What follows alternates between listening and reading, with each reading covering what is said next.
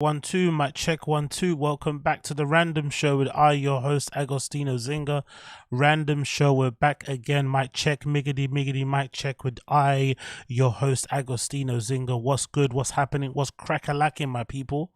Hope you are good wherever this live stream may find you. Hope you are feeling good. Hope you're feeling fine and all that malarkey. What's happening? What's happening? What's happening? A bunch of stuff has happened outside of the BAPA-verse. It's been a bit quiet in the BAPA-verse, so this might be a little bit more no jumpery adjacent heavy this stream.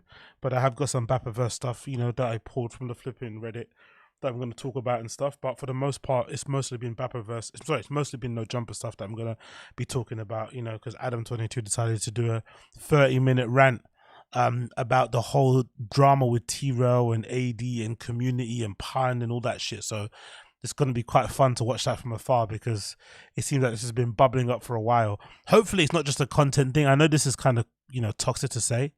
I'm hoping it's not just a content thing. I'm hoping they're going to start actually fighting.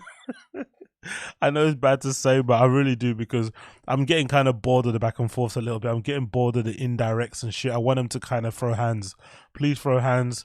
Make it entertaining. Let's see these flipping guys in their fucking late 30s, early 40s and shit with pot bellies and, you know, uncoordinated and unathletic and can't fight. Let's see these guys fight. I'm here for it. I'm so here for it. I'm so here for seeing, you know, Pun trying to fight ADAM22 trying to throw a punch. Like, I'm here for it. I just want to see all of it. It's going to be fucking funny to watch. So yeah, big up everybody for that. So yeah, we're going to go through that stuff and of course some other stuff in between as well as we continue. But you know what the deal is. You know how the vibe is. If you enjoy this show throughout and you like what you see, make sure you smash the like down below. Any questions or whatnot, make sure you tag me in the chat. And that's about it, innit? That's about it, bros. Feeling good, feeling spicy. Cool. Let's roll.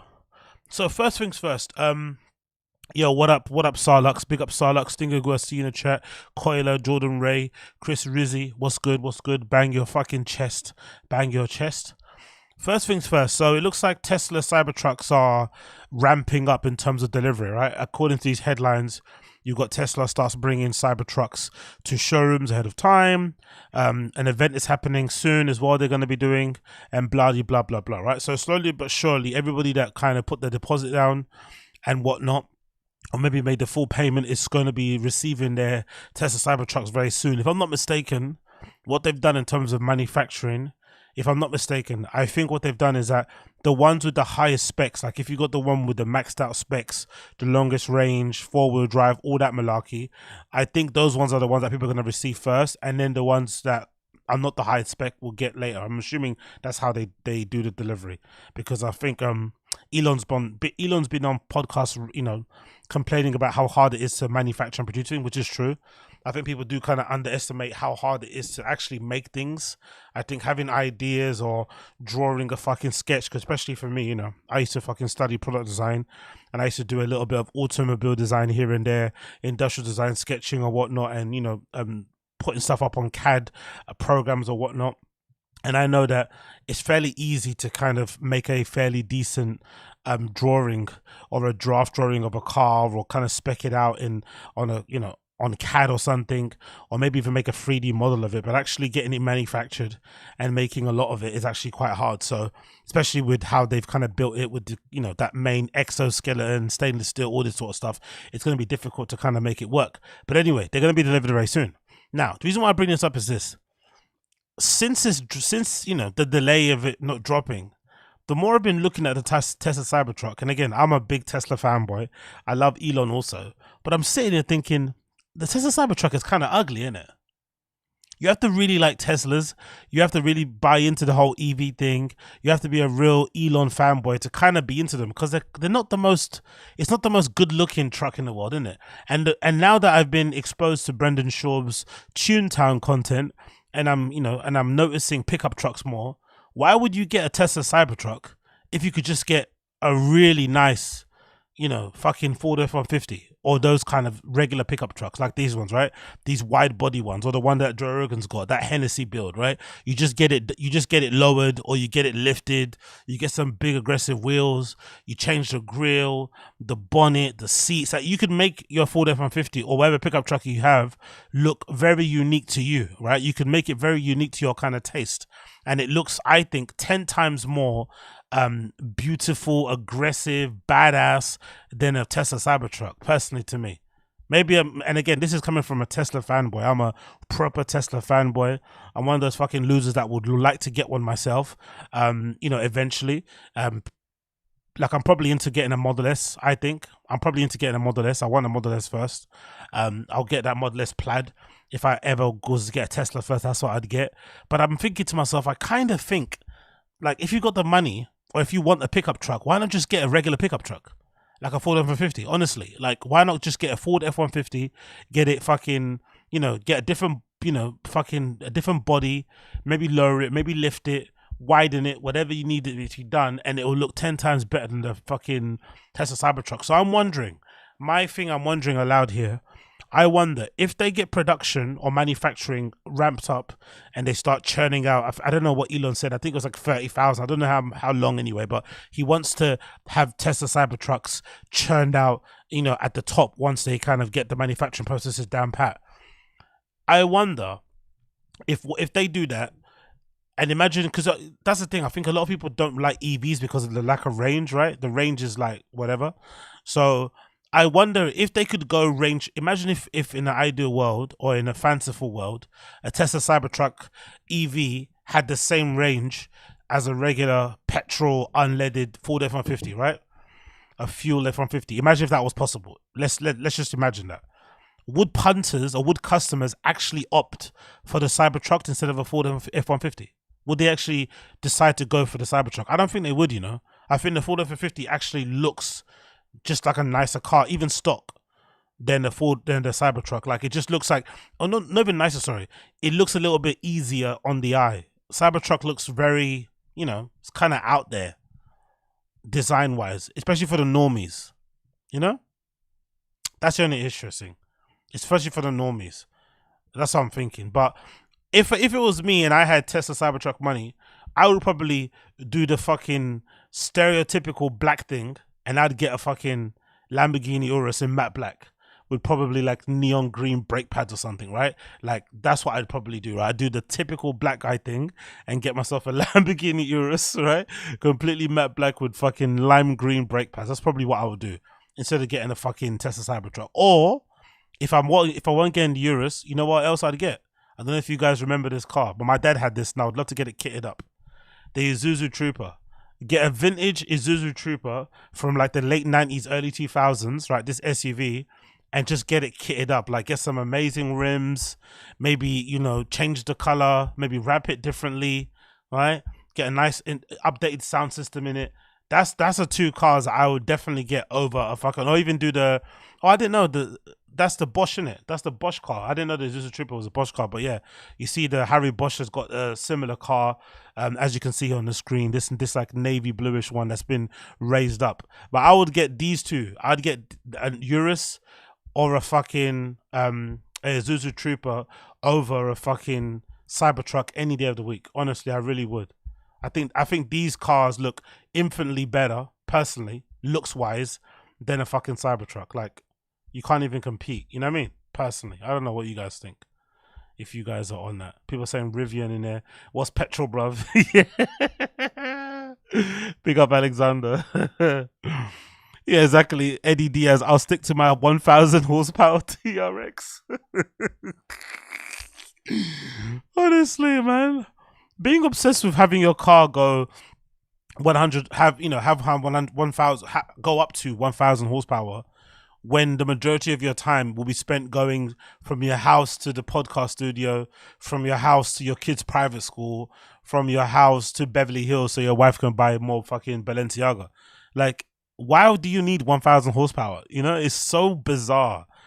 And like I said, I think it would be actually quite cool if Brendan got into cars, wanted to do that 1,000 horsepower thing, but actually wanted to take it out, you know, on the not even what is it, trails, whatever you're gonna. There's areas that you can go where you can kind of go up mountains and shit, right, and test your fucking car. That'd actually be pretty cool. Like, he had like a hobby car that you could just do that with. But if you're just mainly driving it for the school run and to go to fucking Walmart and shit, it's like, it really defeats the purpose of having all that, you know, all of that fucking horsepower in that car. Really, it doesn't make any sense. Exactly, yeah. Pedal to the metal to the Ice House in Pasadena, or like to the, what's that comedy club in Covina, as Brenna will say. What's that comedy club he goes to? Is it the Haha in Covina?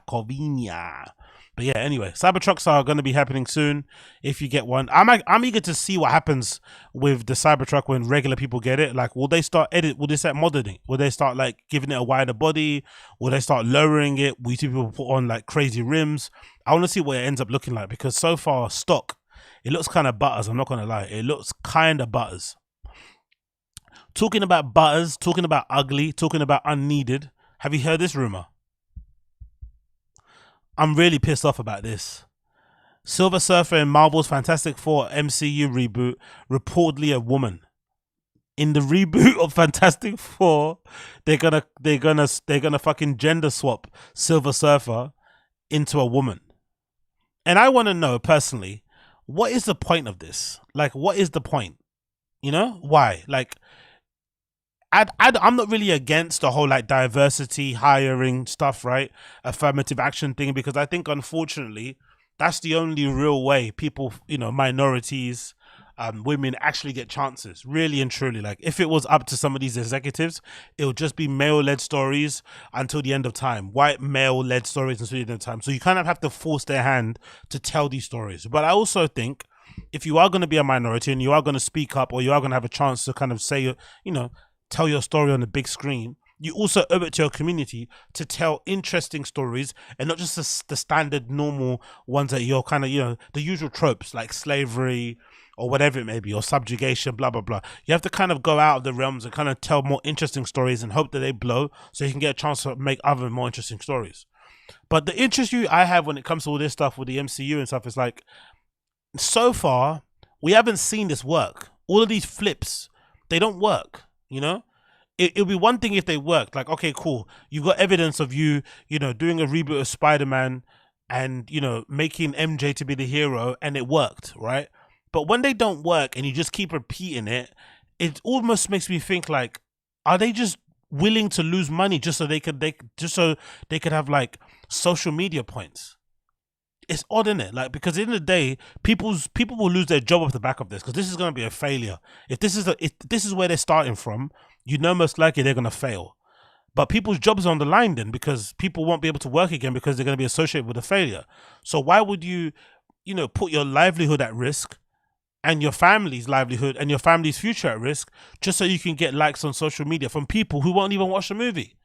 The people they're making this for won't even watch the movie. You actually should be trying to appease and satisfy the nerds and the geeks like myself, right? Who give a shit about this stuff, who have the source material, who have fucking, you know, I think I showed you some of my fucking comic book collection.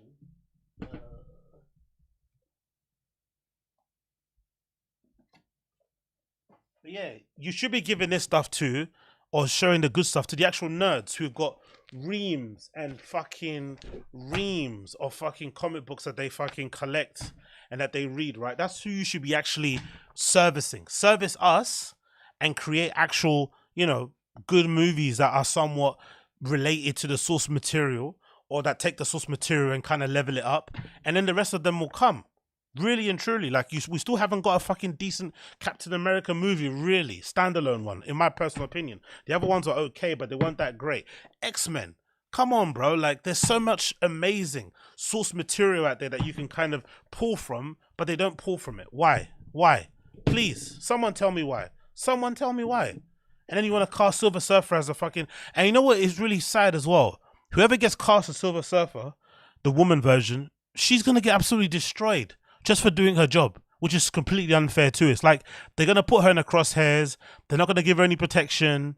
They're not going to, you know, whatever. They're just going to leave that person to get absolutely destroyed in the media for just doing their job, when really they should not be doing that role in the first place. They should be making the role, you know, related to the source material, let the chips fall where they may be, and then build up from there. You could even start with the first Fantastic. Like, I could even meet you in the middle. I could say, hey, do the first Fantastic Four movie, have Silver Surfer be an integral part of the movie.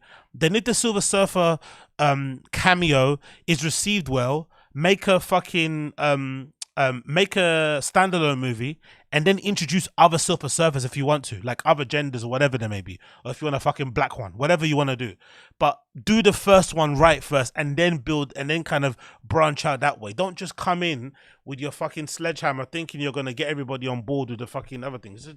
It's annoying. It really fucking is annoying, actually. Oh, this Superman, the cover's fucking ripping from 1993. The cover's actually ripping on this one. It's actually tearing apart. This is one of my favorite covers. But yeah, what can you do? Even Incredible Hulk, we haven't really got a good one, have we? Right? A good Incredible Hulk. Have we got a really good Incredible Hulk yet? No. But hey, what do I know? Actually, I'm actually reading it when I finish. Actually, forgot I had so many. What do I know? What do I know? Yeah, exactly. Imagine a black Silver Surfer. He'll be like, who they cast? Fucking Seal. Anyway, let's move on. So because I made that clip, or because I was speaking recently about the whole, I was speaking about Malik, right? And his stand-up special on Amazon. So it got me thinking about the breakup, and I found this video on YouTube that I forgot about, actually, that features Justin. Do you remember Justin? So Justin was the co-host of Malik's old podcast. What am I talking about that for? Justin was the former co-host of Malik's podcast, which is now defunct, I think, called Cutting Weight. And when the whole breakup happened, or when Brendan fired Malik, gadooshed him because he was talking back too much, basically, and didn't really, you know, and kind of was questioning him or whatever, maybe he didn't really like that. Justin decided to kind of side with Brendan, right? Even though him and Malik were friends, he decided to side with Brendan because it's LA. He was looking after his money. He was taking him on the road and shit, looking after him, Brendan. So he sided with the white man, which is kind of horrible, right? To see like Brendan, the white man, he came between these two black brothers. It's kind of sad, but it is what it is. But I just remember the video, right? This is the video that Justin uploaded on their channel, I think without Malik knowing, or maybe he had that password or something, right? Because there's a comment here down below where Malik posted the comment and pinned it, of him replying to it. So imagine the drama. Brendan fires Malik because he's talking back too much to him. Justin then decides to side with Brendan and quit the Cutting Weight podcast because he doesn't want it to get in conflict with Brendan. And then he uploads why he left on the YouTube channel, and then Malik has to respond back in in a text form with a comment that he pinned under the fucking video. So fucking funny. So let's watch the video of Justin basically saying why he has to leave, right? Justin's final words. Absolutely hilarious. The drama Brendan's involved in, man. It's so funny. What's going on, y'all? It's your boy, Two Tone. I know you wanted to know what's going on with everything. Listen, man, I got to depart. Y'all know how this thing goes, man. Y'all know how this goes. I'm going to snake you, man. I'm going to stab you in the back, man. You know how it is. I got to buy my North Face and Gucci merch, man. You know how it is. A nigga needs some Balenciaga, yo. It's Hollywood. You know how things go in Hollywood. Oh, and by the way, this guy is the same person that introduces or that hands Brendan Schaub the microphone when he gets on stage for the Gringo Pappy. This is the person. So he's a part of the extended Thick Boy team. He's actually the longest serving. He might be the longest survivor, actually, because BGO is gone, Malik is gone, Chappelle is gone, Cat's gone. He might be the longest survivor there. So he knows how to survive. Give Justin credit. He knows how to fucking survive. But you know, all good things got to come to an end. You know, when it comes down to it, man, I appreciate each and every one of y'all, man, for helping the pod to. Hey, man, as a black man, you know how it is. As a black man, bro, you guys, man, really taught me a lot. You know, more so about myself and being able to speak on camera. What? and feel comfortable. And people looking at you crazy, going through the motions, and being able to just be myself, and y'all accept me 100%. You know, I appreciate just being able to, when someone's about to snake you at this, isn't it? When he starts waffling, he's about to snake you. When I came to the pod, I was just really more so to help my friend. Yeah, exactly, Koila. Tap in, man. Tap in. Y'all tap in, man. Y'all niggas need to tap in. Tap in with your boy. It's me, your boy Agostino, y'all. What's going on, y'all? I'm from Baton Rouge. And help him grow and be one of the bigger podcasts that I felt that we can be. Along the way, beefs start and things happen. Name the names, unfortunately, man. Name the names. I'm just not the beefing type. Unfortunately, I'm gonna have to side with the white man. A white man ain't never done me wrong. It's only niggas that want to kill me. Only niggas that want to kill me. White man never done me wrong. It's only them fucking niggas that want to kill me, huh? This white man, he put money in my pocket. He put money in my pocket, and as a man, as a black man, you feel me? I'm more so just, cool back, chill. Most of the times I felt like when it came down to it, everyone has to make their own decisions. I always try to be the voice of reason. Tell a person to, hey, sometimes beefing is just not the way to. Hey, chill out. Sometimes if Brendan says that the moon is, if Meredith says the moon is as big as the sun, sometimes you have to say yes. If Brendan says you spelled giraffe with a D, you have to say cool. That's what you're basically saying. Sometimes when the white man says you gotta jump, you say, how high, massa? To go. And oftentimes people are going to choose where they decide to do, or what they decide to do, rather. With that being said, man, again, another line of somebody that's always talking out their ass. With that being said, as a black man, you know how it is. You know what I mean? All of those phrases are usually when people are talking shit. With that being said, as a black man, you know how it is. Y'all make sure y'all still comment, like, and subscribe. And y'all make sure y'all still support the pod. I'm on my own podcast as well. It's called Think Before You Speak. If you get oh, that's a little bar in. That's a little subtle diss at Malik. And he actually looked at the camera too. That's called Think Before You Speak. He actually looked at the camera too, didn't he? Look at that. I'm on my own podcast as well. It's called Think Before You Speak. If you you see that little look. Let's catch him. I'm on my own podcast as well. It's called Think Before You Speak. Oh, you see that little eye? Oh, I nearly caught it. One more time. I'm on my own podcast as well. It's called Think Before You Speak. Look, see? That's him looking at Malik. It's called Think Before You Speak, black man. This white man's doing us good, He got us on the road. He got us with this other big black white man. No, this other big black white man. He be sniffing coke all day and be screaming and shouting and shit. But he got us on the road. He put money in our pocket. He put food in our belly. Huh? You got to think before you speak, Malik. Because this white man, he's doing more for me than my daddy. Call the ambulance. Call the ambulance. I need some cornbread. If you guys are with me on the journey, pretty interactive. Again, much love to everybody in the What was that all about? Pretty interactive. What was that random sentence? Just waffling in between words, isn't it? Oh, that hairline is trouble, though, isn't it? That hairline is fucking trouble. That hairline is giving Mogadishu. If you know, you know. But that hairline is giving Mogadishu. Pretty interactive. Again, much love to everybody in the Cutting Weight family. Evan, Lola, and Rolly Boy, for sure. What about Malik? Say his name. And we out here, man. Okay, so he said that, and look at Malik's response. As a man, this is Malik's response. I completely disagree with the false statement that Justin used in his departing remarks from the Cutting Weight podcast in this video. Justin double talk about Hollywood beefs and being a voice of reason is a bunch of bullshit designed to shield his true motives.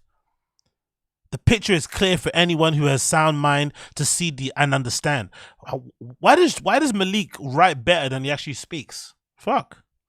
Justin is over there with Brendan gossiping, lying, snaking ass, butt kissing Chappelle.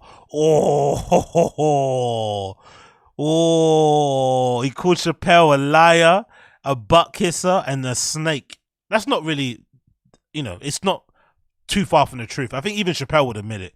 He's a bit of a people pleaser, isn't it? To be fair, I always called him like he's a human golden retriever, Chappelle, isn't it? Or the human laughing track. But everyone's got to play their role. For the record, I'm not beefing with anyone, but dealing with this particular situation, Justin, I saw your snake moves just like I see Brendan and outmaneuvered both of y'all. Now you realize that cutting weight really means. All that negative energy gossiping going on over there behind the scene wasn't for me. Clearly, it works for you, so you can have your mouth full. Hey, pause. Clearly, it works for you, so you can have your mouth full.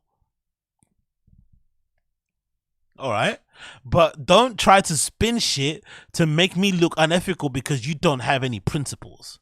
Me being silent in y'all's BS was me giving y'all a pass, but you decided to make weak, underhanded comments about me on Crip while I'm calling you and them out.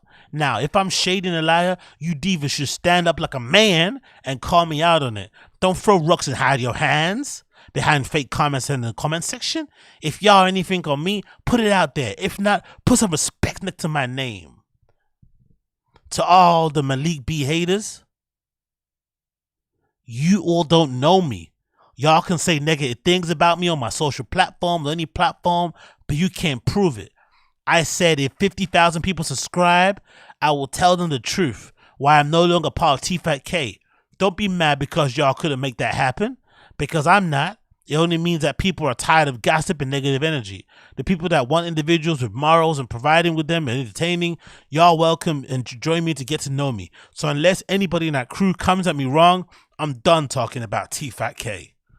Fucking hell, mate. Brendan actually left a trail of absolute, fucking bodies when he fired fucking Brendan, right? Absolute bodies. And of course, Malik, instead of making a video and going back and forth and getting some coins in his pocket, getting the views up and shit, he decides to write a fucking long ass essay in the comments, right? Absolute redacted. But hey, what do you expect from these guys, right?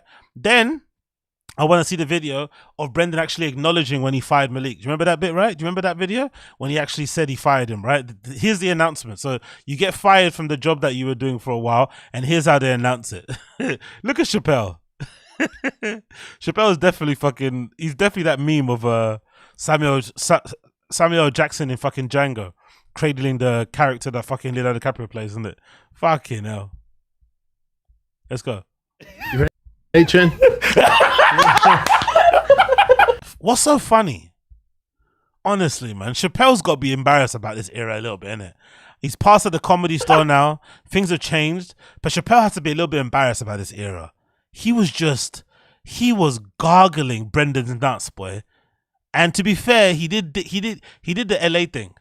As much as Brendan's bad for business and he's a piece of shit and stuff, and we get it, Chappelle did a very LA thing. As soon as he found a better opportunity, as soon as Brendan wasn't good for business, he fucking ran for the hills. And Chappelle hasn't been back on The Firing the Kid, even as a guest. He hasn't been back, not once. They don't even mention him, do they, really? They don't even talk about him that much. He completely disappeared. And if I'm not mistaken, didn't they delete all of his podcasts as well from the channel? Or they maybe privated it. It's not even on a Thick Boy. You can't even find these podcasts on there. So he's going to be completely erased from the history books of TFATK or the Thick Boy.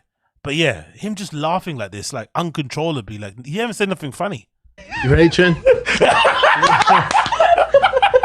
Chin's ready. I'm ready. The crew's here. Black man. If you're tuning in, we're missing one of the three amigos. It's down to two. It's a two-man wolf pack here. Wolf. Malik was fired because he lied about playing basketball at West LA. That's why he's not here. I found out. I talked to the coach. Yeah, and they said, we've never had a number 6 named Malik B. No, Malik's not here because Malik's doing his own thing. Malik decided, he wants to focus on his own shit. Which is a lie, basically. He fired him, and the rumor, or I'm going to play the other clips, was that he either fired him because of a clip I'm going to play next, or because of just a general not liking him from the start anyway, because I couldn't find the clip originally, but there is a clip originally where Brian Callen brings up Malik for the first time, because Malik used to be Brian Callen's opener, and Brendan didn't like him from minute one. He saw his picture on the fucking screen, and he was hating from the day dot, so he never liked the guy, so it was always never going to work anyway. His own podcast. He does his show with our boy Justin, who he does called Cutting Weight. So he's gonna do that. I think he'll do more episodes with that. He's gonna start doing some of his own weekends. So listen, you guys know this. Being on the show is a lot of demand, especially if I'm on the road. It's 3 days a week, man. That's a lot to. Besides Rogan, I don't know anybody else who's doing more than once or twice a week. So Jesus Christ! Besides Rogan, comparing yourself to Rogan is fucking hilarious. But hey. Rogan does 5 now. He does 5 3-hour longs. As Theo said, 3 hours. Yeah, as Theo got done doing Rogan for the first time. He goes, "I've never talked that long to somebody in my life, dog." He goes, "I haven't talked to my therapist that long." And when you think about it, I literally 3 hours straight. I'm like, who have I talked to? I've never talked to my dad for 3 hours straight. Fucking hours. Never. Even when I was a kid, we were on a road trip. We didn't talk the whole time. No. Anyway, yep. So, and then the other clip I'm gonna play here is BGL telling a story of why Malik got gadooshed the first time. And then what do you do? But this is when BGL was friends with Brendan. So just listen to the difference in how he kind of speaks about this. This is when he was still friends with Brendan. Here's how he mentions this. Mm-hmm. Yeah. No, totally, man. Hey, I had a quick question though. I'm pretty sure a lot of people are wondering this, but what the fuck happened to Malik, bro? Oh, Did it really get into the legal matters and shit? I mean, if you don't, I'm gonna try to be. I'm not gonna lie. I kind of miss BGL. I'm not gonna lie. I kind of miss BGL, man. I'm not gonna lie. I kind of miss that fucking coke-filled bodybuilder guy. I miss him. I'm not gonna lie. I miss his craziness, man. I honestly miss that arc. That arc was so fucking amazing, man. I'm so happy I was here for it, and thank you all for you guys in the chat who were here for it too along that journey. That was such a fun little arc.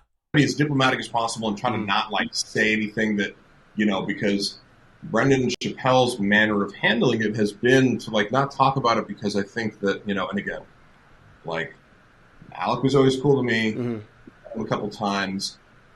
I would say this. I watched him, it was a little hard watching him go on some of these podcasts and, misrepresent the situation. There wasn't any legal issues involved. It was a matter of, he had some grievances, I believe, with Brendan and, the one thing I don't miss about BGO is this, how he talks. This it's almost like he thinks he sounds smarter than what he is. Just say what the issue was. He takes so long to get to the point, meanders, uses big words for the sake of it. Just get to the fucking point. This is one thing I don't miss about BGO, is this side of his personality where I guess he wants to be like the warrior poet, right? He wants to be like the fucking philosopher bodybuilder. It's like, bro, just speak. Come on, man. Not every day is Theosaurus Day. I was there when it all went down, and to me, it was all caused by Malik. Yeah. It wasn't a matter of let me dispel some theories. It wasn't a matter of Malik correcting Brendan on something which somebody posted. He was going on a lot of podcasts stating things like, it was a toxic work environment, and they were laughing about me. There's a lot of things I can go into, but let me just suffice to say. No, I can imagine. He put himself in that position by not cooperating. Brendan had asked him to do something. He didn't want to do it or made a demand. I think he was supposed to sign, an NDA, which everybody does if you're working for Brendan. Just a basic document that was Imagine signing an NDA to work for Brendan Schaub. I'm with fucking Malik. Fuck that shit. Yo, big up Nerd Affiliates. Thank you for the super chat, brother. He keeps getting booked because he still appears on JRE. I'd book him, on the off chance he says he's coming to my club, and says the name. What up? Yeah, that's a good point, actually. That's actually a good point. It's actually cheaper. Yeah, that's a very good point, Nerd Affiliate. Thank you for making that. It's probably cheaper to let Brendan have a show at your club for the weekend, whatever it is, and on the off chance he might mention he's doing a gig there on his podcast or in JRE, than it is to probably advertise your club on the TFATK or JRE. So that probably might be the reason why. I wonder if that was the reason. That probably does explain a lot, to be fair. You've got a good point there, to be honest. Big up, Nerd Affiliate. Thank you for the super chat, brother. And then moving on, we got the actual clip. This is when BGL fell out with Brendan. So let's hear the difference in what he says and how Malik and fucking Brendan's relationship ended. It was a fight card, a fight night, rather. And it was the night that Malik actually ended up getting fired from the Fighter and the Kid podcast. So it was kind of this big evening. And what had happened was, like, on the show prior to this, I guess Malik had corrected Brendan about whether or not the boxing card that weekend was a pay-per-view. Okay. And Brendan was like, no, it isn't. And Malik doubled down, and he was right. And then after that, I guess he texted Malik, like, you're off the tour or something like that. Like, you're not coming this weekend or something. And Did you hear that? Brendan gets corrected, takes offense to it, and then the following night, the same day, he texts the guy and says, hey, you're not coming on the tour, you're off the tour. Can you imagine how thin-skinned you have to be? That's why I say, when it comes to the Brendan stuff, I will never, ever tire about laughing at him, especially being a locale. Him, the Wings, the Boogies, all these people, I don't have any sympathy. There's no sympathy there whatsoever. These guys are idiots. They're redacks. They've skated by in life without any real consequences with their actions, because it's just the way life is, right? Some people get lucky, some people don't. But the one joy that I get from life is laughing at people who are redacted. It doesn't matter if they're successful or not successful. It's just funny, because it's the one time that they actually get a little bit of a dose of reality of what regular people who aren't, fucking redacted or aren't in that world think of what they do on the outside in.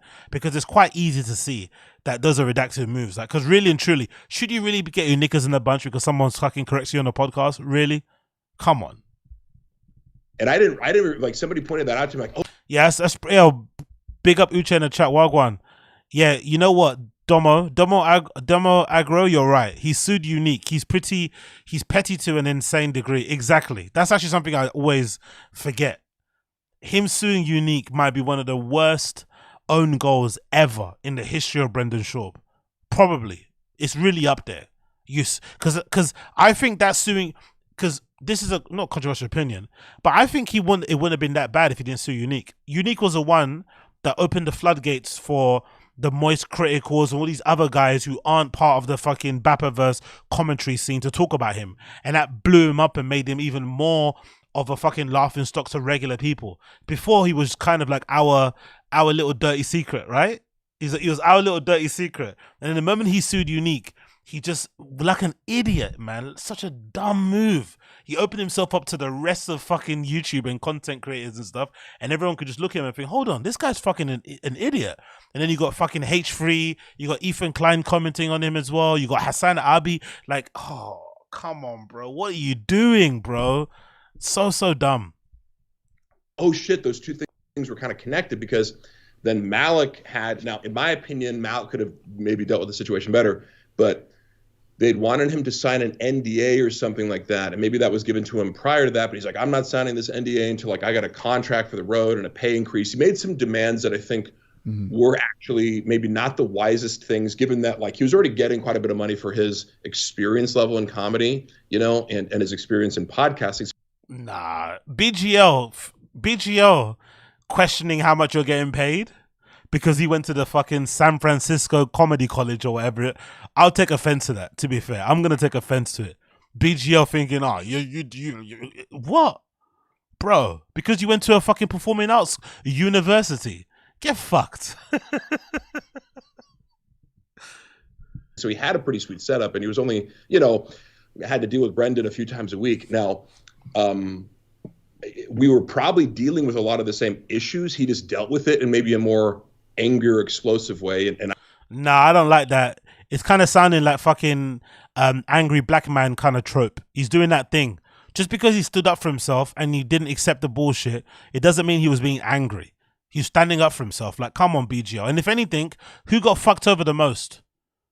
BGO or Malik? I think BGO. BGO is still owed, like, what? He said like 15K or something, right? And he's not getting his money ever because he's not willing to do the whole angry thing. No, you have to be angry, bro. Honestly, if Brendan Schaub is trying to correct you and is taking you off tours or is trying to sun you on live on air when he's the actual redact, you have to take some umbrage to that. You're right to be annoyed.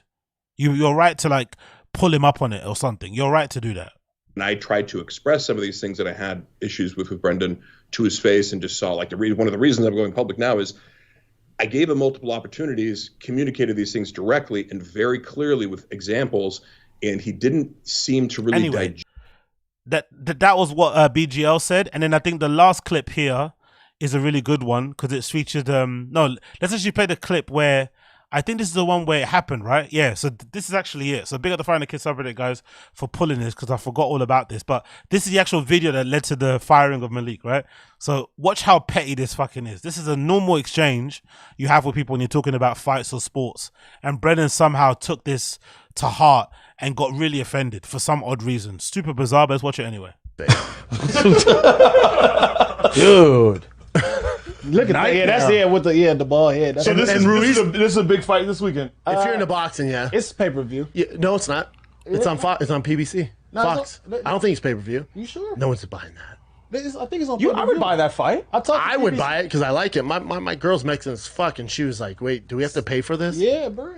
I thought to vaccines get down. Press X for doubt. His wife never said that. Come on. And also, why wouldn't you think that would be a pay-per-view fight? Why would you not think it? You know what I mean? It's like such a weird fucking defense. His wife didn't say that, by the way. He's absolutely lying. He thought that, but instead of just saying it himself, he wanted to put it in his wife's mouth. Down with boxing, dog. See, look, yeah, I told you. Yeah, that's pay-per-view. Bro, I thought the PBC yesterday. Look at Chris.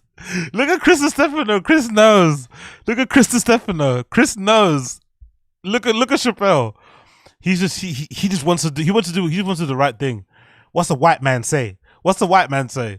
Yo, big up Malik, man. Big up Malik. Actually, big up fucking Malik. Malik. Big up Malik. Big up Malik. Let's go back one more minute. Let's go. Let's go back again. Dude.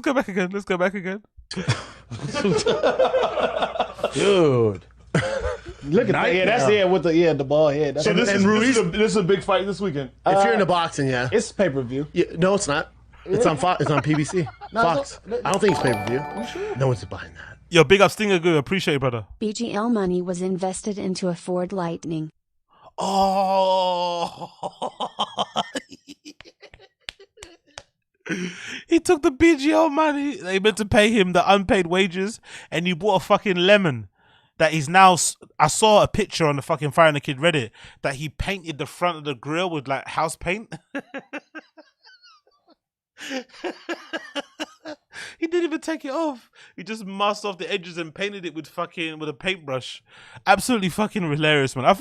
Don't get me wrong, I feel really bad for BGO. I want BGO to get his money. So if BGO, if you're out there, get fucking angry and start sending some angry emails, or fucking throw some eggs in the guy's fucking car or something.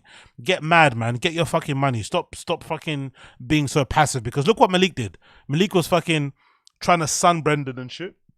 And look what happened. He got a fucking Amazon special. He's on TikTok all over the place now. His clips on TikTok get like millions of views and shit. He's up because of that angry thing he had, man. You need to get a bit angry, BGO, man. Stop playing nice. Let's go back again one more time. Let's watch it again. One more time from the beginning. One more time. Nice face.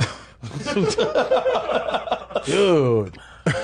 Look at that. Yeah, that's with Look at Chris Stefano. So this is a big fight this weekend. If you're into boxing, yeah. It's pay-per-view. Yeah, no, it's not. It's on Fox. It's on PBC. Fox. I don't think it's pay-per-view. You sure? No one's buying that. I think it's on pay-per-view. I would buy that fight. I would buy it because I like it. My girl's Mexican as fuck, and she was like, wait, do we have to pay for this? I talked to PPC. Look, vaccines get down with boxing, I talked to PPC. See, look, yeah, I told you. Yeah, that's pay-per-view. Bro, I talked to PBC yesterday. Imagine your last name was Areola. That's just your scientific name for the nipple. Malik!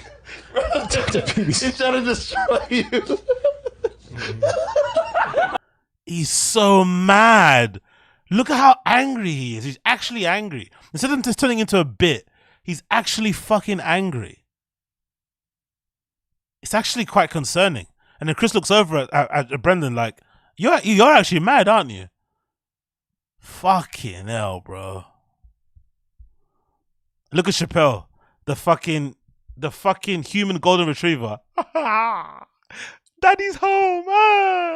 Daddy. If you look at Chappelle, he fucking looks like he looks like Joe Rogan's dog. Look at Chappelle and Joe Rogan's dog. Joe Rogan's dog's always that. He's golden retriever. He's always fucking happy, innit? I'm a dog of a billionaire. Yay! That's what Chappelle is. White man paying me. Yeah, exactly. Marshall and Chappelle laugh the same. Marshall and Chappelle laugh the same. I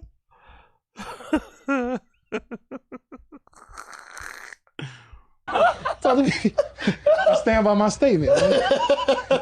Stand by it. Look at me, he's furious. You guys want to see this? Yeah, I want to see that. He got hit right in the face. 97 miles. Jesus Christ, bro.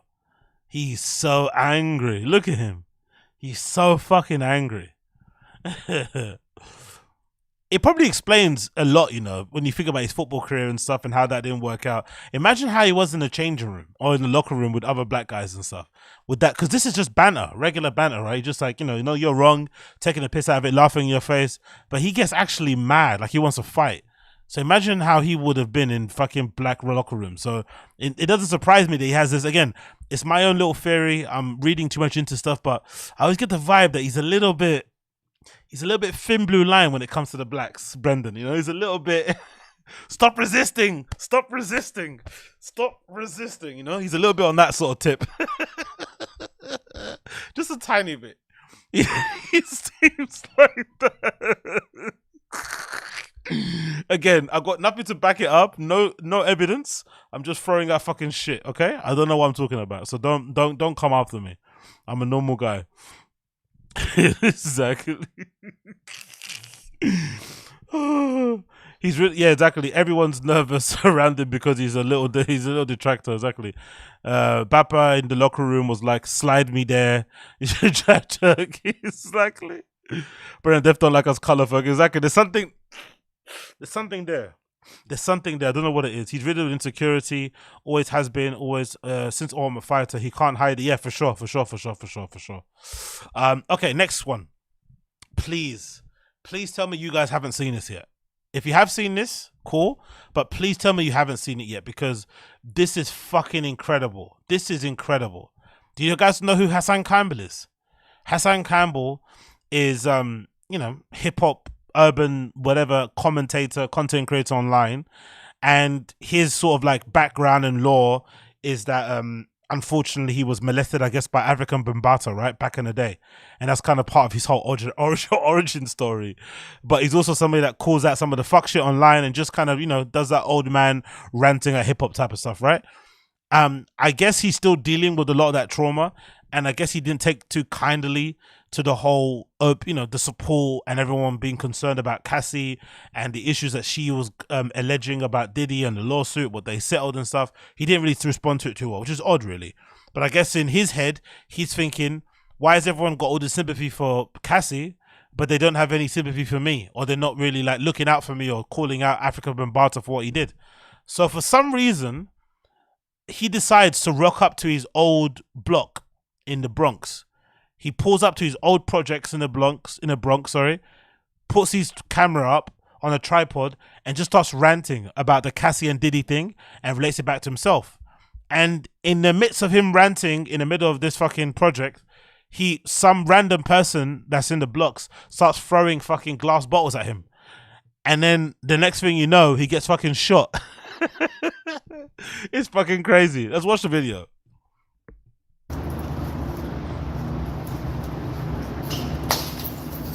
Come outside, throw that fucking bottle. Come downstairs and throw that bottle. Come downstairs and throw that fucking bottle. Come outside and throw that fucking bottle. I stab your ass to death. bitch ass nigga. Come outside and throw that. Let's put a bit Outside right and throw there. that bottle. Come outside and throw that bottle. If I see that bottle come out the window, I guarantee you I come outside. I lived in this building. I'll come upstairs and fuck you up. Word to my mother. Word to my mother. Throw it again. Word to my mother. Word is born. Pause. Word to my mother. Word to my mother. You heard?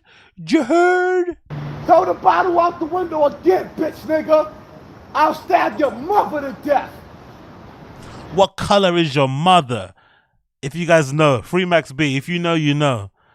What are these words? What are these 3,000 in the first week? What color is your mother? If you guys know, if you know, you know. I throw your mother down the flight of steps. Bitch nigga, throw it out the window. I dare you.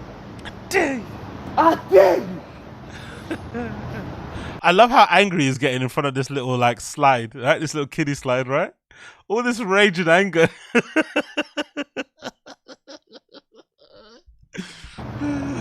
I'm watching. I dare you. Throw that fucking bottle out the window. But by the way, somebody mentioned, who's it? Because I think I said it before in the stream, that New York have got pretty tough gun laws. But I forgot who said it in my stream chat. Somebody said that people in New York still find a way to get hold of fucking guns. And they've actually got a lot more guns in New York than people actually know, especially on the street. So I was just surprised how quickly it happened. He went to a rough part of the neighborhood, I'm guessing, and the consequences were quite instant. Like, come downstairs, I'll fuck you up, and then somebody kind of, you know, I dare you, and somebody obviously answered the call. That was very interesting, how quickly, like, it kind of went very toxic, you know? What? Yeah, to be fair, and you're right, Cloud K20, but I guess I'm a normie, right? I'm a regular civilian. So in my head, I'm thinking, I think you guys, what's the minimum sentence if you get caught with a gun in New York if it's not registered? It's like 5 or 10 years, isn't it? I would think that's just like too much time off the bat. It'll make me worry. So I might just carry a knife if I was a goon. I'll just carry a knife, a bat, you know, fucking knuckle dusters and shit. But I'm not gonna have a fucking gun. Do you know what I mean? That's what I'm not gonna do. But I guess if you, like you said, if you're a fucking goon, you don't give a fuck. Throw the bottle out the window while I'm watching. Wow, another bottle. And the funny thing is about this, I've lived in rough areas, right? And, you know, this sort of stuff happens, but he's acting as if like, this is like some goon doing it. This could be some mum. This could be a random person, like just doesn't like the fact that you're shouting in front of their fucking window. He thinks it's some sort of gangster person doing this, but it could just be like a mum, just like, shut the fuck up. You know, people do it all the time in the hood. It's like they might throw water out the window, a plant pot, whatever. Just shut the fuck, or they'll scream to shut the fuck up. So I love that he's arguing with people thinking that it's some gangsters up there, but it just could be some, like I said, a grandma, like exactly. Like, it's so weird. Don't wait for me to turn my back.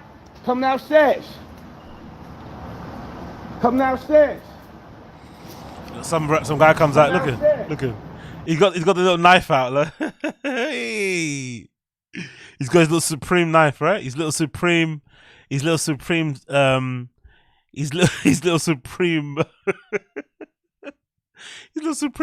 Swiss knife, innit?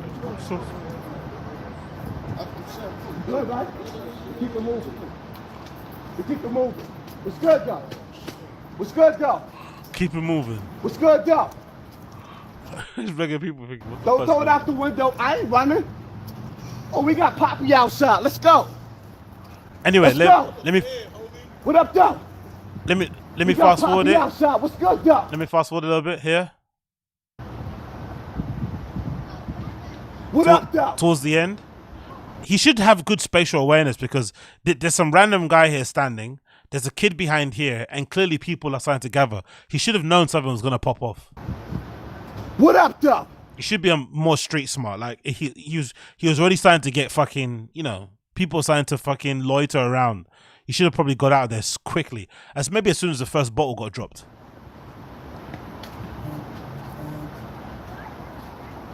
What up, though? What up, though? Look at him. What up, though? Mean mug everybody. You know he's an old head New York goon because of the matchy shit. I remember even when I went there, this is many years ago, maybe it was like 2008 or something, right? I remember thinking like, why is everyone matching their shit? They love matching stuff like the hat to the hoodie to the kicks. Do you know what I mean? It's like, fucking hell, man, grow up.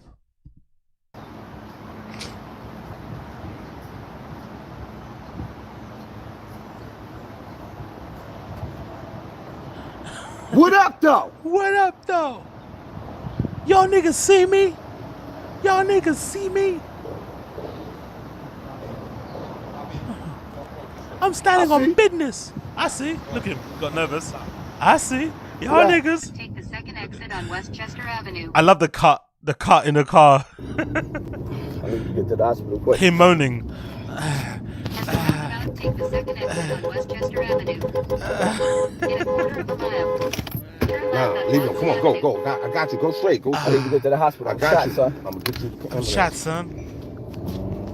I gotta get away. That's what I keep hearing in my head. The fucking legendary Mobb Deep track. I gotta get away.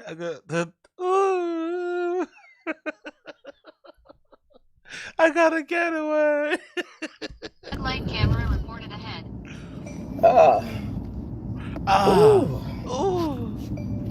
Oh, wait. Oh, wait. Pull over. Let's just get your ambulance. That bullet getting hot. I know. That's why I said just pull over. Let me get your ambulance. Let me give you ambulance. Was it ambulance? Ambulance. Ambulance. Let me give you an ambulance. Huh? Ambulance.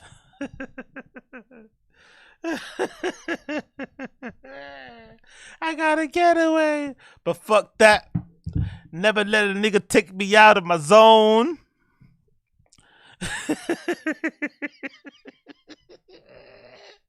If you trying to blow, we go, ooh. With no remorse, kids, cold-hearted. Queens nigga, grimy, retarded, you know. Get away. Anyway, that happened to him, right?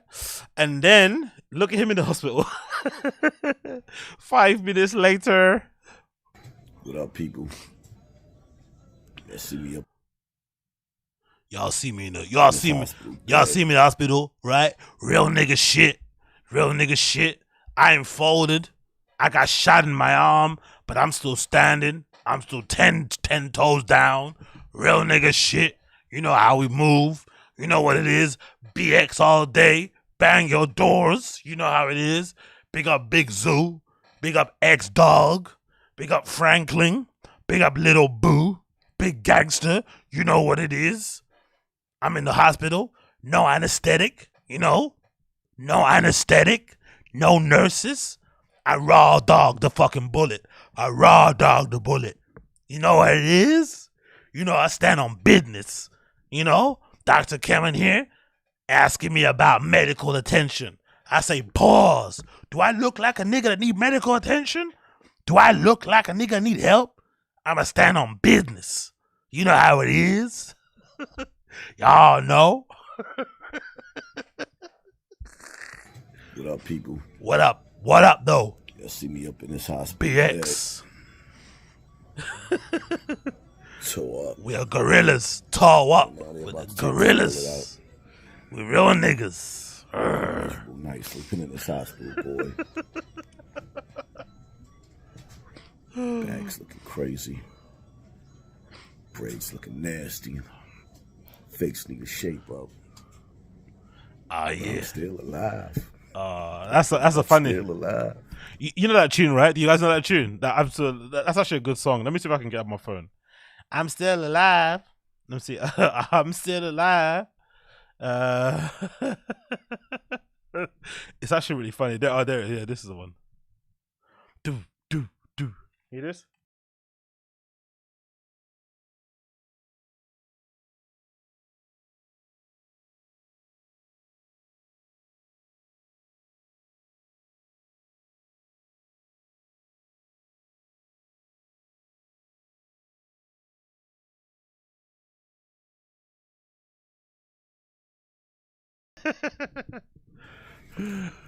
Oh man.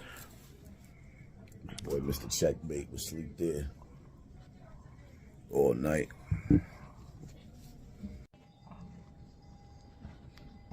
Look what your gangsterism did. Look at what your gangsterism did, right? This obsession with the hood, with the streets. Hassan Campbell's like in his 50s, maybe. He should be in his 50s.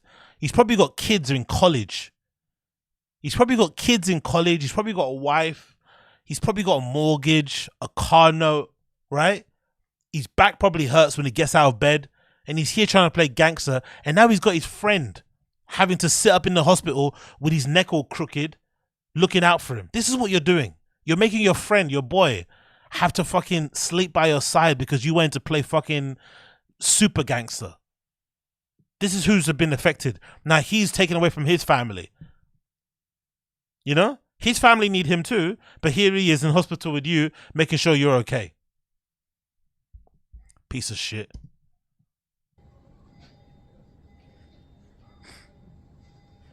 Look at his face, look. You can't mean mug in the bed. How's he mean? Yeah, big up Crash. I appreciate you, brother. R.I.P. Prodigy to HNIC and THXU keep us alive AZ. You know what it is, man. HNIC until the death, man. R.I.P. Prodigy, the real one. Gone too soon. Absolute fucking legend. Yeah, Mobb Deep is one of my favorite groups ever, to be fair. I might have got introduced to Mobb Deep through Z York videos, you know. Yeah, I actually might be one of those kids that got introduced to fucking Mobb Deep through fucking skateboarding videos. It might have been through old Z York videos, actually. So yeah, big up fucking Mobb Deep. And big up Havoc, of course. Big up Havoc, of course. Big up Havoc, of course.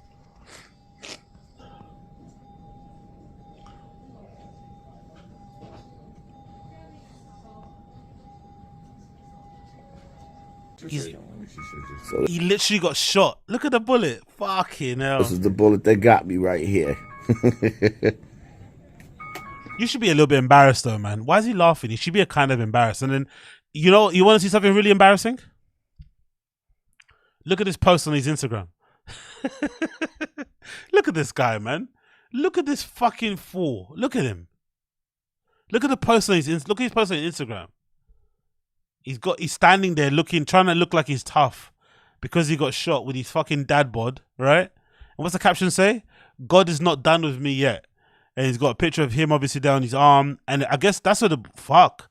That's a really serious exit wound. That could have hit. Jesus Christ, it went through his arm and I guess out of his back. Or maybe it went out of his, through his... No, I think it went in that way, right? That looks like an exit wound more so. Jesus Christ, bro. He's lucky that didn't hit a vital organ or something or an artery or something, boy. That could have been kind of brutal. That looks fucking mean. He got hit quick. Jesus Christ. Blow. He's standing in front of his bar, his little mini bar, acting tough. Look. Look at his fucking eyes as well. His fucking bug eyes just standing there like, I'm still alive. But yeah, maybe a couple of press ups needed there, to be fair. But hey, yeah, maybe a couple. Oh look, he shaved his chest. He's got a little stubble on his chest. What's that tattoo say? I don't know. Something Dominican. But yeah. Get well soon, Hassan Campbell, innit? Guess well soon, Hassan Campbell. Hassan Campbell. Get well soon, Campbell. Campbell. Campbell. Campbell.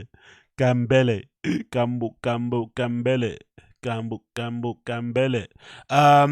Next on the list.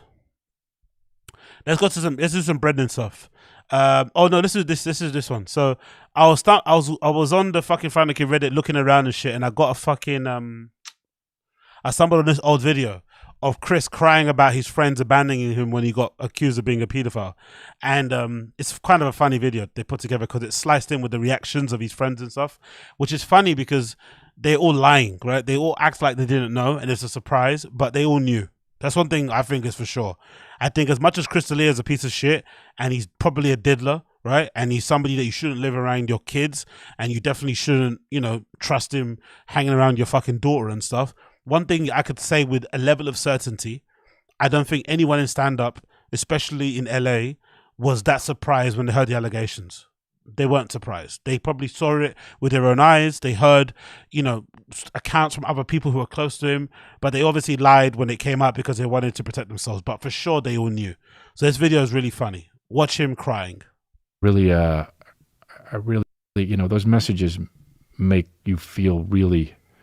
Oh, and by the way, he's a bit of a sociopath as well, because this is when he first came out back outside again, and he was trying to pretend to be like, you know, remorseful for his actions.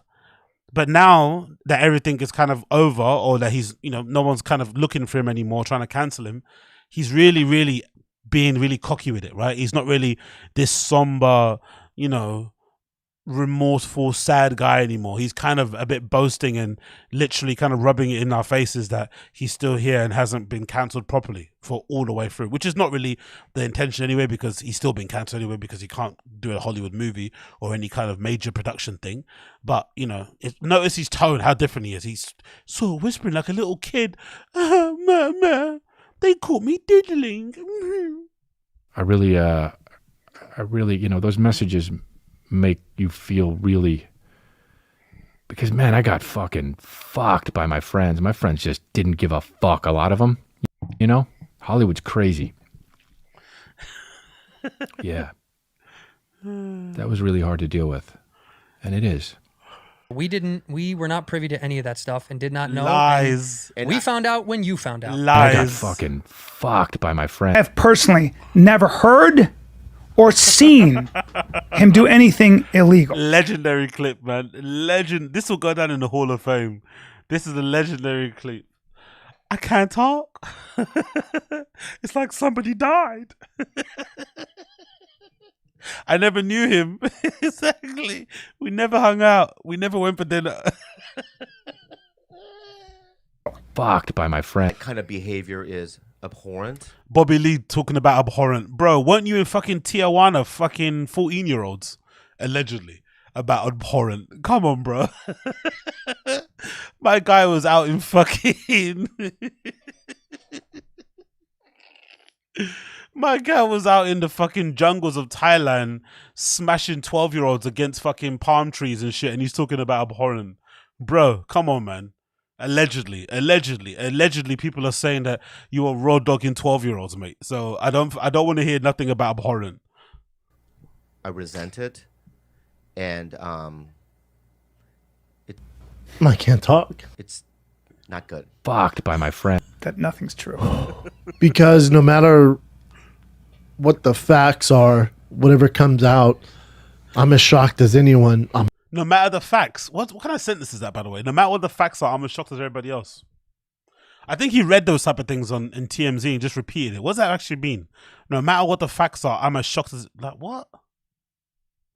I'm hurt. I'm mad. I'm fucking mad. I'm fucking mad, man. I'm mad at him. Hollywood's crazy. Imagine crying like that about another man getting caught diddling, but you don't drop one tear when your wife has a miscarriage. Next guy. I can't talk.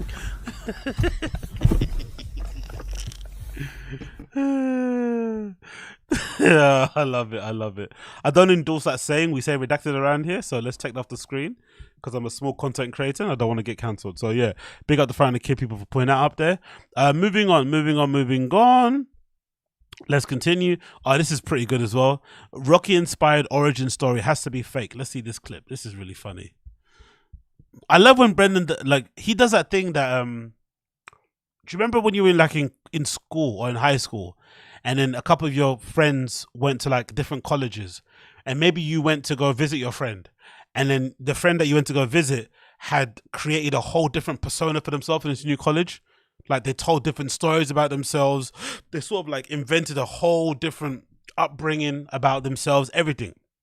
And you catch them doing it. Like, you're like, no, you never, you know? Brendan does the same thing. When he gets around new people that don't really know him too well, or an audience that he's not familiar with, he just lies, like, even more freely than before, because, you know, it's not his usual audience. So this is evidence of one of those, you know, unnecessary lies. You and the weapon together. Shit, man. Oh, over 10 years. I mean, we were dating them, married, but dating around, right 10 years now, I think. How's this whole thing been for her? Like the transition? I mean, because obviously she's been with you since before any of this. Yeah, she was in that 800 square foot apartment I was leasing when I was fighting the UFC with no money, sleeping on the ground. Why do you need to make up lies that you grew up poor or something? Like, why?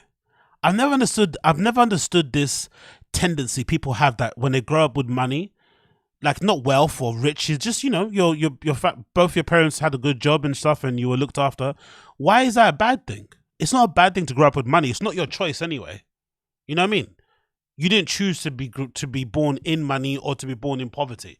It's not your choice. It's obviously you got a choice as you grow up and you can decide your own destiny, but it's not a bad thing if you grow up with a family that has money, has the means to allow you to take chances, that allows you the means to maybe have a safety net if you do fail at something, or to try projects out. Like, it's not a bad thing. Like, I've never understood why people that grew up with money want to create this narrative that they grew up poor or working class or middle class. It's not that great. For coming from somebody that grew up poor, it's not that good of a thing to kind of, it's a weird stolen valor, really. Like, why would you want people to think you grew up poor when you didn't? It doesn't make any sense. And watching the only thing I had was an iPad. I was like, you want to watch a movie? She's like, you don't have a TV. I'm like, I have an iPad. You have an iPad holder. Yeah, like, no, it was me the whole time. Like there, and I put a pillow and propped it up. She's like, this.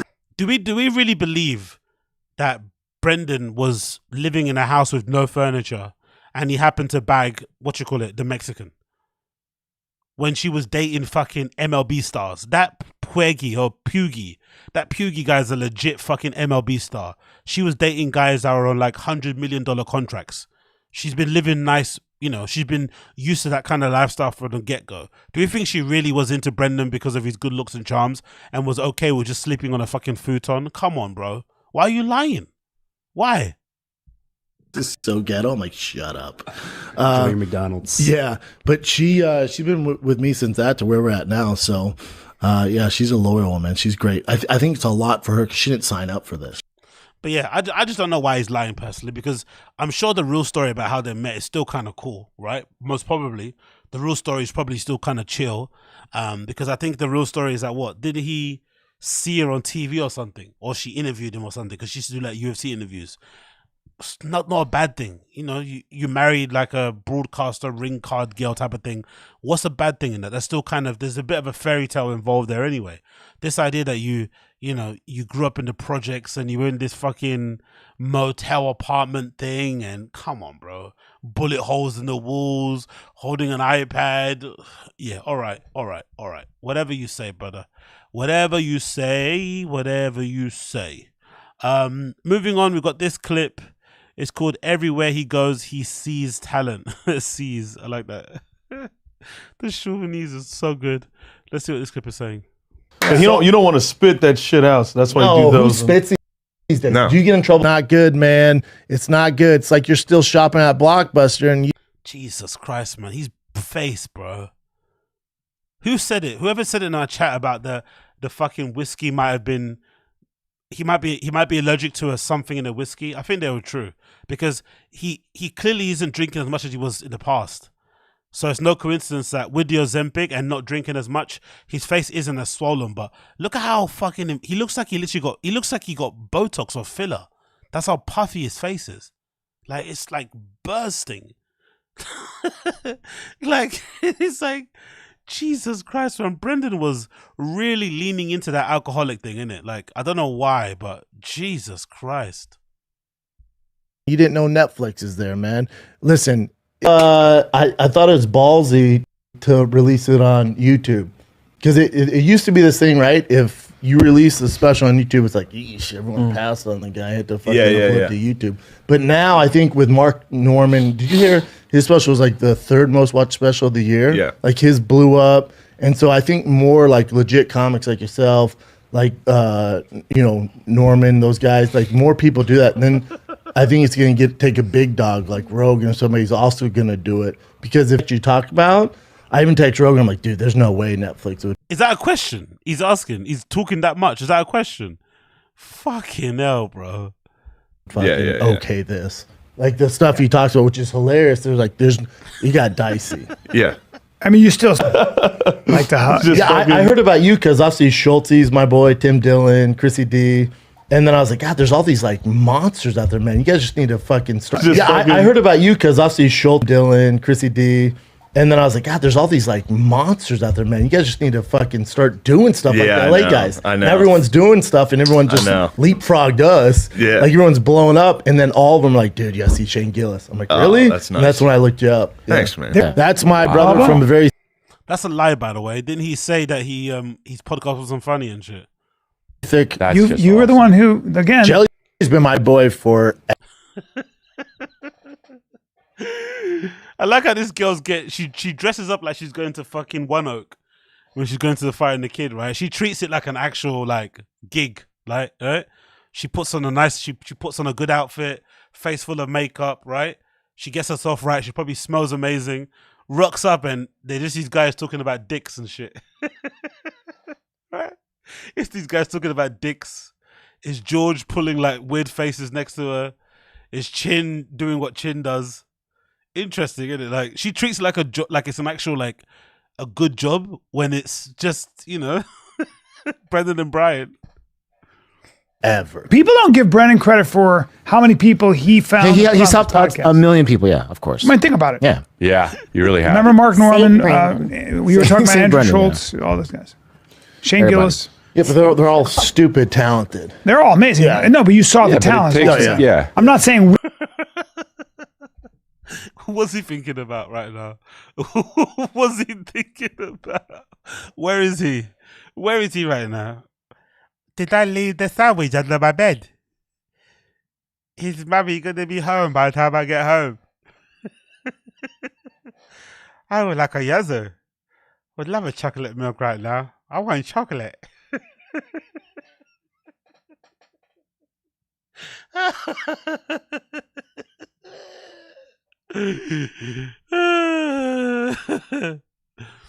Oh, big up George, man. Big up George. Big up George. Big up George. Big up George one time. Big up George one time. All right. We are George supporters over here. We love George. We love George. We love George. We love George. Anyway, moving on. What are you guys saying? Did Brendan take credit for Shane's come up a week ago? Exactly. That's one of the reasons of the clip, I think. Because the way the eyes squint about boss, she can't be that close to Kellen with the HR department. I told you before, innit? Everyone keeps saying Brendan's gonna be the one to like make a move on her, but I think keep an eye on Callan. Callan's the one that fucks anything that moves. I think so. He's that kind of guy. If anything was to go down, which I hope it doesn't, because let her get her little media thing. Because again, I don't agree with going after her in the comments and stuff. Leave her alone. She's trying to do a little media thing. She wants to get a few credits, get herself out there, get some attention, whatever. But if it does end badly, I think it's more likely that Callan does something or George snaps and fucking tries to fucking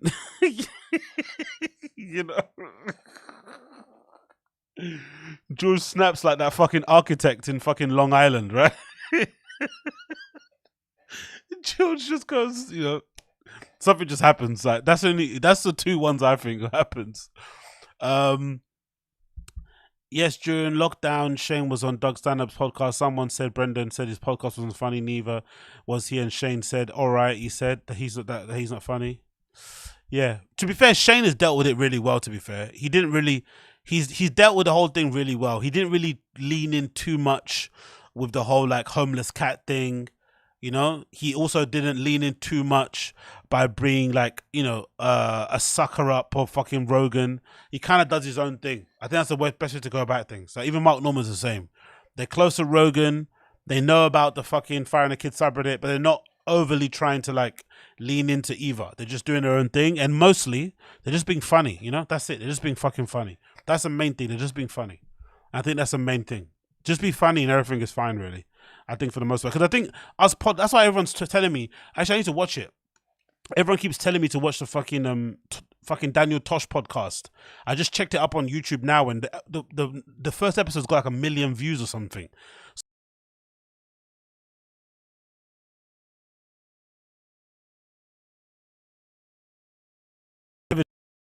we fucking do our work. That's what we want. We just want funny pods. And Daniel Tosh comes along. You know, he's not really somebody that's well known in the BAPA verse or in the JRE verse, but it's obviously he's super well known in comedy. Just puts out a funny podcast and everyone fucking runs to it, you know? So I've got to check that out as well. I've got to watch that. But that's proof that if you're just funny and you just focus on that and you don't get in all the drama, you'll be fine. You're really going to be fine. But anyway, moving on. Look at this clip. I'm married to a Mexican. This is going to make me angry. This is definitely going to make me angry. Because this is one of the things of Brendan's that really kind of drives me up the wall. This whole constant shtick of like not liking his fucking Mexican extended family. Sorry, right? Is it Italians? I don't know. It might be Italian, but his Mexican extended family. It's a hacky trope. It's also something that kind of, it's not even hacky. I think he actually genuinely doesn't like them, right? Which is odd because, like I said before, usually guys who love to date women outside of their race are usually guys who are also interested in the said race's culture and shit. They, you know, it's like guys who love to fucking date Nigerian women and shit. They usually want to eat the food. They usually like to listen to the music. Same thing with guys who like fucking Hispanic women. They might listen, you know what I mean? They want to learn the language and shit. It's all part of it. You don't just, I've never really met anybody that's into women from other cultures who just want to just fuck them and that's it. You know, like it's usually there's other parts of it you want. You want to move out there, maybe get a home there or something. I don't know. Something about it captures you. Maybe it's a fucking telenovelas. It's something. But this guy is like, and it's funny too because he looks more Mexican than his fucking wife. That's the funny thing. He actually looks more Mexican than his wife, yet he acts as if like her being Mexican and being proud of it is somehow a slight to his white heritage. It's like, bro, you don't even look white. Like, anyway, whatever. Let's play the clip. Kids, what is poppin'? What's crackin'? How are you guys? Getting ready for Thanksgiving? What's everybody doing? Yeah? Can't hear you. That's cool. Turkey, dry turkey is usually the norm. A little dry turkey. I'm a big stuffing guy. A little stuffing, a little cranberry sauce, some gravy. It's one of the downsides being married to Mexican. They like to... One of the downsides. Can you imagine how that would resonate with you if you were the extended Mexican family? One of the downsides. There's a whole list of downsides, but one of them is that they cook all this yummy, authentic Mexican food from scratch. Oh. And there's just endless amounts of it because they never know when to stop cooking. They never know really good portion control, so they just end up making so much, and you have all these leftovers. Oh, it's so exhausting. All this tasty, authentic Mexican food, and I've got loads of it left over in the fridge, in the freezer, in the garage. Oh.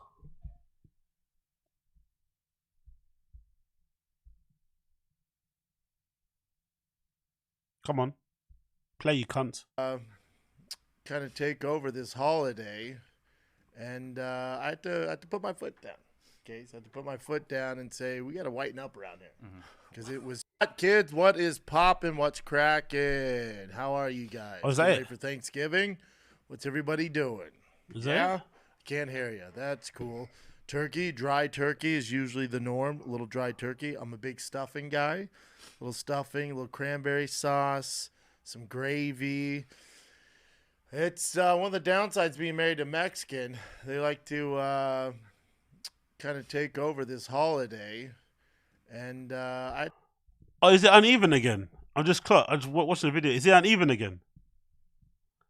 It's uneven, isn't it? Why does it seem? And it always seems to be this side, his right side. He always seems to get that side wrong. It's always this side he fucks up. It's always a bit longer than the other side. I don't know. Wonder why that is. Can't you just follow the lines? That the creases here next to your lows and just kind of clip them from the end. It's not that difficult, really, should it?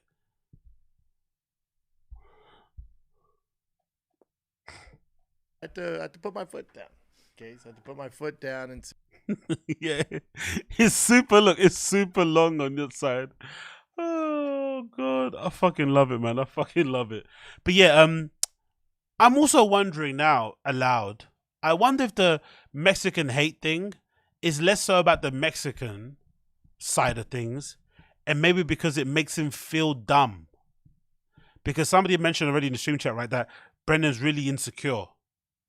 So I'm thinking if maybe it's less a racism, xenophobic thing, and more so him just feeling really dumb and feeling really kind of like out of place in his own house because he can't speak the language, he doesn't know anything about the culture. He's kind of like a visitor in his own home, right? Maybe that's it. Maybe that's part of it. Maybe it's not even a Mexican thing. Maybe it's like every time his mother-in-law comes over and they're speaking the fucking Espanol in his fucking kitchen or Españoles, he's like, oh, fucking hell. It drives him crazy. You know, that might be part of it. That might be the reason actually why he hates them. You know, like that might be the reason, because I just don't get it, bro. Like I really don't. I've come from a place in streetwear too, my little subculture, you know, whatever it was I was a part of. When I was coming up in the scene, a lot of the guys, for some reason, I guess maybe because of the Japanese brands, they were super into Asian girls, right? Every guy that I kind of grew up with in the streetwear scene had an Asian girlfriend. That was what they were all fucking into, because, you know, you're obsessed with Japanese streetwear brands and shit. You loved going to fucking other parts of Asia to go hang out and see their clothes, whatever, right? All those guys that are into Asian girls were also, guess what? Into Asian food. They loved the fucking movies. They loved the music. They loved the fucking language. Some of them went out there to live. Some of them went there to do the fucking teaching English shit. But they loved everything about the culture. They weren't just into fucking Vietnamese girls and that was it. I just like the girls. That's it. They loved everything about it. They went to go to the country, check it out, meet the in-laws and stuff, go do some sightseeing. But this guy is like, has he ever even been to Mexico together? Have they even been? I think they might have gone to Cancun, didn't they? I think there was a period in time they went to Cancun, but Jesus Christ, man, it's so weird to find someone that's not, he has no interest. He doesn't care. It's so funny. It still blows my mind that he did a bit saying his wife came to the country illegally. Exactly. And she's probably, the funny thing is she probably speaks better English than him, and she was born in the States, right? If I'm not mistaken. And I think the other bit of the law, if I'm not mistaken, the other bit of the law is this. Isn't the other bit of the law that her dad is Italian? Do you guys remember that bit?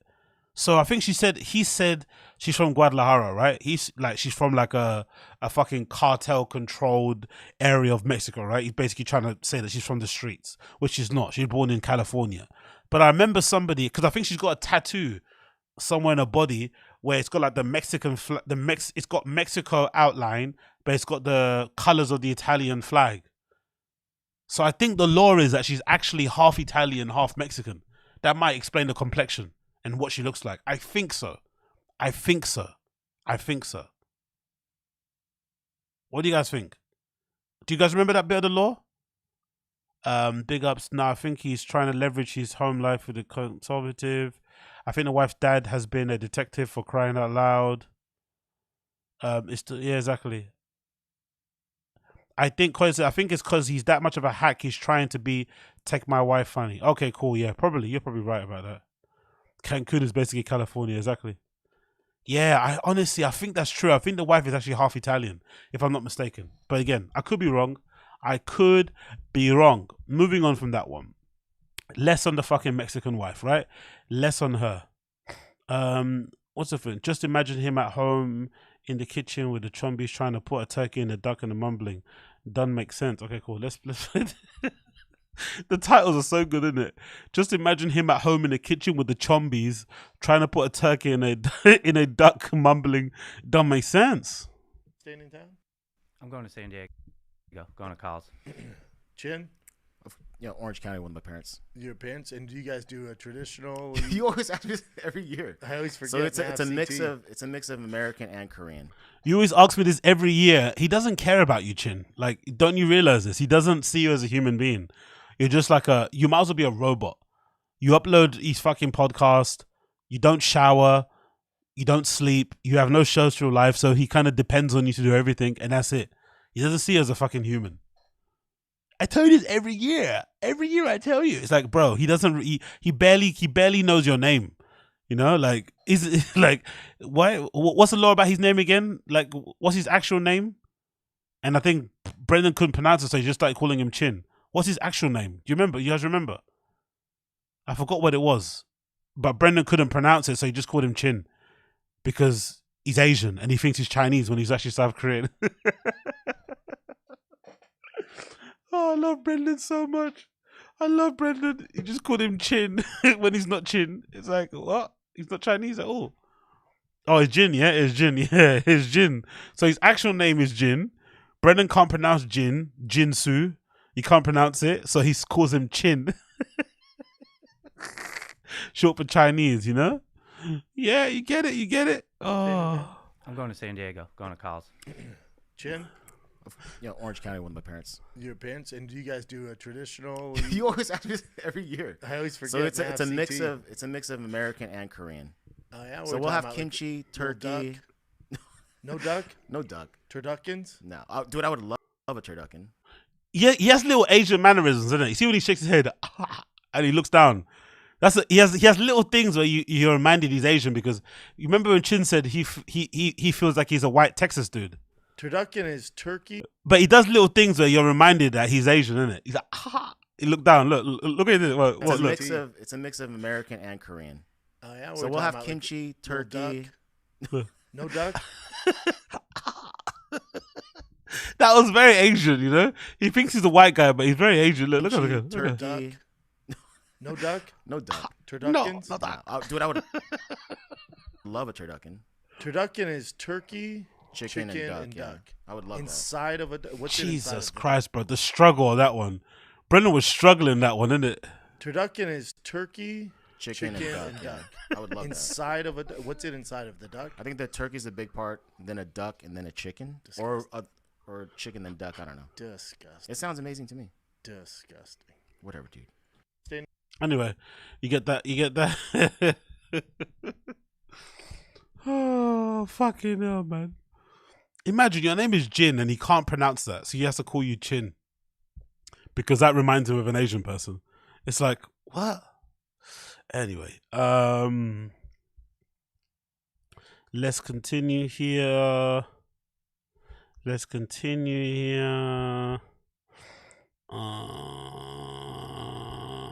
go. What are we going to do here?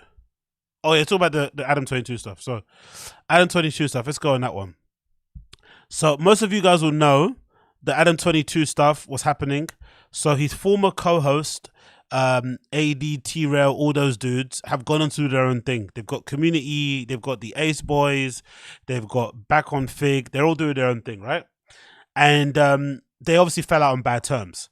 But for some reason, ADAM22 has been going after them way more than they have. They've kind of resorted to like not saying anything, basically trying to be mature about it, try and be the bigger men and just leave it alone. But Adam just keeps poking and poking and poking. Now, I kind of understand why Adam is like that. Because if I remember correctly, when it ended and when it looked like it was over for No Jumper, those guys were enjoying dancing on the grave of No Jumper and ADAM22. He obviously was a bit depressed. He was going through it. He was allegedly not doing content because he was on honeymoon with his wife at the time. But I also think he was personally, from what I remember seeing, he was a bit in a bad way, innit? Because of how it ended and the views weren't doing good and he was probably feeling like it was kind of going to be over. He obviously got out of that little depressive state, revamped No Jumper, got some new hosts on there, moved things around, and things are kind of back to where they were before. If not, they're just steady, right? So he didn't die. The platform didn't die. So he's probably feeling good about himself. Hey, I proved you fucking guys wrong. So I guess he's making up for lost time because of all the times he was quiet. And he's now reminding these guys, hey, I'm your fucking father. But what I think is the issue here is that Adam talks with a level of bass and with a level of conviction in each voice that I think he forgets that he's still talking to like goons. Yes, they're media guys, but they're still, street dudes, really, that just do content. He forgets that. He thinks he's just doing content with content people. So there's going to come a point where all the stuff that he's saying is going to lead to a physical altercation. I've always said, my personal belief is this. I think someone's going to die off the back of this. I don't know who, but I think it's going to lead to somebody's death. Or somebody going to prison. I honestly do think that. Because Adam doesn't know who he's playing with. And those guys are on crash out mode all the time. They're looking for an excuse to crash out. That's what I think. I think those guys on that side with the back on Fig community guys, they're looking to crash out. But Adam thinks he's just in it for the content and for the back and forth when he doesn't know, you know, that's what I personally think. So I think someone's going to die or someone's going to end up in prison. Either way, I would really like to see Pun and ADAM22 throw hands. There's something about them two fighting that makes me fucking laugh. And a part of me also kind of wants to see Adam get beaten up because, I don't know, sometimes the way he speaks and it just kind of gets under my skin. But I also think he's just one of those type of dudes who kind of needs to get punched in the face because he thinks he can go around just saying and doing what he wants, pressing people's buttons, you know, stirring up beef and shit, and it's not going to lead to something. Something's going to happen. Anyway, all that to say, it all came to a head today because T-Row went on his platform back on Fig and let it all out, right? He went and kind of attack mode on fucking ADAM22. Here's what he was saying, and then we're going to play Adam's response, and then we're going to go through the whole thing, right? The whole kind of timeline of the events. So this is T-Row explaining finally now why he responded to PED'EFELIA. So let's hear him speak his piece. To be fair, ADAM22 did dunk on him quite hard. He exposed, he partly kind of exposed the whole Heather Sanders maybe being an escort back in the day, right? Which is T-Row's wife. He exposed that. He exposed the fact that T-Row was bankrupt and was in heavy debt. I think he's in like $2.5 million worth of debt. It's crazy amount, whatever. And he exposed that to everybody. And obviously, you know, I'm sure it's not something he's ashamed of, but he didn't voluntarily offer up that information. All those things that he was saying about, you know, obviously mentioning Heather's name and calling her Leather. Like, Adam got a couple of good little, you know, couple of good little bit of disses here back in their direction. And the way that they were keeping quiet was more so because it was true. They didn't really have anything else to retort or go back against. It's, you know, you can't really, you know, call Adam a cuck when he's proudly embracing the label of being a cuck anyway. That those jokes and those disses don't really land too heavy. But when somebody exposes you or lets the world know about your bankruptcy that you kept to yourself and lets the world know that your wife might have been an escort back in the day, that's going to hit a bit harder. I like this time though because they were trying to be too mature, and I'm liking that they're on this time because I think Adam needs this. Adam needs like actual real static. He needs to have some kind of consequence to his actions. I think both of them need it. It's unfortunate because if they all crash out, the ones who are going to pay the price more are the niggas, right? ADAM22 will get away with it scot-free, most likely, right? You know how the fucking justice system works, right? If everybody crashes out, most likely these guys will have more, you know, harsher consequences than ADAM22 will, especially if some of these guys are ex-felons and stuff. They're going to be fucked. But I think Adam needs this energy because he talks too... There's too much, it's like academics, the same thing. Like, there's too much freedom in the way that they speak, not knowing that people on the streets might want to see them about what they say or put hands on them in general. So either you roll with security 24/7 or you just stay at home and just talk your shit, which is okay. Like, just do that also. But you can't do this in-between thing. And Adam likes to do this, oh, I'm a media guy. I don't fight. I got the blicky. It's like, bro, someone's just going to put hands on you. And I can't wait to see that footage. I'm not going to lie. I can't wait to see that video footage of Adam trying to fight with his top off. It's going to be so... Oh, by the way, this part of the beef is this. ADAM22 and those guys are having some sort of streaming beef where they're comparing numbers, which is a bit unfair because No Jumper's an established platform and they also interview big rappers and guests and stuff, right? So they're going to attract, or they're going to get way more views because they interview a bunch of people. This stuff back on Fig and community, all those type of dudes, they're just talking to each other. They're friends. So the fact that they're still able to like go toe to toe with No Jumper, with views, with just talking to their friends, that says a lot. Me personally, I think the whole comparing views and, you know, beefing over that street, it's just fucking lame, personally for me. I think it's really lame. I think it's kind of immature. They're all like grown men and they're competing over views and streets. It's bizarre, but that's part of the law. Click ADAM22. And of course, ADAM22 heard that and took it as a challenge. It's like, okay, cool. Y'all niggas want to talk about me? I'm going to put y'all niggas in your place, right? You fucking uppity niggas that I gave chances to. I put money in y'all pockets. I fed y'all families. And y'all are trying to press me. You're trying to make it seem like I'm not the guy. Adam got on his fucking shit and went crazy. 28 minutes of Adam reminding them, I'm your fucking captain. I'm your fucking white father. I'm your massa. Listen to this. So let me just speak on this. Oh. It's been months. Yeah. Many months. Many months. since the Fatmunity girls mentioned me. Ooh, right? Fatmunity, get If it? you remember, if you go back and Look at Dijon weirdly grabbing his phone for. He said Fatmunity, and then Dijon grabbed his phone like a like a comfort. Dijon grabbed his phone. He said Fatmunity, and he's yeah. Dijon looks like the kind of guy that cries like that. It's the Fatmunity girls mentioned me. He looked at the camera. He looked at the camera. He looked at the camera. So let me just speak on this. It's been months, many months, since the Fatmunity girls mentioned me, right? Grab this phone, look. If you remember, if you go back in time, you'll remember Mommy, they're calling me fat. that I kind of held my tongue because a lot of information. Flacco there, innit? Being the good old house nigga, right? Flacco the house nigga, right? I'm just trying to get paid. Massa, I'm. Was coming to the surface about the fact that little baby TRELL is $3 million in debt. Ooh. Some stuff was coming to the surface for the first time, like the 40 fact million. that his baby mother, fiance, share this room, guys. Used to be selling her pussy. You know, that's it's not really up for debate. The bankruptcy, the attempted bankruptcy, he actually tried to file bankruptcy and they wouldn't let him. Jesus Christ. The prostitution thing, not up for debate. This is real shit. Jesus But I Christ. held my tongue. And as a result, they held their tongues too. So I haven't heard anything from them for a few months, right?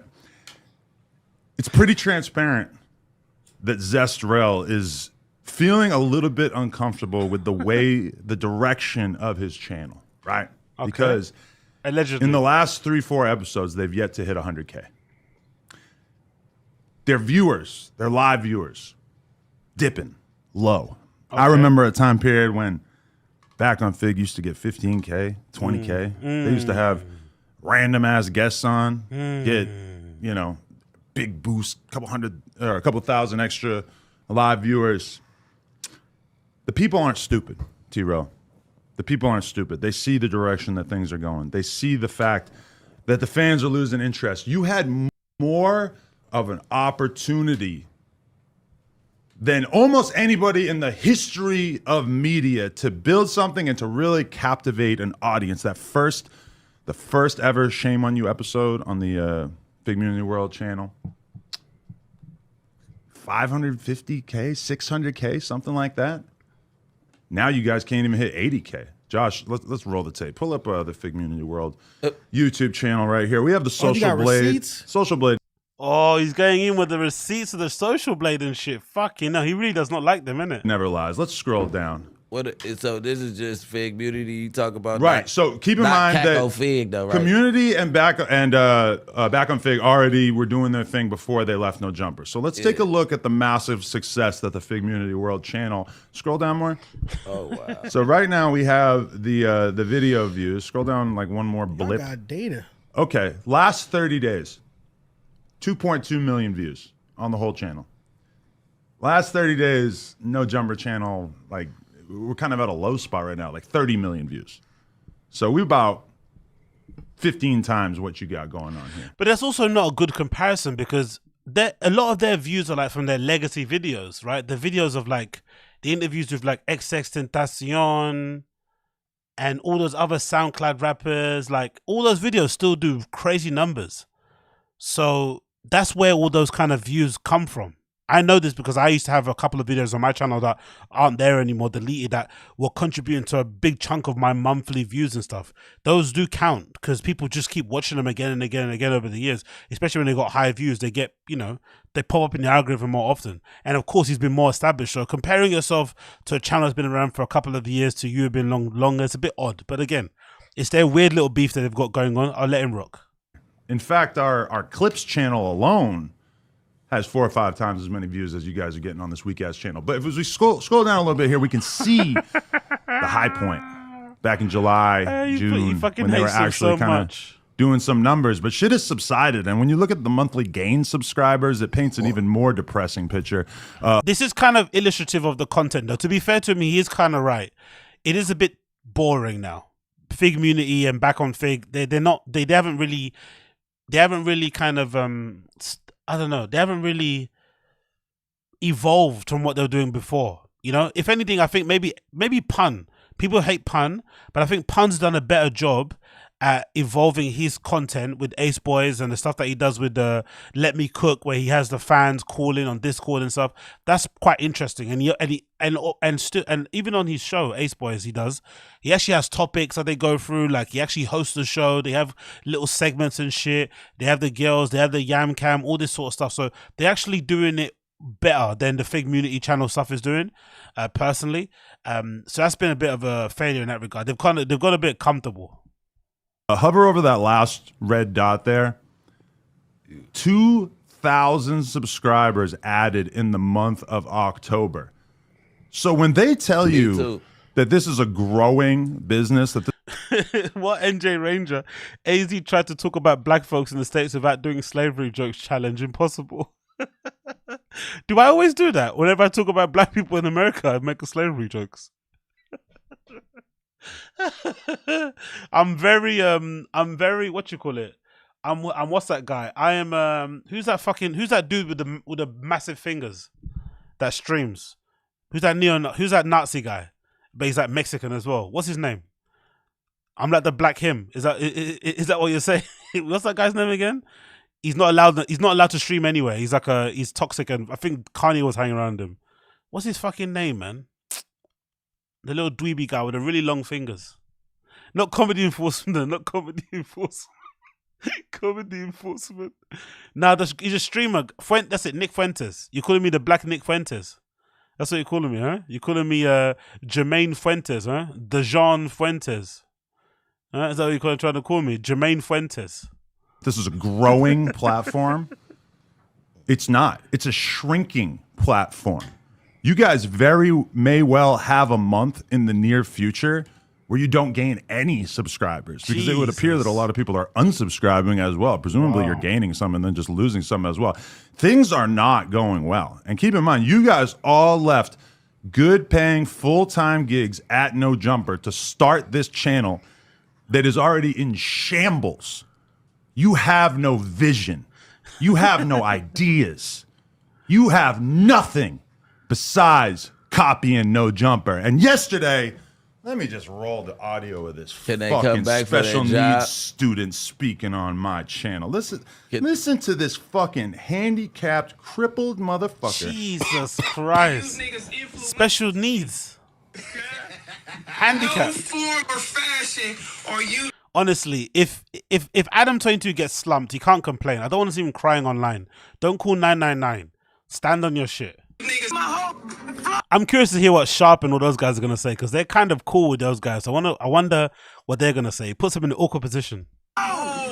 Sorry, those sound effects were added in by somebody from the Reddit. Now, of course, I was busy all day yesterday. I didn't even get. Can they come back for their job? No, that door has closed. Okay, but, go ahead. And my wrath for AD has subsided in many ways, because I figured that if he had some real venom to get off his chest, he probably would have done so yesterday, and I didn't feel like he's really got that energy for the 22 string anymore. So I'm gonna let the AD thing go. It feels like even when Pun and TRELL are turning up right by his side, that he's not really going for it. And to be honest with you, me and AD kind of had like the realest friendship out of anyone in this whole thing. That was big, Adam. And I feel like AD has kind of been humbled by this whole experience more than anything else, because the truth come on, Adam, man, is that as long as AD lives, he's always going to be reminded of the fact that he left No Jumper and doesn't really have much to show for it, And so AD will be spared from my wrath today. But that's not sparing somebody, bro. That's still a diss. When it comes to TRELL, what he just said in that clip, I mean, there has been times. If you notice something, have you noticed fat people love to have water bottles? Have you noticed that? Why is that a thing? Why do fat people just love having water bottles? Like, as if water's gonna magically make you skinny or something. They love carrying around water bottles. I'm gonna stay hydrated. It's like, maybe take a couple of beef patties out of the burger, innit? Like, they always have a water bottle. You would never not see a fat person with a water bottle. And again, who knows? Maybe it's not water in there. Maybe it's fucking lemonade, orangeade, I don't know, whatever, right? But there's something in it. There's something about fat people and water bottles that just gets on my nerves. Like, it's like a fat person eating vegetables. It's like, come on, we know, come on. It's where I maybe lost a little bit of faith in our audience when I felt like they were siding with the ops, and it kind of upset me and made me realize that maybe I had cultivated a fan base that wasn't necessarily as perceptive as I would have liked for them to be. But I cannot imagine that there's any significant percentage of the fans who are watching right now or who will observe this rant on YouTube who in any way are fallen for what BREAKUP said in that clip. You know what he doesn't understand? No matter the numbers, no matter how much he's dunking on them with the streams, with the views, Adam is incredibly unlikable. But it's odd because he's really good at content. So I think usually the people who are the best at content have an understanding of who they are and how they're viewed by the audience, and they usually try and lean into it. So if you're a bit of a, it's like Trisha Paytas is a good example. Trisha Paytas is probably like single digit IQ, legitimately. But I also think she plays into the fact that people think she's stupid and a bit of an airhead, but she probably isn't. But for the content's sake, you kind of play into it, but you're very self-aware of how you're viewed, and you kind of do a little bit of a dance. That's why I've viewed people that are really good at content do. Honestly, I think everybody's the same. Even Ethan Klein, H3H3.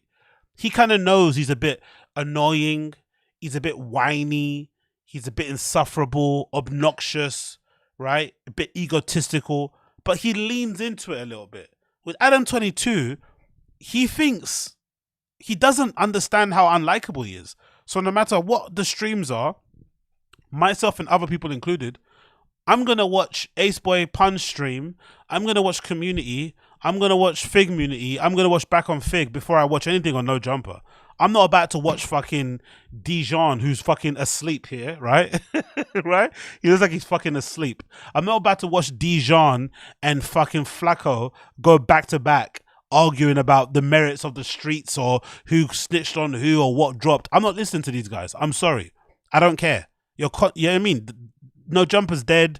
Adam's not very likable. The guys he has on aren't really that entertaining apart from Sharp, really. So it doesn't really matter about the views and the numbers. Those guys smashed them because their personalities are much better. Personally, again, what do I know?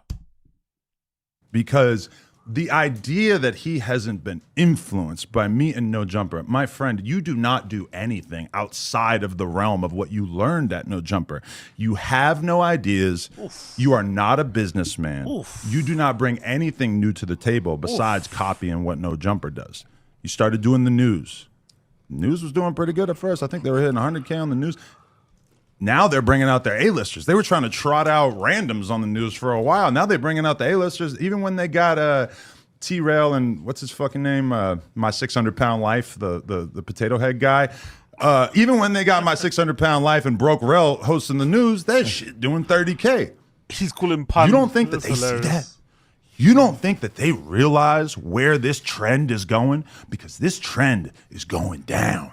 You guys are not moving. So is he like joking with this whole wrestler type of like tone that he has? Is it like a joke, or is he being serious? All of y'all together cannot compete with my motherfucking Clips channel. And when they talk about having original ideas, how we're not influential to them. You know what I saw a clip of yesterday? I saw a clip of this dusty ass, disgruntled, LARPing as a rich motherfucker, but he's really a broke bitch living off his girl. He wants to say nigga so bad. He wants to say nigga so bad. He wants to say monkey. He wants to say gorilla. He wants to say animal.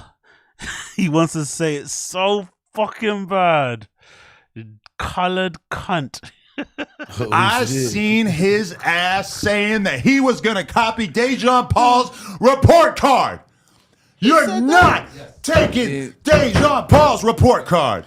Because you got nothing to offer. You got no musical taste. You got no knowledge about what's going on in the musical world. My man brought something new to the table. You're calling him an employee. I look at him as a smart young entrepreneur who's taking his business to a different level and being able to shine a different level of light on his report card, on his podcast, on his magazine a day in LA. I look at Dejan as somebody who's... Let me put my macaroni and cheese down. Let me put my collard greens down and fuck him up. What did you say? What did you say about me, nigga? Huh? Y'all don't know about me. As a man, as a black man, I gotta stand on my shit. I'm not an employee, I'm a boss. I'm an entrepreneur. Somebody call the ambulance. Somebody call the ambulance. Mama, I can't breathe. Where my collard greens at? Where my macaroni and cheese? Huh? I want some cornbread. Oh no.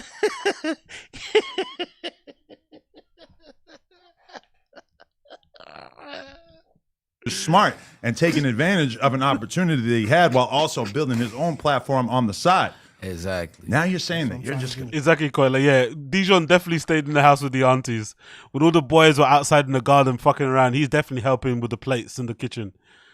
I got the paper plates, and he definitely eats off paper plates as well. Yeah, he's definitely one of those freaks that eats off a paper plate at home. Paper plate, a fucking a dinner tray. You know, what's those things where you put your feet up on a chair? Like, you know, you probably got one of those chairs that you kind of that turns into an airport thing, right? The airplane seat things. Copy him, further cementing the fact that you do not have an original idea in your entire half. Wait. Flacco's about to say, wait. Whoa. Paralyzed body broke rail. And keep in mind, like they had what, like 3-4 months. I was actually, I wouldn't say I was nervous, but I was at least a little excited yesterday. You know, I'm shooting porn. I'm really like getting my bread. I'm doing interviews yesterday. All day I'm in here. I'm in here 8 hours yesterday. Hey, dog. What's Sharp saying? Sharp, say something. Hey, dog. I don't know what I'm gonna say, dog. I don't know what's going on, dog. Hey, dog. You know what? I don't know, dog. Say something, Sharp. Come on, Sharp. Say something. Hey, dog. Say something, Sharp. Parent, like, oh, they're gonna talk about me on their fucking podcast today. Now I didn't. But Sharp's doing what? Stay out of it, though. Fuck that. Stay out of this shit. See it because I'm not gonna watch a fucking 4-hour back on Fig in a 3-hour community. I'm sorry, I just don't really have the time to do this sort of thing. But I'm assuming that anything good, anything that's worth rising to the surface is gonna get posted in the No Jumper Reddit. Now, it is possible that the No Jumper Reddit has just completely let me down and that they had some bombshells that never got posted.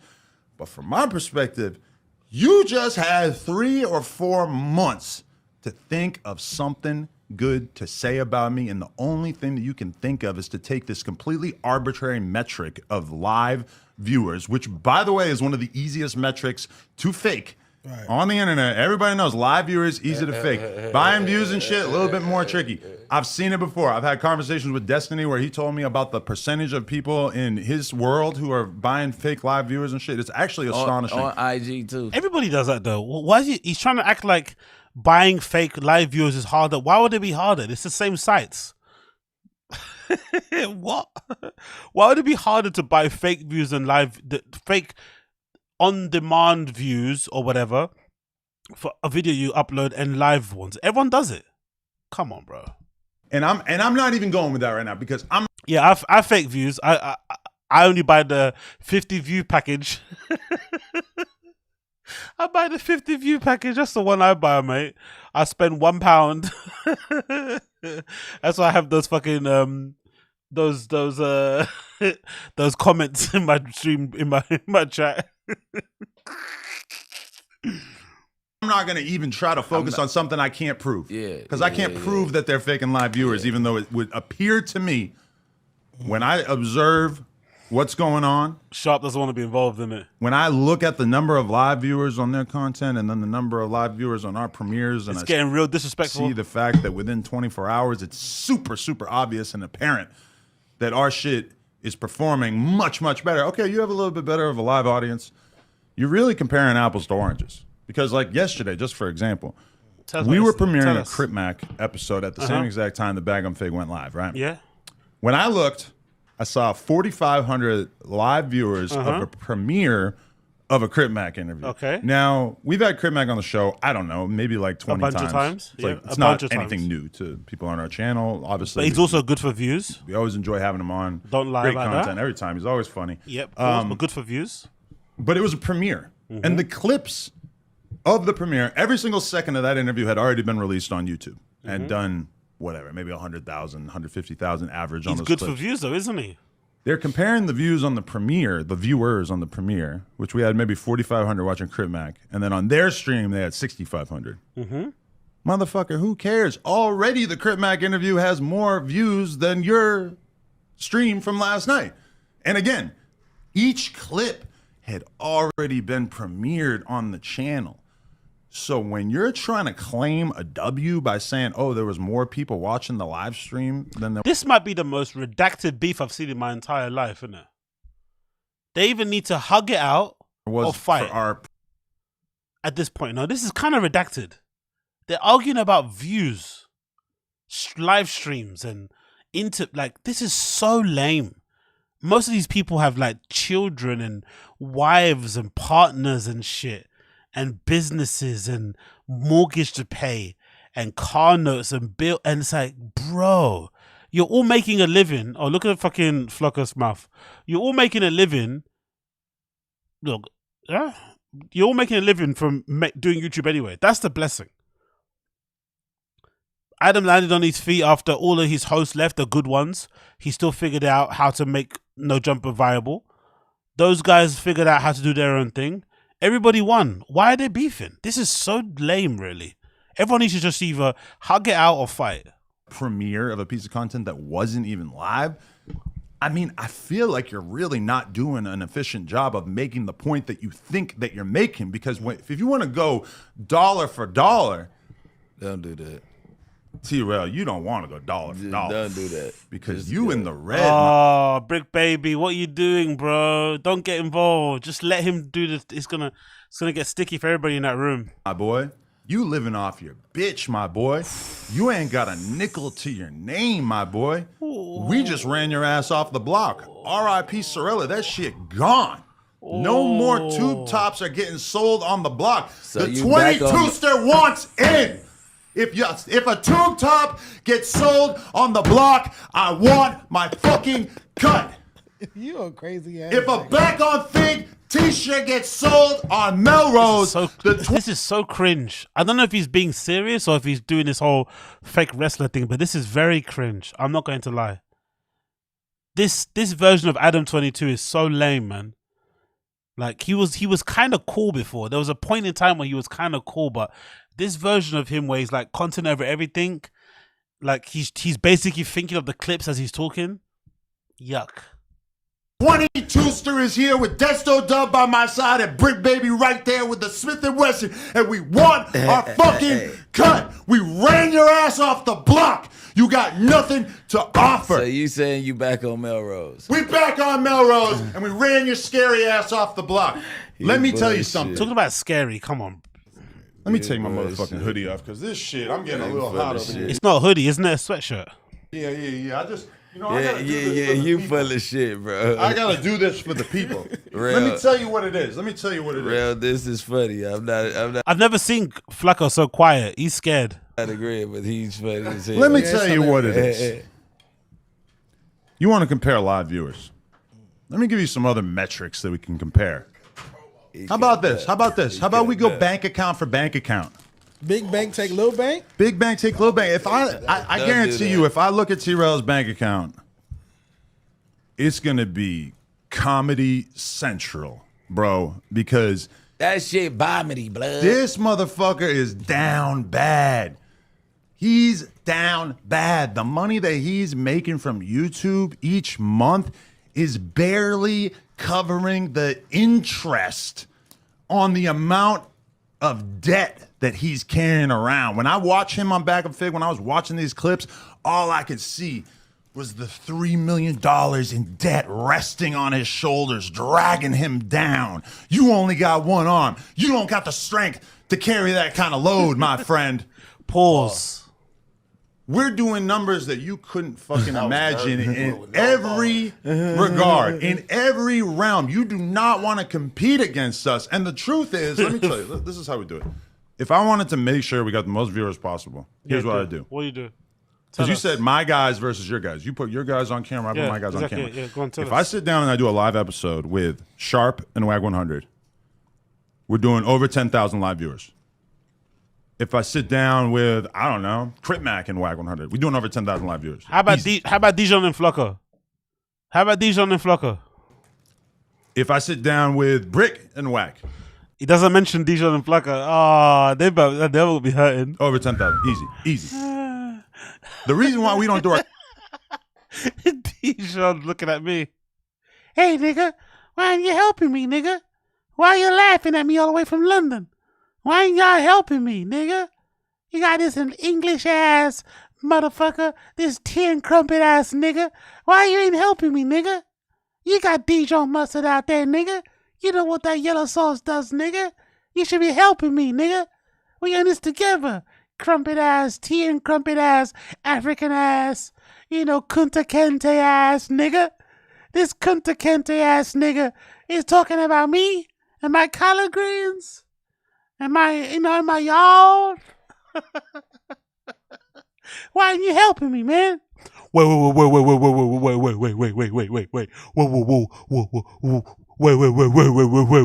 Hey, man. Wait. Hey. our content live is because we're about our bread, which might be foreign to you because you're all ego. You're not a businessman. Okay. You love the ego. Imagine calling somebody else out on their ego when you're ADAM22. He's got the biggest ego in the world, isn't it? Of having a bunch of live viewers, but the truth is that y'all don't make any money off the live viewers. And I know this for a fact. I know that your YouTube works the same as my YouTube, because I remember when AD, who I already said I wasn't going to diss, but this is just a fun fact. I remember when he kicked the two cuz off his channel, part of the reason why was because they wanted money. They wanted to get paid. I remember AD telling me he was making $500 a live stream. Live viewers on YouTube don't pay you very well. So y'all can do the math of how much these guys are really bringing in. It's not a whole lot. They don't have enough money to pay additional people. I got like 20 or 30 fucking employees who are getting full-time salaries from me. Want to know why? Because I'm a man. And you're a little boy. You ain't on my level. Because a man can take care of his family. A man doesn't have to run to Colonel Sanders, aka Leather, This is gonna to take care of the bills. Christ. A man doesn't have to ask his girl if he can borrow the credit card so that he can go hit up gallery department and buy some pants with the tag on the bottom with the Levi's and all that. No. T-Rell, you are a broke dude LARPing as a millionaire. Colonel Sanders. You didn't even own that house. This is you didn't even my own that house God. until like a year and a half ago, right? Wow. You were coming on the podcast making everybody believe that you actually had an elevator in your crib when you were renting it. Jesus Christ. And then you finally managed to figure out something where you got, 4.5 mortgages at the same time so that you could buy it. And now you're stuck paying this insane mortgage with a ridiculous interest rate. Christ. And on top of that, you remember when your store flooded? Uh-huh. You remember how you never reopened? Uh-huh. Even though Tyga gave you 10 grand. Me and Lennon. I didn't know that. So Sorella's not opened. That was a scam. To be fair, that GoFundMe for Sorella was really scammy. There was a point when that's the only thing I have to hold T-Raw to account here. T-Raw, when he was on No Jumper, was flexing that he had money and stuff. His wife is on Instagram posting their fucking Lambo trucks and they drive all these fancy cars and wear all these amazing clothes. Their store gets flooded and they didn't have 30 grand to pay for the fucking whatever, to fix it and shit, to do the plumbing. It was like, that was a bit odd. I mean, you're flexing a Lambo truck and a mansion and all your kids wearing designer clothes, but then you're asking your fans for GoFundMe money to pay for your, to pay for the fucking, the repairs in your store. And now ADAM22 saying it never opened. I never knew that bit, boy. That's kind of wild. So where'd that money go then? Where'd that money go to? If the store never opened, did they just scam the people that donated? I each gave you $1,000. You know what happens if my store floods? You know what happens if I have to pay, $20,000, $30,000, $40,000 worth of repairs? I do it the next day. The next day I cut the check. We get the shit fixed. You left your store closed for 1.5 years. That's your legacy on Melrose. Jesus Christ. And honestly, that's sad. It's sad that you're at this point in your life, you're 40, and you couldn't get the fucking water damage fixed in your spot because you had the wrong insurance. Because you're not smart enough, you're not a businessman to actually stay on top of the shit that you're building. So I say all that to say that I didn't hear almost anything of note last night on the stream. I didn't hear anything that actually seemed worth responding to. Okay. So I'm going to keep all the shit that I have in the tuck in terms of just like additional firepower, in terms of additional... No, Flacco is definitely... What is this Flacco tired, or is this like the diabetes yawn? Because when you have like diabetes and shit, right? Or like low blood sugar and shit. Sometimes it's like wings, it's always yawning. Is that like a fat thing? Or is he yawning because he's actually tired? Or is he hungry? Who knows? Shit that I could say that would make you look like a fucking idiot. I'm going to keep that in the tuck. Because the truth is that you guys got snakes in your circle, and I got people who've given me receipts about how you guys actually feel about your business and how disappointed you are and how well it's doing and how you know that No Jumper's killing it. Whoa. So he's alleging that people within the FIGMUNITY camp, back on Fig camp, community camp, Apollo, some of those guys are feeding him information. Do you think he's lying just to make those guys feel like there's a snake in the camp when there isn't? Do you think this is a lie? Okay, 12D Cope. Yeah, this might be a lie, isn't it? Oh, this is going to make a lot of issues, man. I got the receipts. I got screenshots of conversations of your dumbasses revealing this to people who then sent me the fucking screenshots without me even having to ask for it. Oh my gosh. So I don't know if there's really a lot more to say, because to be honest, at this point, me talking about them benefits them way more than it benefits me. Nah, it benefits you too. You love the fucking attention. You love the beef, man. Come on, man. And the ain't no one watching No Jumper without the drama. Come on, let's be fair. Truth is that we just have a lot of good stuff going on. And like what? Drama? I don't think they could say the same. And you fucking whoring out your wife and shit. Come on, man. No one's watching No Jumper for anything else apart from the constant drama with him and his wife, and is C-Mac gonna fucking flip or not? Who's Sharp gonna shout out? Come on, man. That's the only reason why people watch your thing, for the drama. No one really cares about you guys day to day. So that's why they're getting out their pocket and trying to talk about No Jumper so they can finally get some fucking views. But I'm gonna turn this spigot of cloud off, and you guys are gonna have to figure it out on your own, because I'm not. Anyway, I'm leaving it there. So far, I've got to be honest. Even though I don't like Adam, I think he might be 3-2 up. He might be even 3-1 up. I don't like the guy, but he's clapping those cheeks pretty well, to be fair. So let's see the response from TRELL. TRELL got on FIGMUNITY Live and responded. This is the response, right? Big up the Back on Fig subreddit as well for uploading the clip. This is TRELL's response to ADAM22. Let's see what he said here. Not you. Out, man. No, not you. That, man. We going all wartime, man. I want everybody to hate me, okay? I want you to hate me for the rest of your life, man. You feel me? It's enough disrespect. I'm gonna tell you how I'm gonna go. I'm gonna tell you how I'm gonna be disrespectful, man. I want you to always hate me. I'm gonna never fuck with you ever. You feel me? There's gonna be always a beef with me. This is on site every time. Win, lose, or draw. You can pack me out, whatever you wanna do. You feel me? Because I'm gonna try to get mines every single time. You feel me? But this is a message for you. On site? You feel me? Tell Parker. When she see me, when you get older, when you see this, Parker, you feel me? Like, I'm gonna kick you in your ass. Parker is ADAM22's daughter, who's like 4.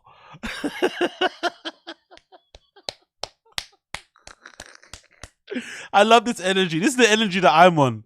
If I've got beef with you and I see you out with your wife and your kids, I'm beating you all up. That's the time that I'm on. You're all getting fucking kicked in the face. Everyone's getting kicked in the face. Your mom, your dad, your granny, your little brother, your fucking little dog. Especially if it's one of those pug dogs, right? Those dogs that can't breathe.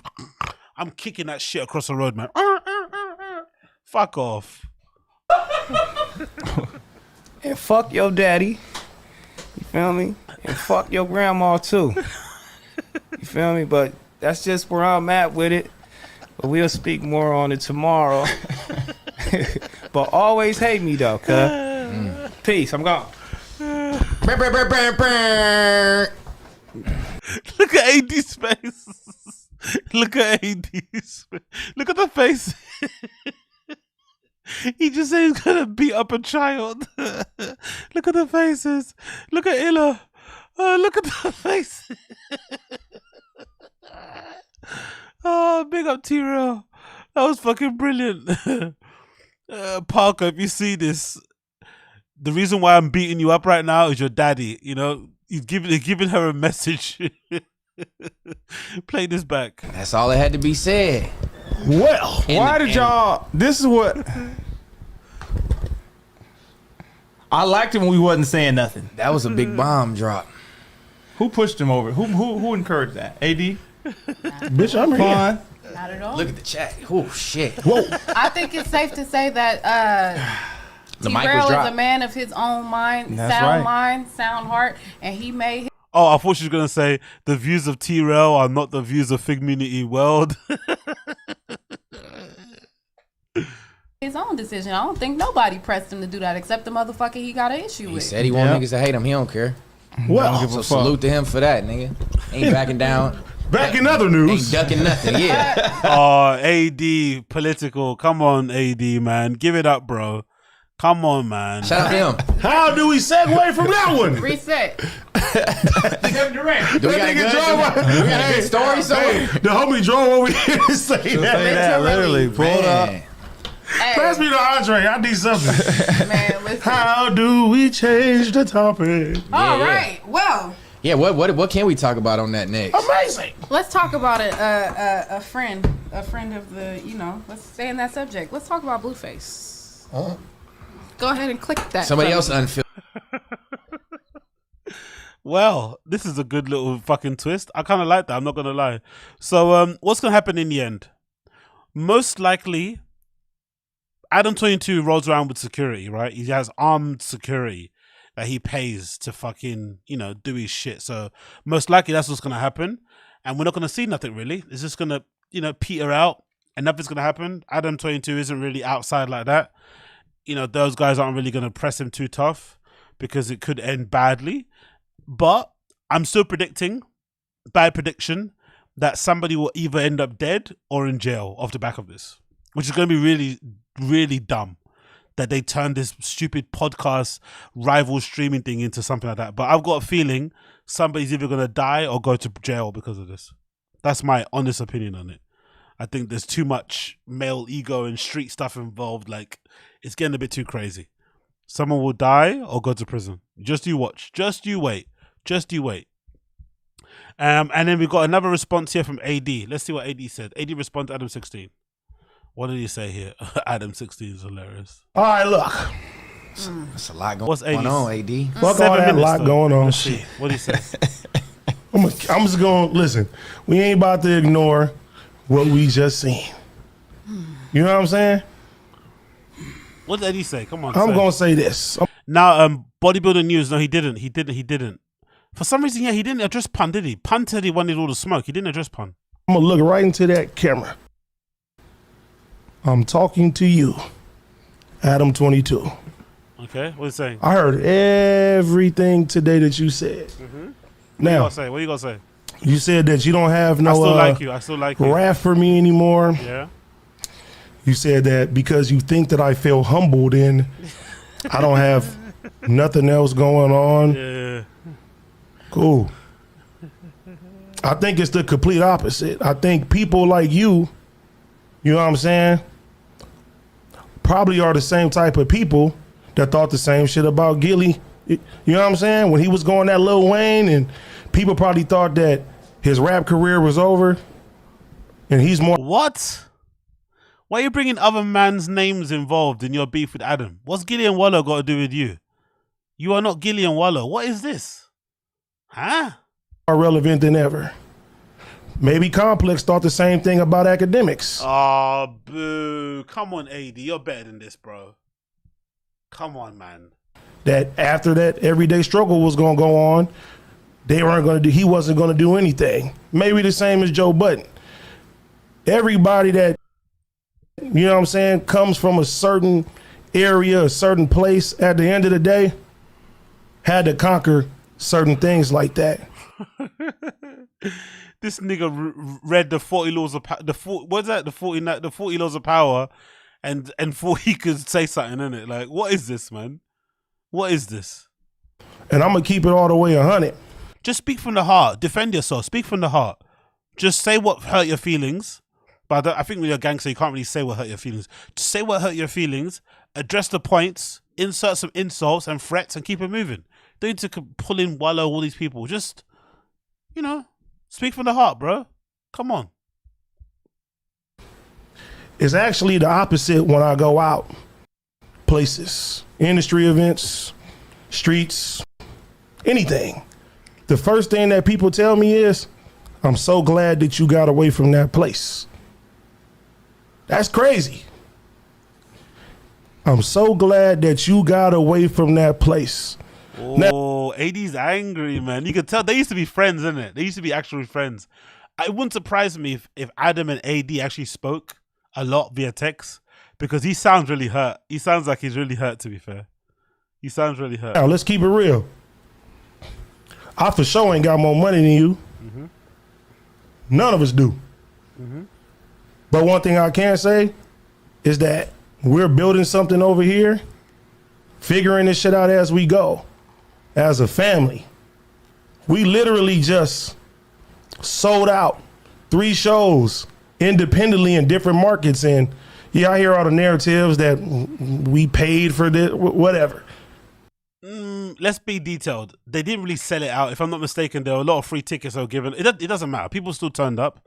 But towards the end, there was a lot of free tickets, 2 for 1, all that sort of good shit, right? But, you know, whatever. But, you know, let's not say their narratives and their fake story, you know. Hey, whatever. We did this shit together.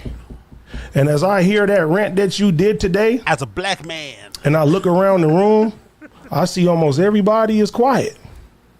Almost everybody is quiet.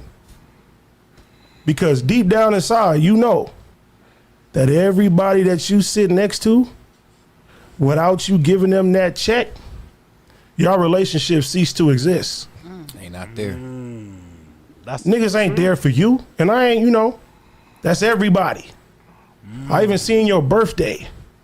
It looked like a lot of motherfuckers that was just there for the party. Who's actually there for ADAM22? Now, when your business wasn't going so good, you came and found and gave an opportunity from a nigga from Compton who helped design the whole business model that you live by right now. And regardless of whatever you got to say about us, at least I know every night I can go to my pillow and know that I did no wrong to nobody that I love and I care for. I can sit there and sleep good at night. Can you sleep good at night knowing that almost everybody that you come in contact with got something bad to say about you? Yeah, because he's a sociopath, isn't it? Not a sociopath, he doesn't give a fuck. ADAM22 sleeps perfectly fine. Bro, he lets other men fuck his wife. People like that sleep perfectly fine. You don't get to that point because you're troubled. He thinks he's perfectly fine what he does. Does porn with his wifey. You know, most likely when the daughter grows up, she probably might get into the adult industry herself. Like, it's all in the family, man. People thinking he's living this tortured life. He's perfectly fine with his lifestyle choices. It's just very, you know, it's very unconventional, but he doesn't, I don't think he's upset or sad or crying in his pillow. No. Can't be everybody's fault. Everybody can't be the person that's doing all that shit. You get what I'm saying? You got to look at yourself in the mirror, and I know you, and you know me. It seems like you not really, really happy these days. You doing things now that I never thought that you would do. Like? And all that fake happiness and all that shit, nigga, any real nigga can see through that shit. You ain't happy, man. Fuck the numbers. Fuck all of that.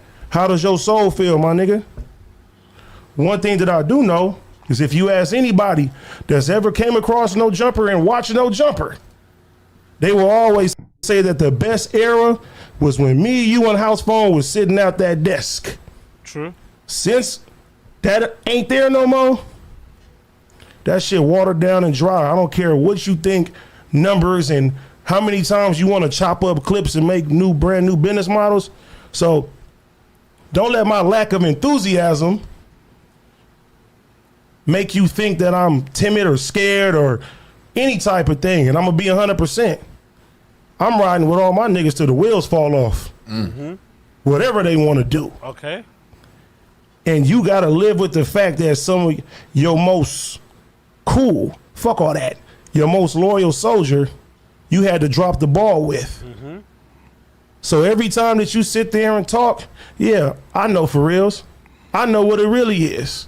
Because me, I actually had love for you. I loved you, man. You broke my heart. I fucking loved you. I loved you, man.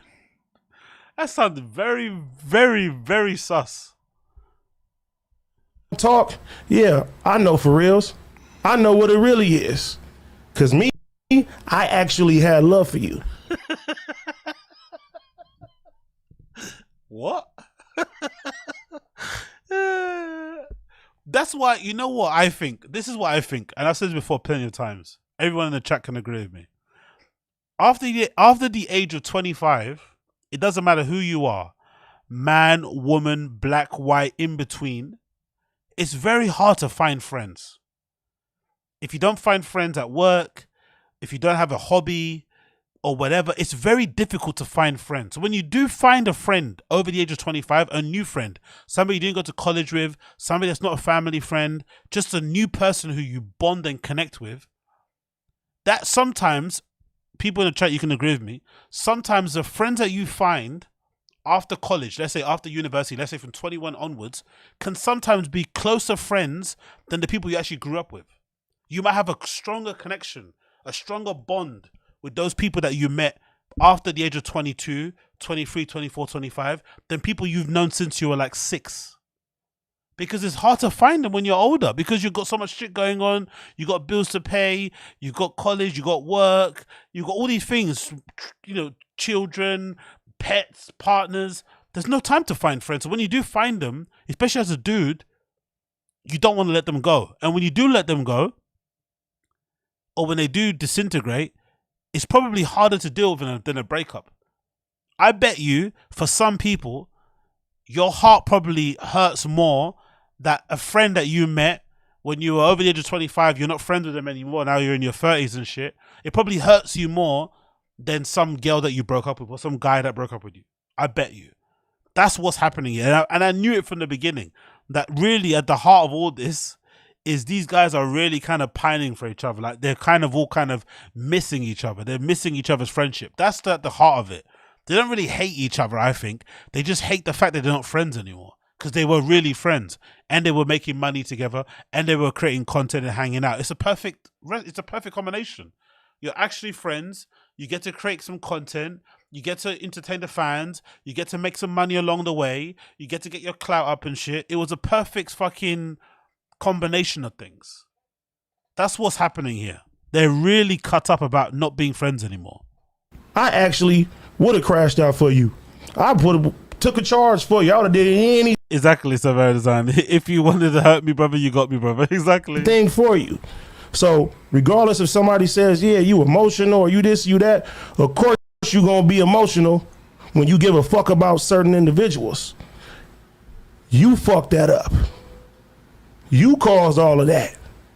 And now you think that every time something goes wrong, you could just replace people? More people? You think that's gonna actually make you happy? Eskimo homies. My That's nigga, do me a hilarious. favor, bro. Get right with yourself. You know, if we was gonna say, suck my dick. After all that, I used to love you. That would have been really poor. If we was gonna say, suck my dick. Happy? My nigga, do me a favor, bro. Suck my dick. I miss you, man. Get right with yourself. Get right with yourself and look around that whole $5 million spot that you got, that no jumper office, and really evaluate if the people standing next to you was really for you. Because one thing that I can say is that we may not have everything that you got right now. We still on year one. But I can tell you what, that live show that we had at the Novo, everybody was back there. No hatred, no jealousy, all love, all family, black and brown people holding stuff down the way it's supposed to be. The same business model that you could have had, but you the one that dropped the ball. So since you dropped the ball, no matter how long it takes, let me tell you this, there's always gonna be somebody like you that thinks that we ain't gonna amount to shit. And I'm here to tell you, no matter if it takes 1 year, 10 years, 15 years, we gonna get to that plateau. You know it, and I know. Plateau's not the right word, isn't it? Plateau's not the right word. Know it. So let's continue to keep the content going.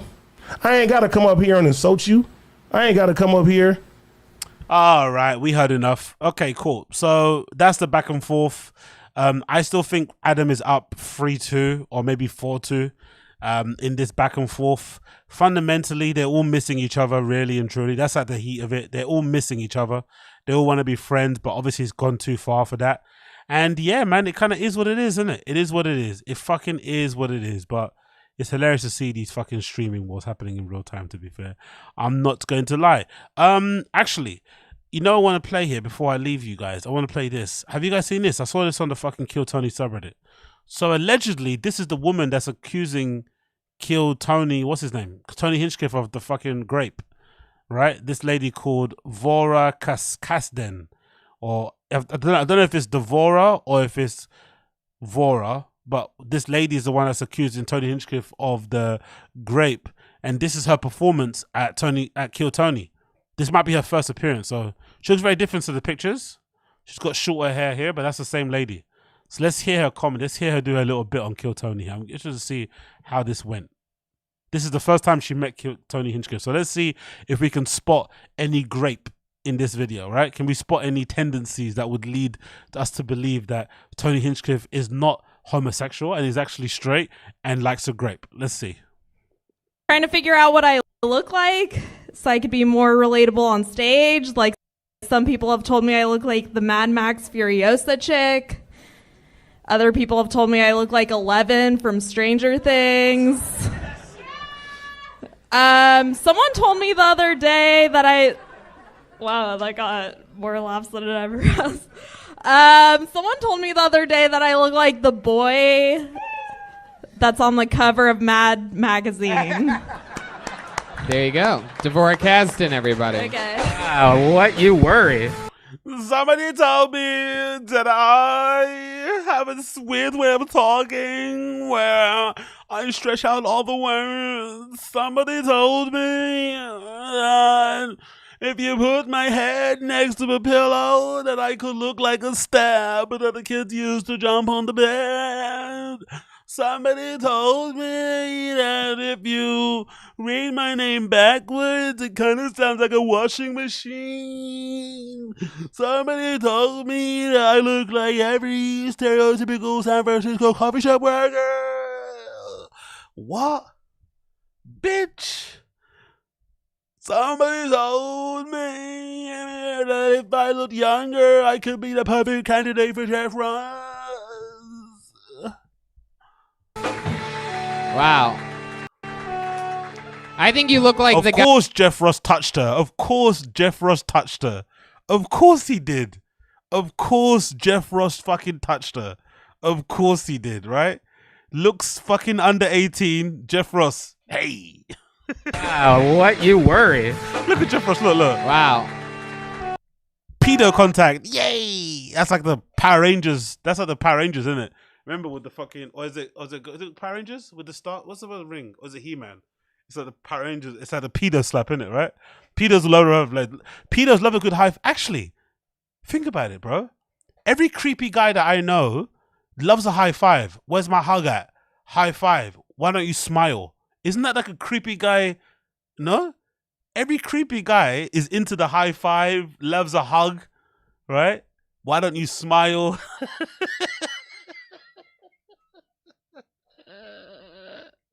Right? I don't mean to disturb you. You know, that kind of shit, Riz. You know, I don't mean to disturb you, you know? Or that kind of fucking fake humility. You know, like, you know, you don't have to say yes right now. Exactly, miss me. Exactly. I think you look like the guy that organized the fire festival. I feel like you look like a guy with a front. What? Okay. I'll take it. You should try that one. Throw that one in the mix. You look at a guy with a. You look like the guy that organized the fire festival. And seeing as I'm gay, I could actually fuck you because I could just picture that guy. Like a young Mark Cuban. Has anyone ever told you that? Mark Cuban? No. Tony, come on. I loved you as the kid on the Wonder Years. You are awesome. I love it. DVORA, welcome. Am I saying that right? DVORA? Yes. DVORA, devour me. Just in Neverland has been confirmed as a real place. Heck yeah. Wow, DVORA, welcome to the show. Is this your first time? DVORA what? DVORA these nuts. Come on. Yes. And you are from San Diego. It says in Yes. parentheses next to your name. You drove here today? Yeah, well, I'm staying in Pasadena right now. Oh, okay. Come and knock my fucking boots off, Tony Hinchcliffe. I'm in Pasadena. Come and bend me over, bro. Face down, ass up. Come on. How long have you not been doing comedy? Well, I'm 27, and I've not been doing it for 26 years. So this is your first year. Yes. Congratulations. Little baby. That's awesome. Yeah, how's it been going so far? I up love the part where you said that joke has never gotten that big of a laugh before, and it's because the people were laughing at the lady that overreacted to the one part of it. I don't know if you heard it, but someone was like, "Ah!" and everybody's like, "Ha, that's funnier than what's going on stage." So they laughed. It was just very organic. You can't make this stuff up. So DVORA, you've been doing it a year. You started at 26. Is stand-up something you always wanted to do, or did you just sort of get that Netflix itch, or what happened? By Netflix itch, I mean a yeast infection, by the way. No, I'm kidding. Go. Yeah. That's a combination of a yeast infection and podcasts. Yeah? Yeah. Well, I saw you guys talking and making all this easy money. I was like, oh my God, I can make this too. It's fun. Did you start a podcast too? No. I've yet to start it. you Should don't I have start to. a podcast? No, Are you suggesting that? I think you should just do it in your house to yourself. Oh. Sounds about right. That'd be awesome. You said that you like basic bitches. That's your way of saying that you're a lesbian. No, I didn't get that. I thought with that and the haircut, but I know no. people assume no. In a shocking like turn bi. of events.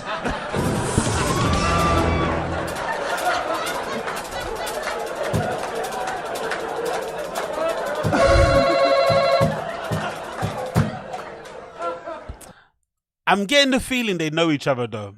Again, Tony is hard to read in these things because he's always been an arsehole as a host. But I'm getting the feeling that they've had the conversations. No, don't you think? Again, this is a minor clip. We don't know anything. But this is the way Tony's talking to her, like, he's trying to riz. No? What do you guys think? Back to you in the studio. They definitely know each other. Tony. And we are back live at Kill Tony at the Comedy Store on the Sunset Strip. We are here with DVORA KASDEN, who we just found out is not a lesbian. Heck yeah. Families are... She's also looking at him a lot. You know, he might like what she sees, you know? Are crying in the streets right now repalled by the image that this woman has been putting out into the universe. A very sad turn of events indeed. Yes, not a lesbian. Obviously into guys that want to fuck dudes. Which could be you. Hell yeah. Hey guys. I wonder if that's actually a thing. That must be a thing, right? Gay guys who like to be with women who are more like masculine presenting. That should be a thing. It should be anyway, isn't it? That's actually. I'd actually love to hear that kind of insight from that sort of couple, right? As opposed to the regular, you know, like I'm sure that does exist. It's the opposite. We thought she was a lesbian. Turns out she's a gay man all along. Unbelievable. Heck yeah. This just in, a marionette puppet has cut its own strings and is walking down the street. Be on the lookout. The suspect is at large.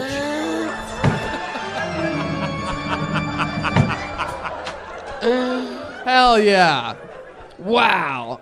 So DVORA, I mean, I you know, so let me ask you this. How long have you had your hair cut that way? That's a funny question. How long have you had your hair cut that way? For 5 years. 5 years. You go and you have a boyfriend? No.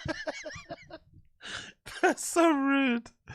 No. Are you in the military? Are you in the military, San Diego? That's a San fair Diego. question. You used to be in the military. wish. No? No. Are you a cop? Are you a cop? I'm not a. What made you cut your hair that way? Just out of curiosity. Nothing offensive here. This is not like a Nanette He's a big situation. fan of the North Korean hockey team. Bro, that's what I'm saying. Guys, can you not feel... Again, I think her accusations are a bit wild. There's a lot of holes in her story. But I have a feeling that DVORA and Tony Hinchcliffe know each other. I don't think she's just some random person throwing out accusations. They've definitely fucked after the fact. This is my just assumption.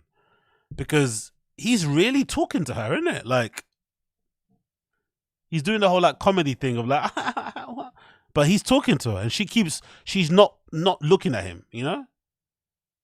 I think they definitely fucked. Whether or not he did the grape, nobody knows. But they definitely did fuck, for sure. Because Jeff Ross is trying to, hey, you look 16, you heard about me, right? Like, he's trying to shoe her in, but she just keeps looking at Tony Hinchcliffe. She's got her eyes on the prize. She knows exactly what she wants. And Tony's also giving her like the teeth. You gamble, you look like a boy. I like it. You know? I don't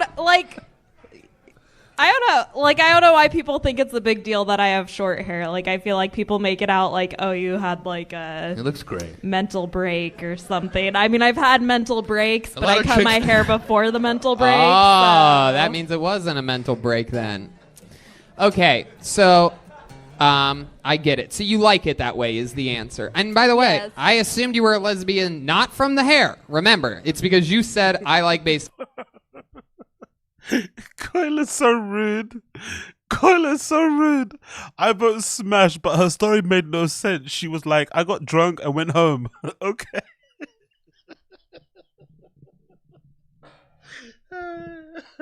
That's so dismissive, but so true. That is her story, isn't it? And did she say in her story that she got gang raped? I was like, okay, if it was a gang rape, why are you only accusing Tony Hinchcliffe? Who else was involved? Or was he the only person that wasn't wearing a mask? Like, what? You got gang rape, but you only could identify one person. I recognize Tony because I recognize his dick. I know what that looks like because I've had it loads of times, but I don't know. It's like, bro, like, and again, I hope it's not true because if that's true, getting gang raped in a comedy store, in a comedy club is probably. Is there a worse way? Is there worse? The only thing worse than that is probably dying at a Travis Scott concert, right? While he's going straight up in the background. It's lit. And you're there getting trampled on by 16-year-olds. Right? Getting raped in a comedy club must be grim. You know what I mean? You're getting laid on top of a table, covered in fucking sticky beer and shit. You know, you have fucking Joey Diaz stuffing these substance fingers up your ass. Like, imagine getting raped by Joey Diaz. Like, he's breathing in your face. Fucking Malik. Basic bitches, Bubba basic bitches, that whole thing. I'm like, oh, okay, clearly with that and the haircut, she's a lesbian. I thought it was a twofer. And she meant when she like rolls out to the club, she likes to bring her basic bitch. I need Jeff Ross trying to get in there. She doesn't like you, bro. She likes Tony. Shut up, Jeff. Jeff trying to get in there. She doesn't like you, bro. basic bitches to like I help felt me that shit. interact I felt with. that shit. Yeah. So let me ask you about that then. What do you do? What do you do with friends? And like, what do you like to, how do you like to, when you're not doing stand-up, what do you like to do for fun? Other than scissor other women. Like, I'm not going to give up on this. She think her parents might be listening to the podcast and she might not want them to know. No, I'm kidding. If you watch Kill Tony, you can tell when they're like trying to bang. It's pretty obvious. If you watch the show, you know, because when they talk to people they don't want to fuck, it's very different. I don't know. I try to have fun, but I don't really. Like what? Just give us an example. I barely get out myself, you know what I mean? I like to go to the dog park sometimes with my my wife and the dog. That's basically what I've been doing for fun. Your turn. You go close. I smoke weed. I go to church sometimes. Whoa. You go to church? Wow. You buy your clothes at a pet store. Yeah. Man, you ever been at the church and one of the priests tries to jerk you off? Yeah. Has a priest ever invited you to be one of his altar boys before? Why was there like a dog a- sound effect there? Why would the dog be at the church with the priest and her? Pet clothes joke that Jeff did earlier. Oh, okay, I missed it. I like how people through pain and shows have to have really thick skin in comedy. Yep. What made you want to even come on Kill Tony today? I'm curious. I mean, I've been doing stand-up. I don't know. I like the Comedy Store. Hell yeah. No, I get it, man. It's the best place. I mean, I was here before in August, so I like being here. I like. Not much going on up in there, innit? Not much going on up in there, innit? Bless DVORA. She seems sweet, but there's not much going on up in there, innit? being around people. Fucking I just hell, like the babe. culture. No, I get it. I mean, I would if I was just starting out, I would sign up for this show before I was prepared to do it too. I would be doing the same thing, and I'm serious. I didn't mean that as a joke. I would be learning from fucking, you know, the people I'll be learning from fucking Joe Rogan, like I did.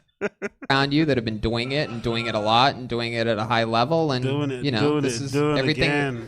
Everything makes you stronger.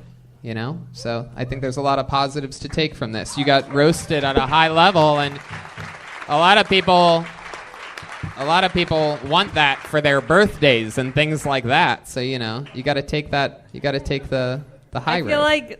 This Do just you feel in, bad young for me? boy that his terminal's wish comes true.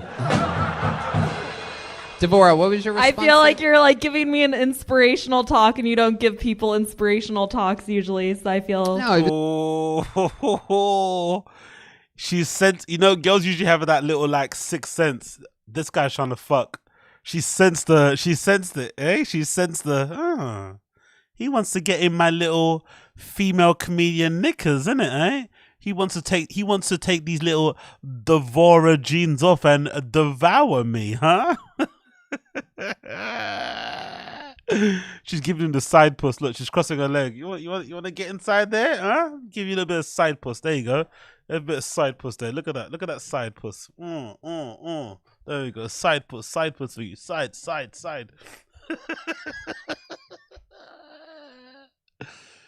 It's not really a talk. It was just a 12-second stinger. You know what I mean? Like, I wouldn't really consider it a talk. I'm just saying, look at the positives of this. You know what I mean? Instead of I asked why you did it, and you gave a very cool answer, which is you love the Comedy Store. That's why we all come. Yeah.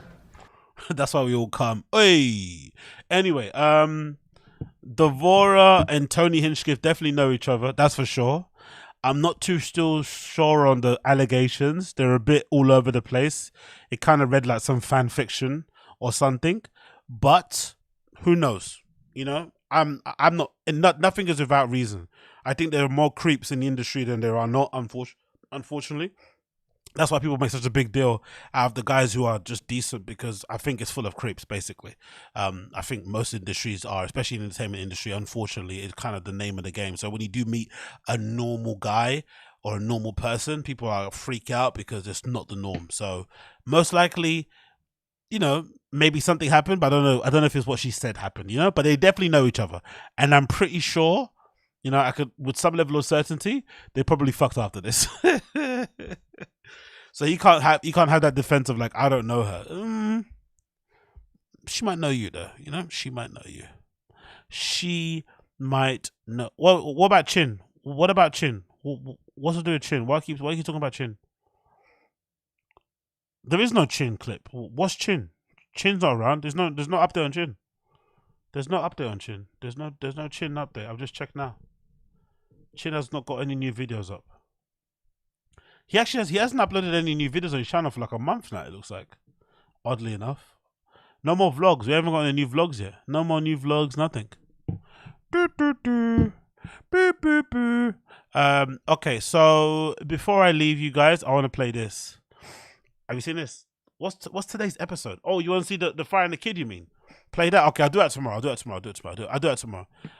Because I've got to bounce. So I'll watch the full episode, tomorrow's episode later. We'll do the watch along for the Fire and the Kid tomorrow, actually. If you want to do that, we can do that tomorrow. But for now, let's watch this clip. Him getting ragged on by Callan. What? What happened? Do you guys have a timestamp for it? If you have a timestamp, we'll look at it. We'll watch it if you have a timestamp. If you have a timestamp, we'll watch it. Because I don't want to watch the whole thing. You know what I mean? It's like, it's too much for me. It's too much for my little heart. Please, guys, please. But if you have a timestamp, I can watch it. Let me see if I can find it. Where is it? So it's this one, right? Episode number 946. If you have a timestamp for what happened, then I can do it. Let's see. What happens in the episode? It's towards the end. Okay, cool. Towards the end, right? Okay, towards the end. Don't promise I'll say back to back set exactly. Okay, towards the end. Okay, cool. Like 40 minutes in. Okay, cool. Let's just do that then. That's a good enough timestamp for there. Let's go 40 minutes in. I'm be told 40 minutes in. So let's scroll across. 40 minutes in. Where is it? Here, right?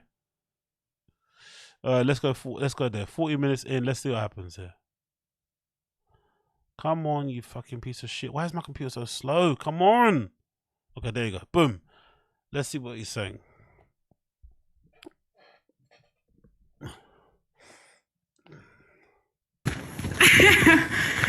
Idiot.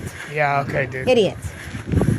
No, You should go towards them. He's like, I got this, babe. I go very far away from them. This seems like a first date. Where is this, by the way? Sierra Madre. She's probably hot, and he was like, you know what? It's worth kind of. Let me just see if I can protect her from a. So, Yeah, I'd have to Bri, see her. you're absolutely right. Let's see. Let's see if we would. This is her. Oh, she has dreads. I'm out. I'm not at all. Handful. Nope. If a white girl has dreads, babe. if a white girl has dreads, that is a red flag, and they shouldn't be allowed to vote. Were they dreads or were they braids, Chin? I'm a fan of dreads. I don't know. I mean, A white person with dreads is the biggest red flag braids. in the world. Probably true, but those are That braids. means she talks with her hands. Those are braids. Those aren't dreads. Those are braids. What?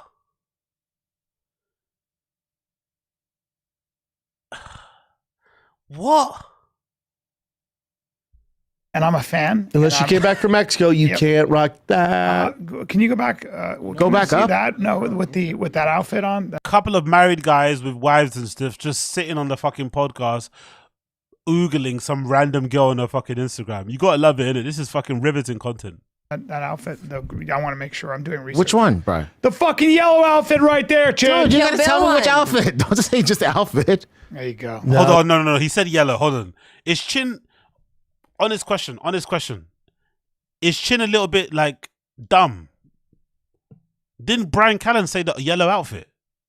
Let me scroll back. Didn't he say yellow? Get the picture with the yellow outfit. From Mexico, you can't rock that. Can you go back? Go back up. That? No, with that outfit on. That outfit. I want to make sure I'm doing research. Which one? Okay, fair play. He didn't say yellow. He said that outfit. Right. The fucking yellow outfit right there, Chin. Dude, you gotta tell me which outfit. Don't just say just the outfit. There you go. No, we see With the a dreads. samurai. Okay, Severa Design. It's at 50. Okay, cool. I'm going to let it play out, Severa Design, but thank you for the timestamp.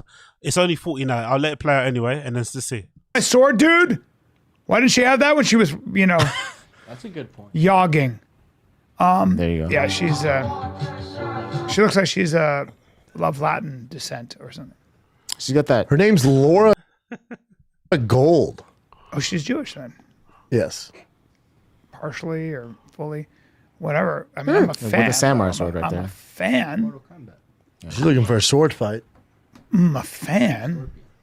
I don't know, man. So homeboy was like, "Oh, I'm gonna save this girl." That's Yeah. what he did. Yeah, And he walked towards the bear, and there's a footage of him like walking the bear sort of. Yeah, that was the like, first day he's trying to get his dick sucked, dude. Correct. He's thinking with his dick, what it not is. with his brain. I get eaten ass first, but you know what? Yep. Worth Worth it. Because if Roll I the do dice. survive, I'm gonna give him my dick sucked. Yeah. Let me walk you down. I survive this, I'm gonna give him my dick sucked. How'd you guys meet? He protected me in the wilderness from a grizzly. Oh, were they attacking you? No, he followed him, harassed these grizzly bears.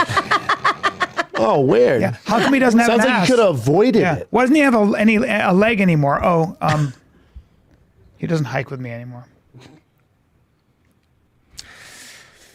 Alrighty. Okay. What's the next time you guys gonna fly? All the time. So. Go ahead. December This 8th. weekend? December 7th, I'm going to Indiana. Okay, so I don't know if you guys knew this. I didn't know this. So if you're sitting on the aisle seat, What's the question? Just say the topic. Hey guys, when's time we gonna fly? What's wrong with you? When you gonna fly? Just say just fucking read the news. the plane, Hey guys, you know what airplane is? there's a button you can push to lift that little arm. No. up. Did you know that or not? No, I've tried this. There's The little arm between everybody? No. If you're in the aisle, there's like the window, the middle, and then the aisle. Yeah. I like to sit in the aisle because I want to go to the bathroom. Not me, But obviously. usually the armrest doesn't like lift up, but apparently this flight attendant says there's like a hidden button. Oh, that's cool. You can use. So Chin, I've tried. okay, I'll show you right now. Georgie, will you tell us after your flight? I like the armrest. Now, I But don't if know you Brendan, I like the armrest. if this applies to Spirit Airlines. If you want to leave, like if you want, like say you're leaving to go back, to go outside of the airplane, like you want to like have some I get freedom. what you're saying, man. Here you go. Fuck, he's fighting for his life, isn't he? aisle seat, wondering why your armrest doesn't go up. Well, here you go. Here's a little hack for you. Press this little hidden button. Yeah, that's in every. well, That's a new plane, though. No, that's Is it though? I don't know. No, it's I'm you looking have at it's a to brand have new it. plane. It's a law. Are you sitting? It's a law. Yes, you have to have that for escape. I've looked at the manual. Fatty made that up. Okay, Will well next Smith time you breaks guys. silence on rumors about his sexuality. He's gay. Oh, by the way, Yeah. if you guys watched the podcast, did they talk about Diddy? I love how. Have you noticed something? By the way, have you noticed something? Whenever somebody major gets caught cheating, like rape or whatever, they never speak about it on the pod. They do all these news topics, but never speak about it. So did they speak about the Diddy thing? They didn't, did they? Right? The Diddy and Cassie thing. No, I don't see it there. So they always avoid those topics now because of Chris D'Elia and Brian. Whenever anybody gets caught being a rapist or sexual abuser and shit, they completely skirt it. Yeah. So after his friend of like, If he says anything like it's none of your business or that what I do in the bedroom is my business, you gay. Which is all good, baby. What's he say here? he said the same thing that Jada said. Like it's obviously false, unequivocally false. But yeah, I wouldn't even. I'd be like. I mean, this is how I'd address that. If you know you're straight, somebody says that, I would just go, "Here's my answer." And then just oh wow, see that's gay. No, here's my answer. Oh wow, this is how I know All right, you're let me try gay. it again. Here's my answer. Ask me. Are you gay, bro? Ask me about the rumors. There's some rumors that you sucked off some black guys in Calgary. Really? Here's what I have to say about that. Yeah, that's you know what I mean. And we go. Now thank you know. We go. Now thank you know that I did. Thank you for. I think all the TFATK fans who still watch this podcast, like most of us, you just watch stuff out routine. It's not even for enjoyment. It's just routine. You know they're going to upload it 3 times a week. You know it's going to be an hour worth of content. It's going to be an hour off your work day, an hour off your commute. You know? Most of the stuff that we listen to is just for pure routine, because I can't imagine anybody that listens to this stuff liking it. Because it's horrible. It's horrible.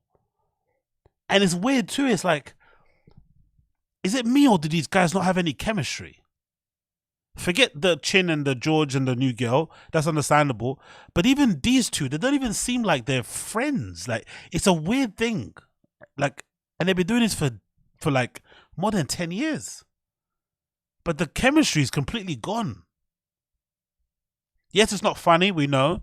But they don't even, you know, it's just awful. Confirming this rumor. Yeah, but the rumor it's like this. What? It must have got so bad he had to say something. The rumor's so crazy because remember the guy that said that he was with him for like 40 years as his assistant. I don't whatever? buy it. I don't buy it. I don't buy What do it you mean, either. like murdering him? He said murdering that ass. Yeah. He's obviously, they're ex-friends, and a guy who's been with him for that long, to me, and you go bad on him, this is a vendetta. It says more about that guy than it is Yes, Will correct. Smith. Anytime a actual friend goes bad on somebody, it says Yeah. more about that Yes, person than the correct. person they're talking about. I think that guy Oh, is that him trying to defend his, like, what are you talking about? sucks, and he's not a man because he fights. It's never anybody doing Here's good. the thing, though. No, Let's he say- fights like a bitch. He's not a man. Let's say it's true, though. Let's say it's true. He shouldn't be talking about it and I putting agree. it on. It's not- it's not If it's to true, me- you saw it, then just keep it to Yeah, yourself. instead of like And don't say murdering that ass. Bent over and murdering him. Which is like that. hilarious. Character assassination. Makes it a little tough. It's just A little tough. betrayal. You know. Betrayal. It's not the way to do it. If you don't like Will, you should do it a different way. All right, so this is Bill Burr talking to Rich Eisen, I believe, about the whole like controversy where Bill Brendan called his wife a bitch, but he didn't call her a bitch, but he said some bitch shit, which is funny because she's a woman, whatever. Anyway, Bill Burr's response, I think, was perfect. Bill Burr's response was perfect. Really was perfect. He just nipped in the bud, move on, it's not a big deal.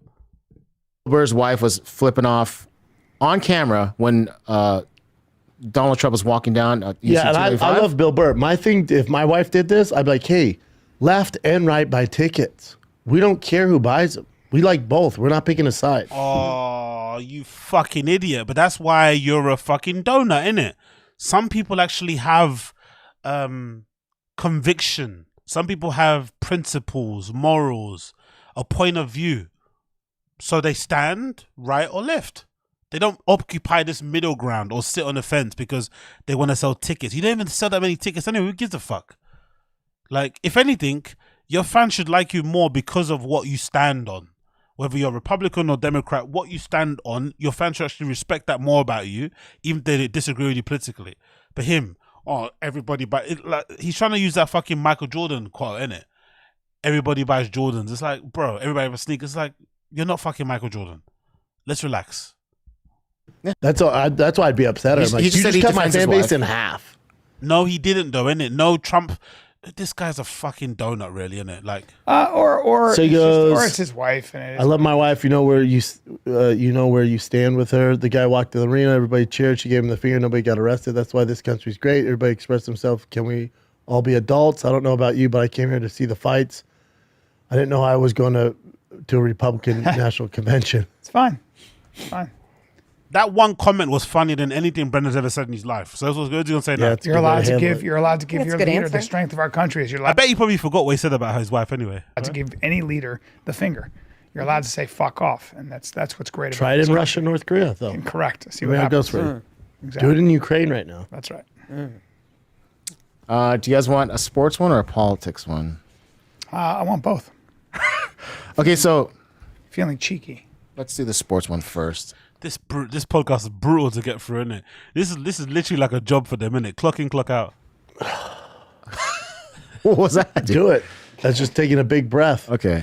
I want to go home. I want to go home. I thought this was cool. If this loads. Chin's not a big sports guy, so this Now one he's is yawning. What? Jesus Christ. So this DK Metcalf and his opponent, but This the is computer's actually running a little sweet. bit slowly. Yeah. This one's sweet. Yeah, it's DK Metcalf giving the guy a jersey because So my basically, son's yeah, a big. He got 1.6 billion from fucking Podcast One, and Chin's probably still using a MacBook as old as mine. See what I mean about these guys? You got 1.6 mil from fucking Podcast One, but Chin is still probably using a MacBook that's old as mine. The computer's slow. Why is it slow? Come on, bro. Come on. Fan, so he takes his jersey off. His opponent said, like, my son's a big fan of yours. He's 15 years old. He looks up to you. He looks like your size and this and that. So Metcalf took off his jersey and Well, signed it's it for sweet him. because he says, I don't know if this matters to you, or like, Oh, I don't yeah, know yeah. if it's a big deal to you. Built just like you? That kid must be a beast. Nothing with my son, big fan. He's 15, built just like you, bro. Keep doing your thing, man. You can get this. Get that cool. Well, I ain't that. Hold on, your son's 15. He's built like DK Metcalf. That's what he's saying. I bet he is. I was gonna say, that's. I don't think DK anybody's built Metcalf like eats DJ once. Metcalf. He eats once a day. No. DJ Metcalf. Once a day. DJ Metcalf is such a freak. That's sweet, though. 6'4", 235 or something Probably like that. shows up on your algorithm, huh, Playboy? Well, that guy, that's a super athlete. 6'4", 235. Hey, he shows up on your algorithm, I doesn't don't know he, what you're buddy? talking about, dude. Can I get more of DJ Metcalf? What's his Instagram? He's a freak. He's a freak. He eats once a day? Once a day, he only eats once a day. It's amazing. That's a whole different thing. He loves gummies, candies, gummies. Does he? Do you know much about this, Brian, or no? Well, that's I know that he used to be a rock star, and I know that Argentina has had major Why are they talking problems about with this on this currency. podcast? Yeah, so. But it worked out for Ukraine because they picked Zelensky, and he was a let close me name. fast forward to the 50 because this is All literally business. breaking my brain. Let's forward to 50 minutes, 55 minutes. Sphere Design said, right? 55. Let's just forward. This is breaking my brain. Yeah, Chin. Come on, man.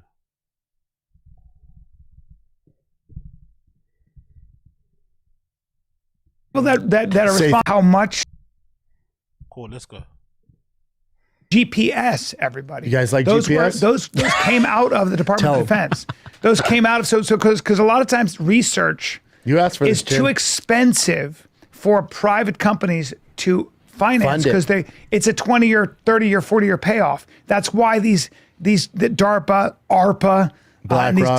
different things are the ones that provide low interest loans and You like and fucking get GPS? universities. They finance universities and different scientists to do these long-term studies. That's what. That's where your fucking tax dollars go, Chin. People should educate themselves a little bit. As somebody who Educate. believes in small government, Yes, well, it doesn't sound like it, but yes. there's a good book called The Fifth Risk about and we this. will Michael read that Lewis after wrote it. this. Yes. You know what? Read a few pages on. Wait, so real quick No, then. read a few pages for the Chin. fans. All right. Wait, hold on, All right, just guys. asking Here's the Brian. thing. Chin, any other Hold on, so. fucking questions? If this guy is the new Trump, right? He's not Trump. Well, we don't know yet. He hasn't They're served. saying he's Trump because he's loud and he says, Yeah. He's but anyway. he's a very That's the only theatrical comparison. populist. Do you know what a populist is? No, I don't know. tell him. So, see, Chin, I need we everyone have to get more to get you this educated. book. That's why I ask you So a questions. Brian. populist. Do it on your own time. I just want to point out my current events. When you say don't he's do a this. populist candidate, Chin, Tell him what populist is. that means Why that popular. He's so Popular he's amongst of the people. Why are they arguing about the Argentinian president, prime minister? Like, what's going on here? Why are they arguing about this on a comedy podcast with two guys who couldn't name the city of fucking Argentina? Like, why are they talking about this? people. Yeah. So he is a direct mouthpiece to the people. So a populist would say the fucking government is shit, and you guys got it. The little man has to have a say. He's You're popular. speaking for the average person. The Rock is but it's the populist. It's expedient. It's It's not. expedient. We have a very refined democracy, Fine. I got right? you. We have congressmen who are elected. You got any other questions? Just let me ask you one more question. Yeah, please keep going. Do you guys think Trump did better or Biden did better Much longer for our country? I mean, do we have 4 hours? Just a quick answer, yes or no? Trump. Not even Trump or close. Biden. Trump. Yeah, I don't that's all I'm I don't asking. like either of them, but as far as straight up politics and policies, Trump. Yeah, Compared to Biden, Gotcha. What I want to hear the politics and policies that he's going to go on. Name them, please, Brendan. Please name the politics and policies of Trump that you prefer over Biden. Please go through them. List them out, please. and it can't include fucking PPP or something. I don't know. Let's see. Depends on the issue. Overall, Brian. Overall, You need you. Chin, you what are got you middle doing? of the road. Callan here. You've not. I don't like Biden at all, and I think Biden's been hijacked. By the way, I by far I left. know jack shit about huge politics. problems with the Democratic Party. Huge problems. Wait, Chin, you've got to start. Hold on, back reading more. to you. Yeah. Go ahead. Got to get you. Yeah. I know nothing about politics. I'll tell you, You right don't now. know. I don't. Unfortunately, you don't know a lot about a lot of things. And What do you mean a lot of things? well, basic things. When did World War II end? I don't know history like that. Okay. Wait, You know what, let's ask the entire crew here. You know what years it Hold was? on, let's ask the entire crew. Ask Brennan, ask Sanaz, I ask know. Georgie. I'm always depressed when I see how little people ask know. them. I know they don't know either. I know. No, I know. Oh, Chin's getting spicy. What's going on? Ooh, Chin's getting spicy. Hello, Chin. Have you found your balls? Hello, Chin. Have you found your balls, sir? Have you found your cojones? Have you found your little knackers down below? Eh? That's it, Chin. That's it. I like that. I like that. I like that. Well done, Chin. Good boy. World War II? When did it end? Let's see. It dropped with the bomb, so it It probably dropped. He's talking about World War II like it's a sneaker drop. They dropped. They dropped on sneakers and you had to enter the raffle. Oh. what 45? Correct. Suck my dick, Chin. I read. Do you know what cities in Japan were decimated by nuclear bombs? You should know this. Why? Hiroshima?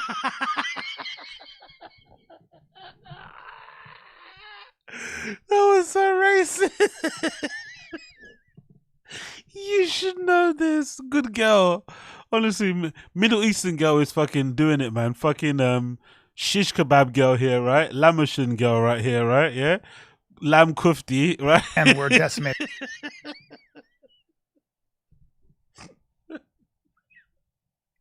Shisha over here. I like her. I like her. I like Shisha. I like Shisha here, man. I like Shisha.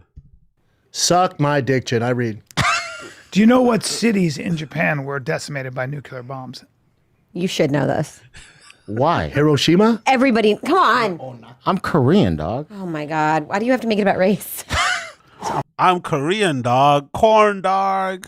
Wow. Wait. Brian wants to take a cold old hand to your face right now. Wait. Okay, Brendan. Who was World War II? Let me ask you against? this, Brendan. When was the Korean War? Korean War? And the Vietnam War? Well, Vietnam War was 68 to 70, what? It actually started earlier than that, but you could say Well, I'd 68 say was the TFATKZ. Yeah, 68 when it got bad. But 74 is when it ended. 74. And I was Brian, going to say 75. Brian, when was the Korean War? 1952. I could have sworn it was in the 40s, no? No. Way to go, Chin. Chin, I So need this you, proves our Chin, point. I need you to. Because even start the Korean shit you paying got attention. wrong. 1950. Yeah, well, 52. Okay, so me and you are close enough then. No, we're I said not. 40s, you said 45. Did you say 45? Hold on. Let's go back. Chin, I so need, this could have sworn it was in the 40s, no? No. In the 40s is not close to 50. Come on, bro. Korean shit Paying you got attention. wrong. But I like Chin's. I like how Chin's feeling personally. He's standing up for himself. I like it. 50. Yeah, well, 52. Okay, so me and you are close enough then. No, we're I said not. 40s, you said 52. Do you remember the law, guys? Do you remember the law that Chin and Brian were meant to fight? Do you remember? They went to do some boxing fight, and then I think Brian pulled out of it. Do you remember that? That was a bit of a law that was really strange. I don't know why that happened, but they were meant to have some sort of like charity boxing thing. But then Brian started getting nervous because he might forget his lines or something. Do you guys remember? There was something happened, some sort of boxing fight. I don't know why they went to box. I think Chin would like to fight him right now. You said So that means that's You're the not middle. anywhere near me when it comes to knowledge about If it's this. 40s, No, it could be Chin. 48, 49. It's a longer Chin, take your L. No. conversation, but the raid, No. the Jesus the Christ. Korean War in its sort of Chin, do you boiling know who point was World War 52. II, who was on what side? World War II? Yep. No. Yeah. No, I mean, I remember remembering this a long time ago, but I just lost The it. reason that you have Remembering this like it was a season on TV. Yo, Chin, I'm remembering. Chin's fucking special needs for real. Here's the thing. You might just be interested in it. No, like you but- probably learned No, it. I learned. Obviously, I graduated high school, and it's directly related to why. I graduated high school. I love him. Look at even Brendan. Brendan's got 2 degrees. Allegedly, he's got 2 fucking college degrees, right? 2 college degrees. So I don't think that counts for much, to be fair. Obviously, I graduated high school. Like you probably learned it. I learned. Obviously, I graduated high school, and It's direct. I graduated kindergarten. I made it out of kindergarten.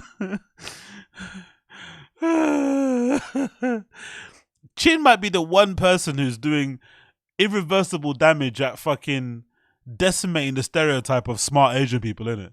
Right? Chin really does decimate that idea of, because everybody that I've grown up with that's Asian is killing it.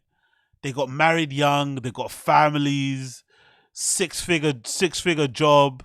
Do you know what I mean? Like living life good, right? Or they're just incredibly smart. But Chin is like neither.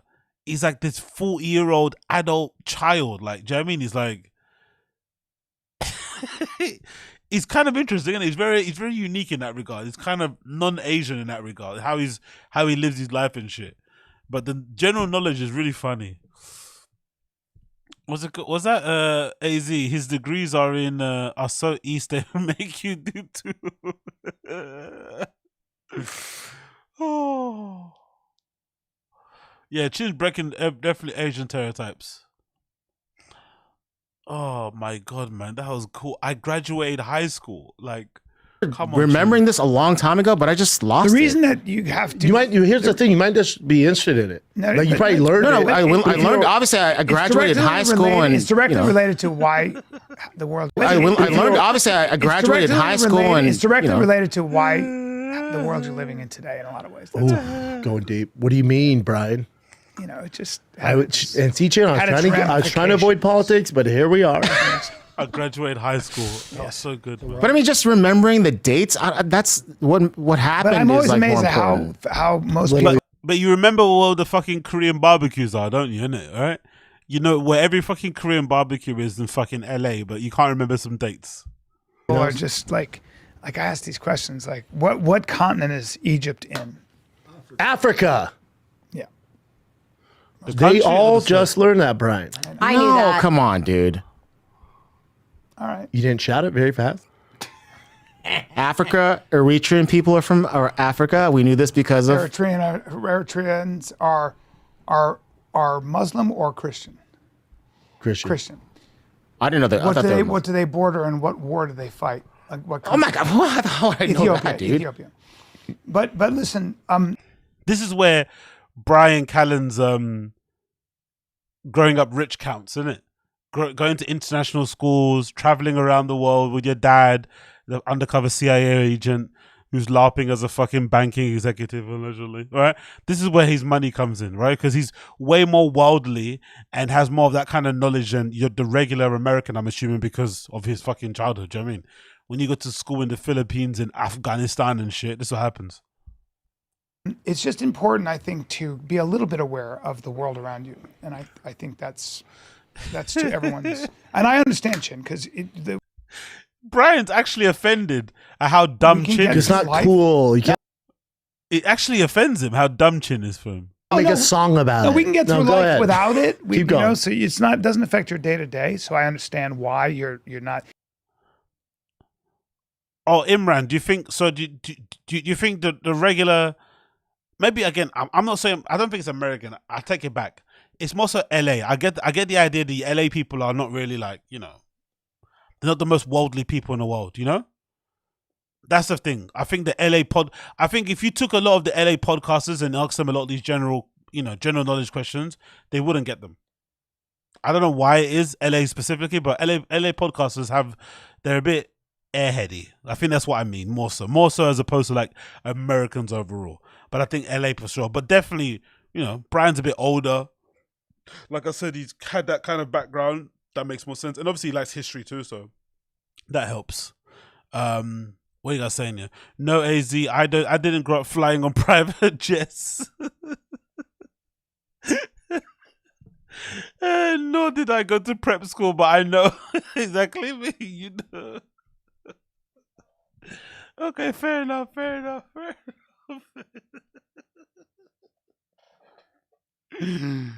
Sorry, I'm still thinking about Chin saying I graduated high school as a comeback.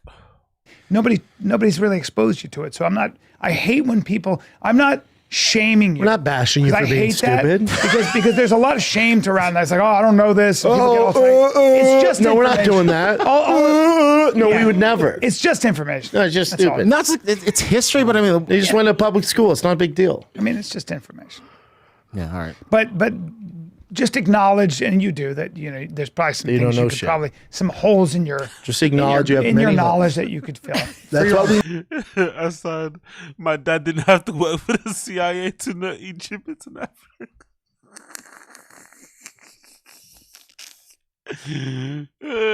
Africa or John Africa?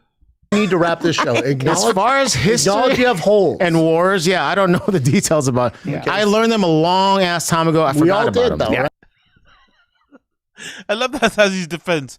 I learned them a long time ago. Like it's honestly, it's so funny. Yeah. But by the way, even like states, like even going to the map and like interesting. How many states do you US think states? you could know? If I gave you a blank map, it would be tough for me. I think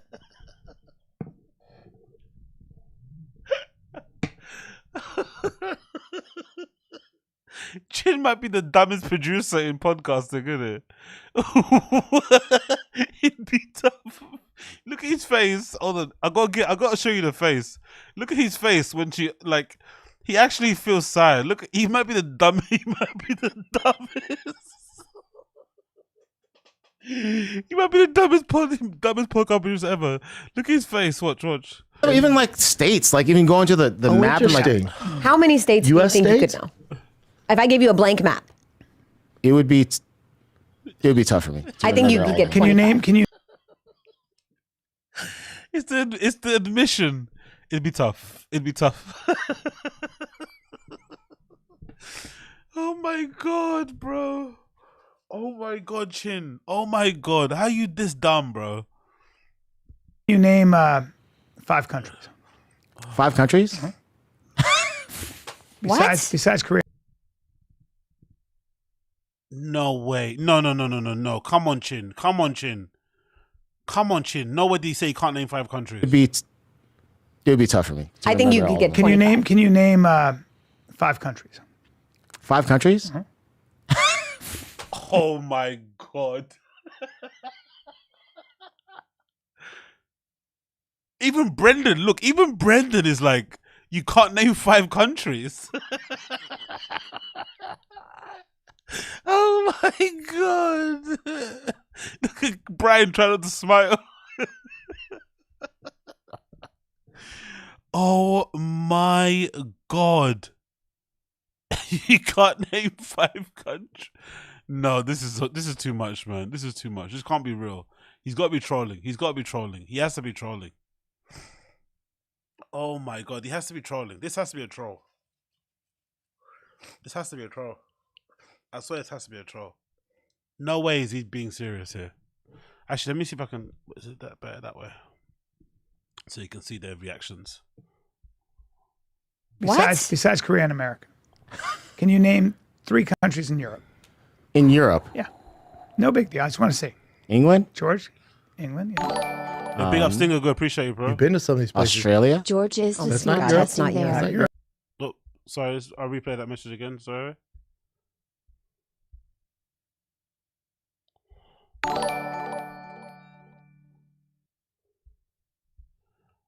So I can read it. Okay, it says George is the smart testing there. Big up Stinger, go appreciate it, brother. Thank you for the super chat, bro. Oh my god, he can't name. Okay. Europe. That's not Europe? Oh, Ireland. Holy shit. Okay, that works.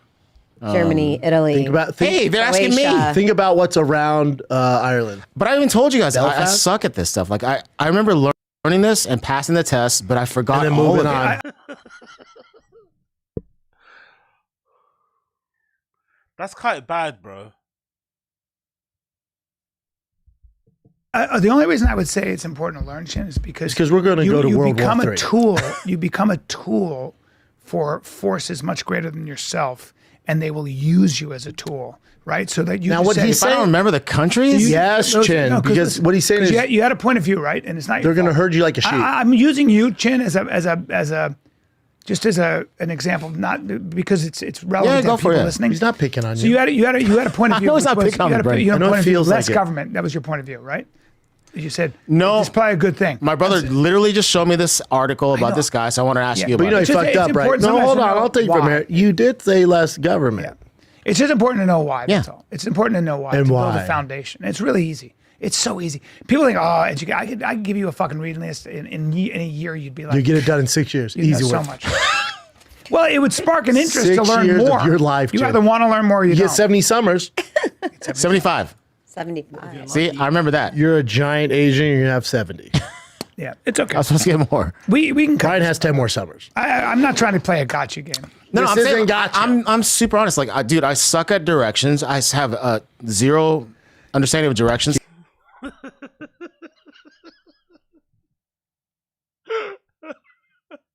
He doesn't know they're calling him fucking stupid. And he's just saying I suck at directions. You graduated high school, you learned what maps and geography. I suck at directions.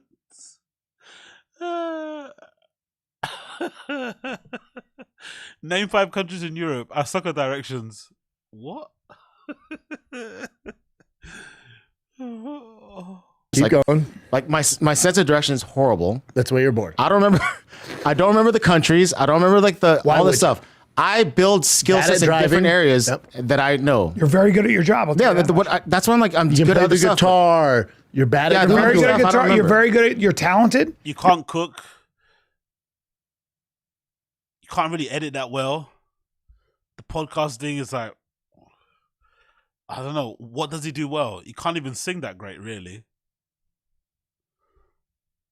He's punctual, I guess. He turns up. He does. He's reliable. That's one thing. Is that a talent? Is reliability a talent? You're really good at music. You're really good at your job. Bad at Google. You're fucking disciplined as shit. People say I'm bad at And the Google. truth Bad is, at the internet. truth is, it'd be like what I just asked you a bunch of questions. You like fighting. It'd be like somebody asked me about sports. I don't know sports. So it's the same thing. So it's just, it doesn't mean you're dumb. It doesn't mean anything. No, that's not the same thing. They're trying to give him cope. That's not the same thing. Not being able to learn, not being able to name 5 countries is fucking wild. And that was before they said the Europe thing. The Europe is different. Fair enough, the Europe thing, maybe you're a bit whatever. But the first question was, can you name 5 countries? And he was already struggling. He already couldn't name 52. What the girl said to him? If we gave you a blank map without the states, how many could you name? He said it'd be tough. Come on, bro. If you don't know world geography and stuff, like at least the country, at least the place that you live in, you should know. Come on. It just means you're just not interested in that because it It's doesn't the have energy relevance you're to your giving life. it. That's all. You like guitar, It's not your right? You like guitar. You like Tim McGraw, and you like big tits. Yeah. That's America, you piece of shit. Guitar. He's good at music. He's got a lot of great talents. He's a great person. Hey, I you're respect big? you. I That's an respect you a insult. You have great deal. I tattoos? respect your toughness. I respect your discipline. I Your respect mustache. your consistency. You had a mustache You got a before great we mustache. did. Yep, I did. I think you're a great person, and it's just a classic example of Consistent. how a smart You'll stick up to Brian. person just that has big gaps like we all do. We all have that. What I just did to you, you could do to me in a lot of subjects. Let's go through that. Fighting. No, I know fighting. Sports. Remember me? Remember me Well, with fighting would be sports? sports. Remember me with sports when football? With Remember football? me with sports. You He mean took today? he took me to the Football Hall of Fame, and I was like, remember they were asking me about. Oh my God! I did a job for the I sounded NFL, and I way got worse than Brian you, in Jim. there, and they're like, "Tell us what you think of Dan Marino." Oh my God, dude! He was like, his arm with the Bengals, unheard of. No, you didn't. This is at the Hall of Fame. You NFL Hall of How Fame. about when I was like, well, Peyton Manning didn't have any good receivers. And I went, hold on, let me talk to him. Brendan, hold on. I have a question. Marvin Harrison, dude. Everything is like Brian, that. You went to the NFL Hall of Fame? Yeah. What city was it in? Canton, Ohio. Connecticut. Canton, Ohio. Don't tell him. Or was it? Were we in Ohio? Canton, Ohio. That's where You we don't were. even We were remember playing where it Columbus. was. We were playing Columbus, and I had a Oh, that's gig right. with the NFL Network. Yeah, I don't know. You don't even remember where it was. No. But again, see? See how stupid he looks? Real quick, let me ask you a question, Brian. How many countries are there in Latin America? Oh, got him, Rose. I'd have to count them. Stupid Brian. Stupid fucking idiot. Just give me How like many, the fucking idiot? minimum amount. In Argentina, Chile, Uruguay, Paraguay, Dude, Brazil, Brian's good. He's good. Peru. I mean, we have. Why is Chin being impressed by people naming countries? He's going on as if like Brian's Elon Musk because he can name a country.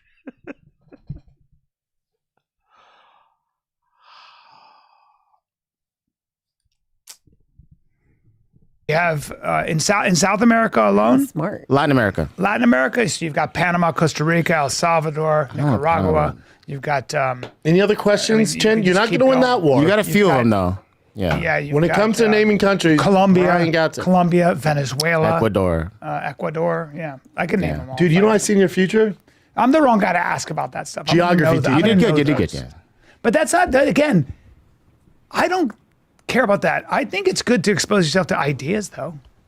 Right? Yeah, but Like philosophy? like dates and countries, I think like For the war stuff, you don't have kids. No, You know what? I remembered. Hey, Chin, you know what? Yeah. What, It dude? doesn't Good point, matter. Bubba. Good It point, Bubba. doesn't. You don't have kids. That's right, Because Bubba. I have kids, and they'll ask these questions, and I mean, you could Google and be a. But cuck also, about but it. when you have kids, you care more about the world and those trends. You start to say, "Why is the world moving in this direction? Why is my child?" All these weird copes they give. You don't need to have kids to know how to name 5 countries. I'm sorry. You don't need children to know a little bit of the history of the country you're in. You know, just some general knowledge shit. You don't need to have kids to know this. This is ridiculous. It's like when people say, "Oh, you shouldn't like what do you call it? If you have daughters, you shouldn't be you shouldn't be a rapist." Stuff. It's like there's plenty of creeps and rapists who have daughters, mate. Do you know what I mean? Just because you have a daughter, it doesn't kind of it doesn't stop you from being a fucking animal. They had a JFK special on the other day, and he's like, "Daddy, who's that?" I explained to him. I was like, "He was killed," and he was like, "Oh, one guy killed him." I was like, "Oh, no." Do you want to go down this road with your dad? Because it can get hairy. It can get hairy. So we spent an hour covering some conspiracy. Do you know what I theories. think? I'll end it at this. Bad ideas. There are bad ideas. There are good ideas. Part of like your learning, the reason you want to be educated is to learn what to care about and what not. It's just so patronizing, man. If I'm Chin, I want to fight Brian. He's starting to get on my nerves. This is kind of patronizing a little bit. Do you know what I mean? Like, I want to fight now. Now I want to fight. If I'm Chin, let's fight. Not to care about and to learn what a bad idea is and what a good idea is. If you don't, you can that way. Like, I fucking hate when he does that way. Like, bro, you're not speaking on a loudspeaker, man. Relax. He's just over there.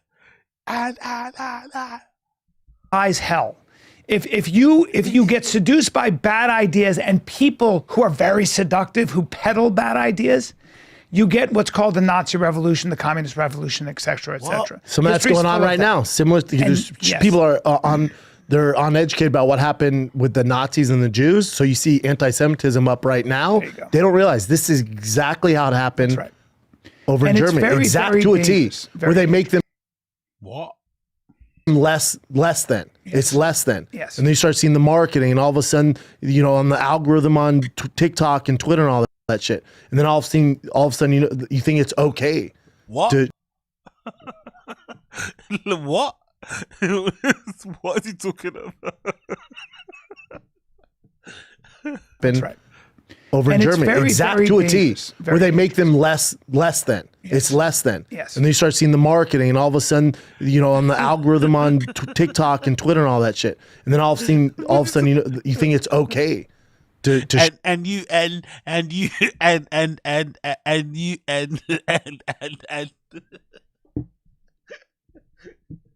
I don't know what he's talking about. I don't know what he's talking about. The marketing for neo-Nazis is up. They're buying all the ad space. I'm getting all the ads on my YouTube for neo-Nazis, innit? Neo-Nazi ads is going up. Oh my god. Let's do that one more time. What is he talking about? You get what's called the Nazi Revolution, the Communist Revolution, et cetera, et cetera. Some of that's going on right now. Similar, people are they're uneducated about what happened with the Nazis and the Jews. So you see anti-Semitism up right now. They don't realize this. So people are. So anti-Semitism is on the rise, according to Brendan Shaw, because people are uneducated about the Nazis and the Jews. That's why it's up. Nothing to do with the current financial crisis, nothing to do with the rising rates of unemployment, nothing to do with the conflicts that's currently going on in that region, nothing to do with the hopelessness that some people are feeling in some parts of the Western world, and they're trying to point at things that maybe make them feel like that's what's responsible, and through lack of maybe understanding of things that are going around, that might be the reason why they're latching at none of that stuff, right? Or maybe some of the propaganda online and shit, maybe.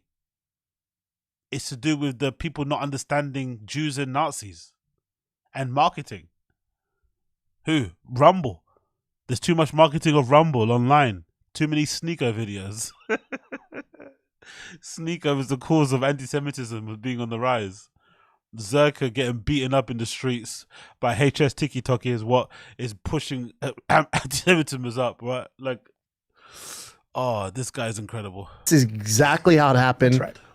Over in Germany, very, exact to a T, where they make them less than. Yes. It's less.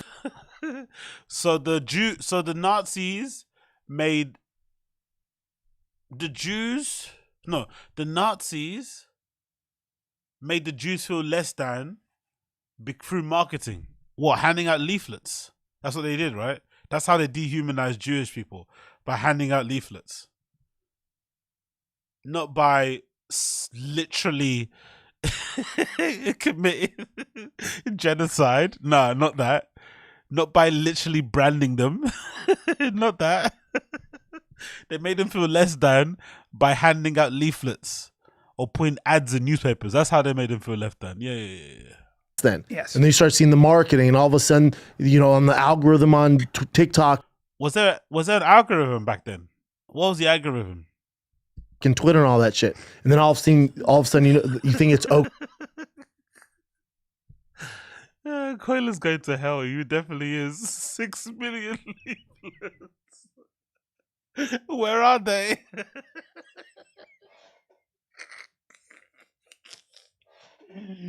Where are they?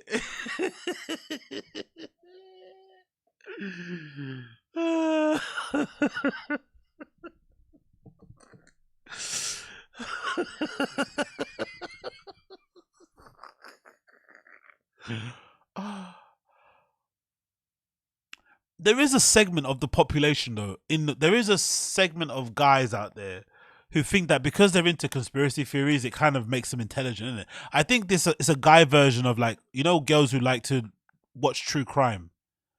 I think it's that thing. When a guy is into, like, conspiracy theories, they think it kind of makes them smarter or something, because, they don't believe they don't believe what's on the mainstream news and shit, right? They go to alternative news sources.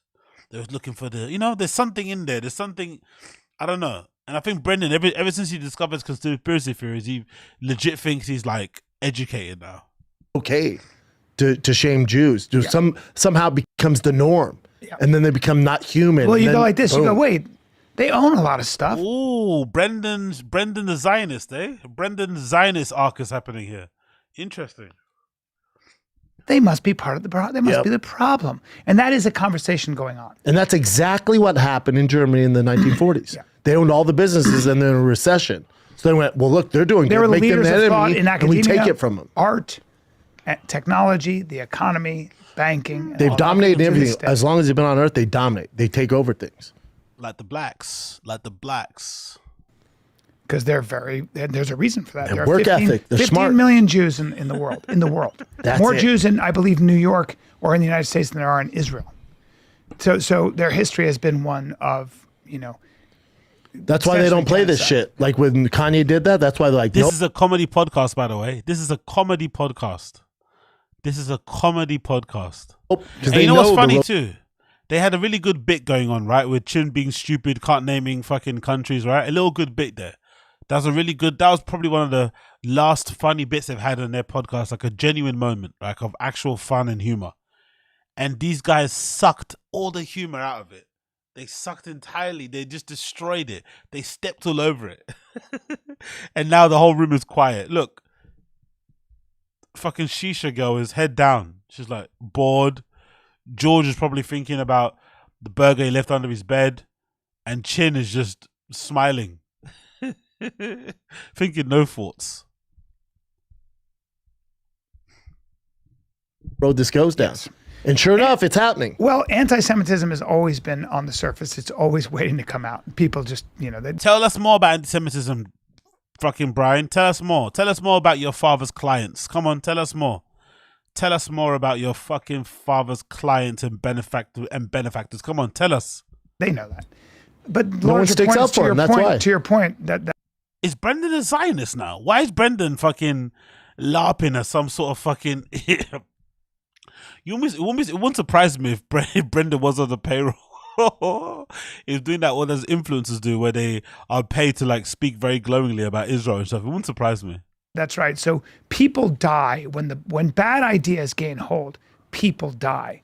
Hamas is a bad idea. To correct that, Brian, to correct that, bad ideas gain traction because dumb people, the uneducated people, don't realize it's a bad idea.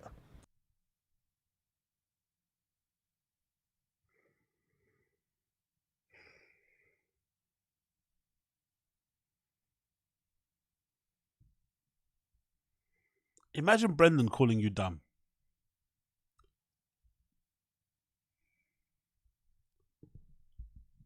There you go. And so they rally around it. They don't realize how bad it's going to get. That's right. That's so fucking true. And you know what the biggest threat is? That your algorithm, like you can watch, people get their information from TikTok now, a lot of young people. And that's owned by the Chinese. So I'm sure there's... Fucking hell, bro. They're actually making this a serious topic. We don't care what you think about anti-Semitism. We don't care what you think about the Jews. We don't care about what you think about Nazis or anything. It's a comedy podcast. Make this funny, bro. Please. Attempt a joke to lighten the mood. You kill the entire room. Everyone is like silent. Aren't they comedians? Can't they read a room? Can't they see they've killed it? Like they've trampled. Can't they read what's happening? There's no misinformation there. But the young people learn that. And the problem is, it's not so much ignorance. It's when you think you know something that is not true. It's the knowing. It is the doubling down and I've got the truth. Fucking hell, those are some ears, isn't it? He's got some fucking... He's got some trophy handles on there, isn't it? Jesus Christ, bro. Those are some fucking ears. And he's got that nice Eintracht Frankfurt fucking mustache going on there as well. That 99999 mustache going on there. Very, very nice. And you've been fucking fooled down a rabbit hole, and there's no truth at the end of that rabbit hole. And there are enough people like that can get some shit going. And that's why Brian's saying it's dangerous to be uneducated about these things. Because then it makes it that much easier for them to pull you over under the dark If side. you don't remember the history... So in theory, if you're Democrat or if you're left-leaning, you're dumb, essentially.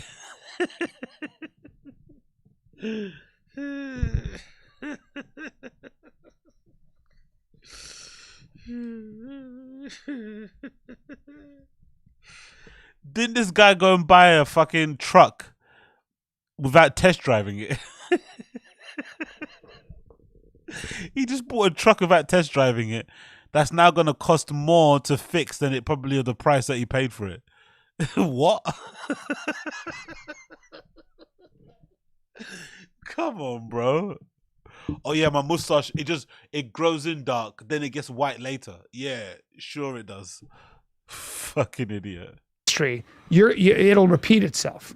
And this is because it's always there. That's all. So, But you're, as far as you're remember- okay. you're the reason the world's the shit show. Is what I'm trying to say. Oh man. But as far as remembering, like countries and cities and all It's not that about stuff. that, Chin. No, but I'm saying like, if you don't know those things and then you're like, passionately, I'm gonna be on this side. I'm not that. I'm just Yeah, like, I just don't remember the freaking. Yeah, I know. I just said remember- that's why I'm using it as an example. I mean, you're. I kind of like how dumb and how loud and wrong, or dumb, loud and wrong Chin is. I'm not gonna lie, it's kind of good because these guys think they're super intelligent. So it's quite nice to have a counter where Chin is ridiculously dumb, but also really stubborn. It's kind of good. I like the tension between it. Like, he's actually stupid, like legitimately stupid, but he's also incredibly stubborn, which is nice because these guys think they're actually smarter than what they are, and they're actually super stubborn too. So you have a really good clash going on there. It makes for good content. I'm not gonna lie, there's really good content. You know how I feel about you. I love. Yeah, of course I know. So it's but I like to use you. He thinks as an less of example you now. That's because not you're a somebody huge I deal. really care Whatever, about. it's not a huge deal. No, but it's good that It's you're not a big deal. also like you don't have an ego on this. You're No, I'm being open and honest. Yeah, like. And open and honest. Yeah, he definitely hurt your feelings. Wish I could admit I was stupid. What the fuck? Well, you got interested in it. That's actually one of the main reasons why he's so unlikable, probably, isn't it? Because he doesn't know he's stupid. That probably was one of the reasons why Brendan might be as unlikable as he is. Because he actually doesn't think he's stupid. He actually thinks he's smart. Which I think is dumb because it's actually way smarter to be, hey, I'm stupid, but I'm still a multi-millionaire. That's actually a much better position to come from. Because it's almost humbling, but it's also an acknowledgement of like, it doesn't matter about education and smarts because look, I figured it out and I've got CTE. Do you know what I mean? That's actually a better place to come from as opposed to like, no, I'm actually smart. I read books. I do documents. Like, no, you don't, bro. You're a fucking idiot. You know? Like, young old vibes. To be fair, Brendan might be the smartest person in his household. That's true. Probably, some of those screenshots I see of his wife on the subreddit, like the comments. I don't like talking about it too much on the pod, on the stream, but fuck, bro. Like, Brendan Schaub's wife is up there when it comes to like, yo, I don't know how that lady graduated high school, or if she did, because Jesus Christ, bro. Like, and not even just the idea, just some of the grammar, you're like, bro, like, how could you correct your kid's homework when you can't even spell? It's like, I remember you got his moment. I was having a conversation with some people about history and about this stuff, and Brendan How's that dinner with you guys? Brendan was like, I don't fucking have anything to say here because he hadn't studied it. He didn't know. No. So I majored in football, but the difference between me and Chin, I'm super like. No, but we studied it. We studied in early Nazis. school. I saw the history. Then I just Chin fighting for his life. Chin, just accept you're dumb, bro. It's all good. You're paid to fucking press record and upload the pod. It's no problem, man. Don't worry about it, bro. You're probably as dumb as them anyway. They're just flexing on you because they can remember some dates from watching a Lex Fridman podcast. Come on. My grandpa was. We studied in early Nazis. school. I saw the history. Then I just no. But we studied in early Nazis. school. I saw the history. Then I just anything World War II. Your boy's balls deep in it. You also got very, very political about. You saw what happens when unaccountable bureaucrats can control an economy and shut down an economy. Correct. And you went, this is not allowed. Yep. And then you see the health ministers. Bring up the health ministers of New Zealand. We saw this before, Brian. Oh my God. Yeah, that was incredible. They were terrible we looking, saw right? it. And you go, wait, these are the people who are keeping us healthy, huh? Interesting. Of where? Health ministers of the world meme. That's pretty funny. New Zealand. It's also different when you have kids. Chin, they're gonna ask. Chin can't even remember what he said. Health ministers where? New Zealand? Bro, just type in health ministers meme. It's not that hard, bro. Health ministers of the world meme. That's pretty funny. New Zealand? It's also different when you have kids. Chin, they're going to ask you a bunch of shit, and if they always see you reaching for your phone to Google it, you just seem like a dumb. Then they don't respect you. Never What? mind. You want to know a little bit Never about mind, Jim. everything. Yeah, there you go. That woman right there, that's Maggie de Block. She's The one she looks that super looks like healthy. a Bergen from the Trolls. Yeah. I'm pretty sure she's not the health minister anymore anyway, but hey. whatever. Bring up the prints for the Trolls one movie, the Bergen. It's identical. You're so good at this. Trolls prints. Oh my. Boom! I'm too good at this, man. Very good. Same person. That's impressive. Same person. That's pretty tough. But I mean, wait. So do you guys remember everything from Not really. grade school? No, I think they In high continue to school? study. He's still going. This is such a good clip. He's still going. Big up. I think it was Andrew Tate that recommended this. Big up Andrew Tate. He's still going. This has actually got on the chin skin in it. He's genuinely pissed off. You believe everything from grade school? Very good. Same person. That's impressive. Same person. That's pretty tough. But I mean, wait. So do you guys remember everything from grade school? No, I think they In high continue to school? study. Education is one of those things, right? You read a book, you forget most of it, right? And you just You only wanna- hang on a we'll few talk. things. We'll talk. I can give you. But it's like it started with my obsession with JFK, and they're like, "How did he get assassinated?" And they're like, "What was it? What were the reasons they want to? Why would they want to assassinate him?" Then you go in the Bay. But you of got into it Pigs. recently, though. No, I mean years, dude. Think how long we've been doing this show? Years. Yeah, I mean, but not like since so, like so Chen, you know what it high is? school. No, 'cause it's all There are sports. some things that are worth spending your time on. Other things that are not worth.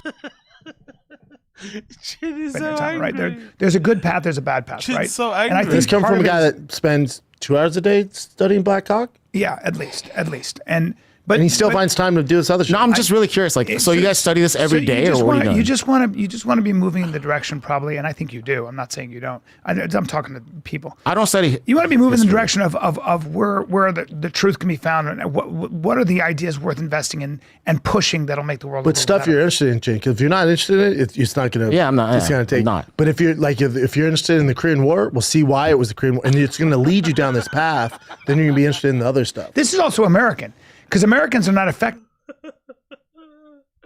This is what the fuck. I have to finish. I have to end. I have to go to bed. But this is too much, man. Chin. It's really offended Chin that he's dumb. He can't accept. Like, what's going on? Like, why is he still arguing? By history the way Europeans are, or the way a Dagestani would be, or the ways. So when you go to Russia, they don't have a choice, but they live history. Okay. History. They usually are on the losing end of history.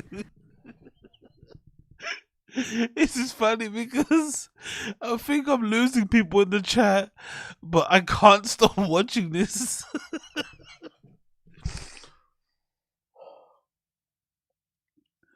I'm sorry. I'm sorry. I'm sorry. I'm sorry. I'm sorry. I really am sorry. Okay, mostly if it's an Nobody's beat American- America. Yeah, yeah, Undefeated. yeah. It's true. But when you're I hope this is exciting Italian, for the when you're fans. French, It's when you're not. Italian, when I you're know. German, you have lived history. You see it in the architecture. You see it in your culture. You see it because you're mixing with so many different countries. They're trying to explain the importance of education. And so that's why most Europeans speak 2 other languages, because they're of the proximity that they're Chin in. speaks too. Yeah. I speak one really bad, or I speak 3, but one badly. What do we speak? Spanish too. Damn. Damn. ¿Qué pasó? See, and I don't. Speak Spanish but can't name 5 countries.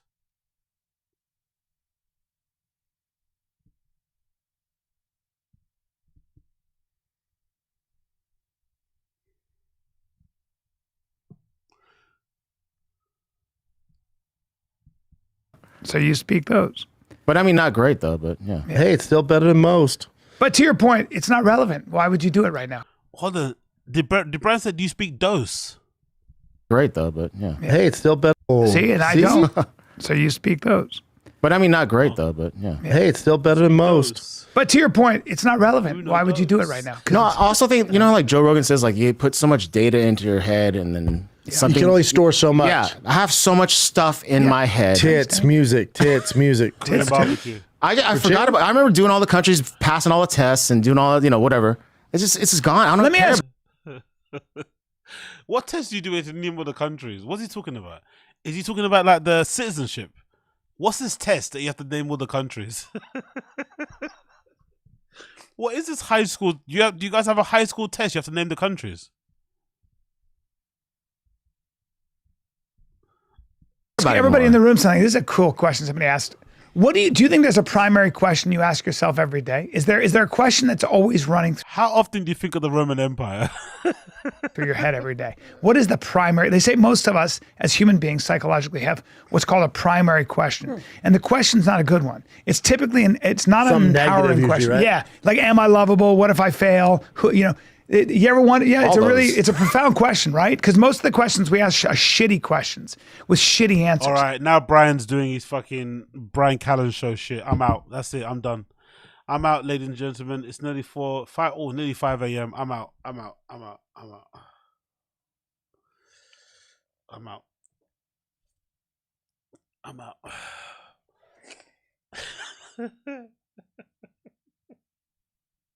I remember doing all the tests. Oh, God. Anyway. Thank you so much for tuning into the Random Show. It's been a fucking pleasure. Only question I ask after watching TFATK is whether or not I should unsubscribe for life. There was a period where it was funny, though. That's the thing. That's the thing you have to figure out in your head. There was a time when that podcast was really good. I listen to it all the time, man. And the way it's fallen off is fucking crazy. Like I said, they don't even have any chemistry between them. They don't even look like they hang out. So it's fucking crazy. But it was actually funny at one point. That's the wild thing to actually put through your head. TFATK was actually funny at one point. And now it's this.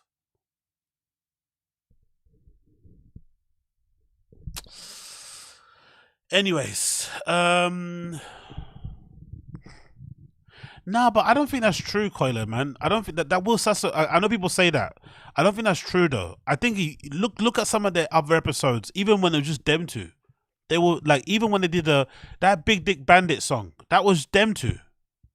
Big Dick Bandits. That whole period, Turbo Sluts. That whole period. That was just Brendan and Brian. They didn't have any guests. The show was good with just them two before in the past, and then it just went down the cliff. So it was actually good without Will Sasso and Chris. Yes, they added to it, of course. They're legendary episodes, but they were actually good. You know? Like, comedically together, but hey. What can you do? Anyway, I have to bounce now. Thank you for tuning in, everybody. I appreciate all of you in the stream chat for tuning in. If you've been enjoying the show live, make sure you smash the like button for me down below. That'd be a great help. And yeah, man, thank you for tuning in as per usual. Timestamps will be added throughout the day, so you can watch it back when need be. But thank you for hanging out for me, and big up for recommended watching that clip. Actually, that was really good. Really enjoyed that one. And yeah, man, I'll see all you guys again very soon.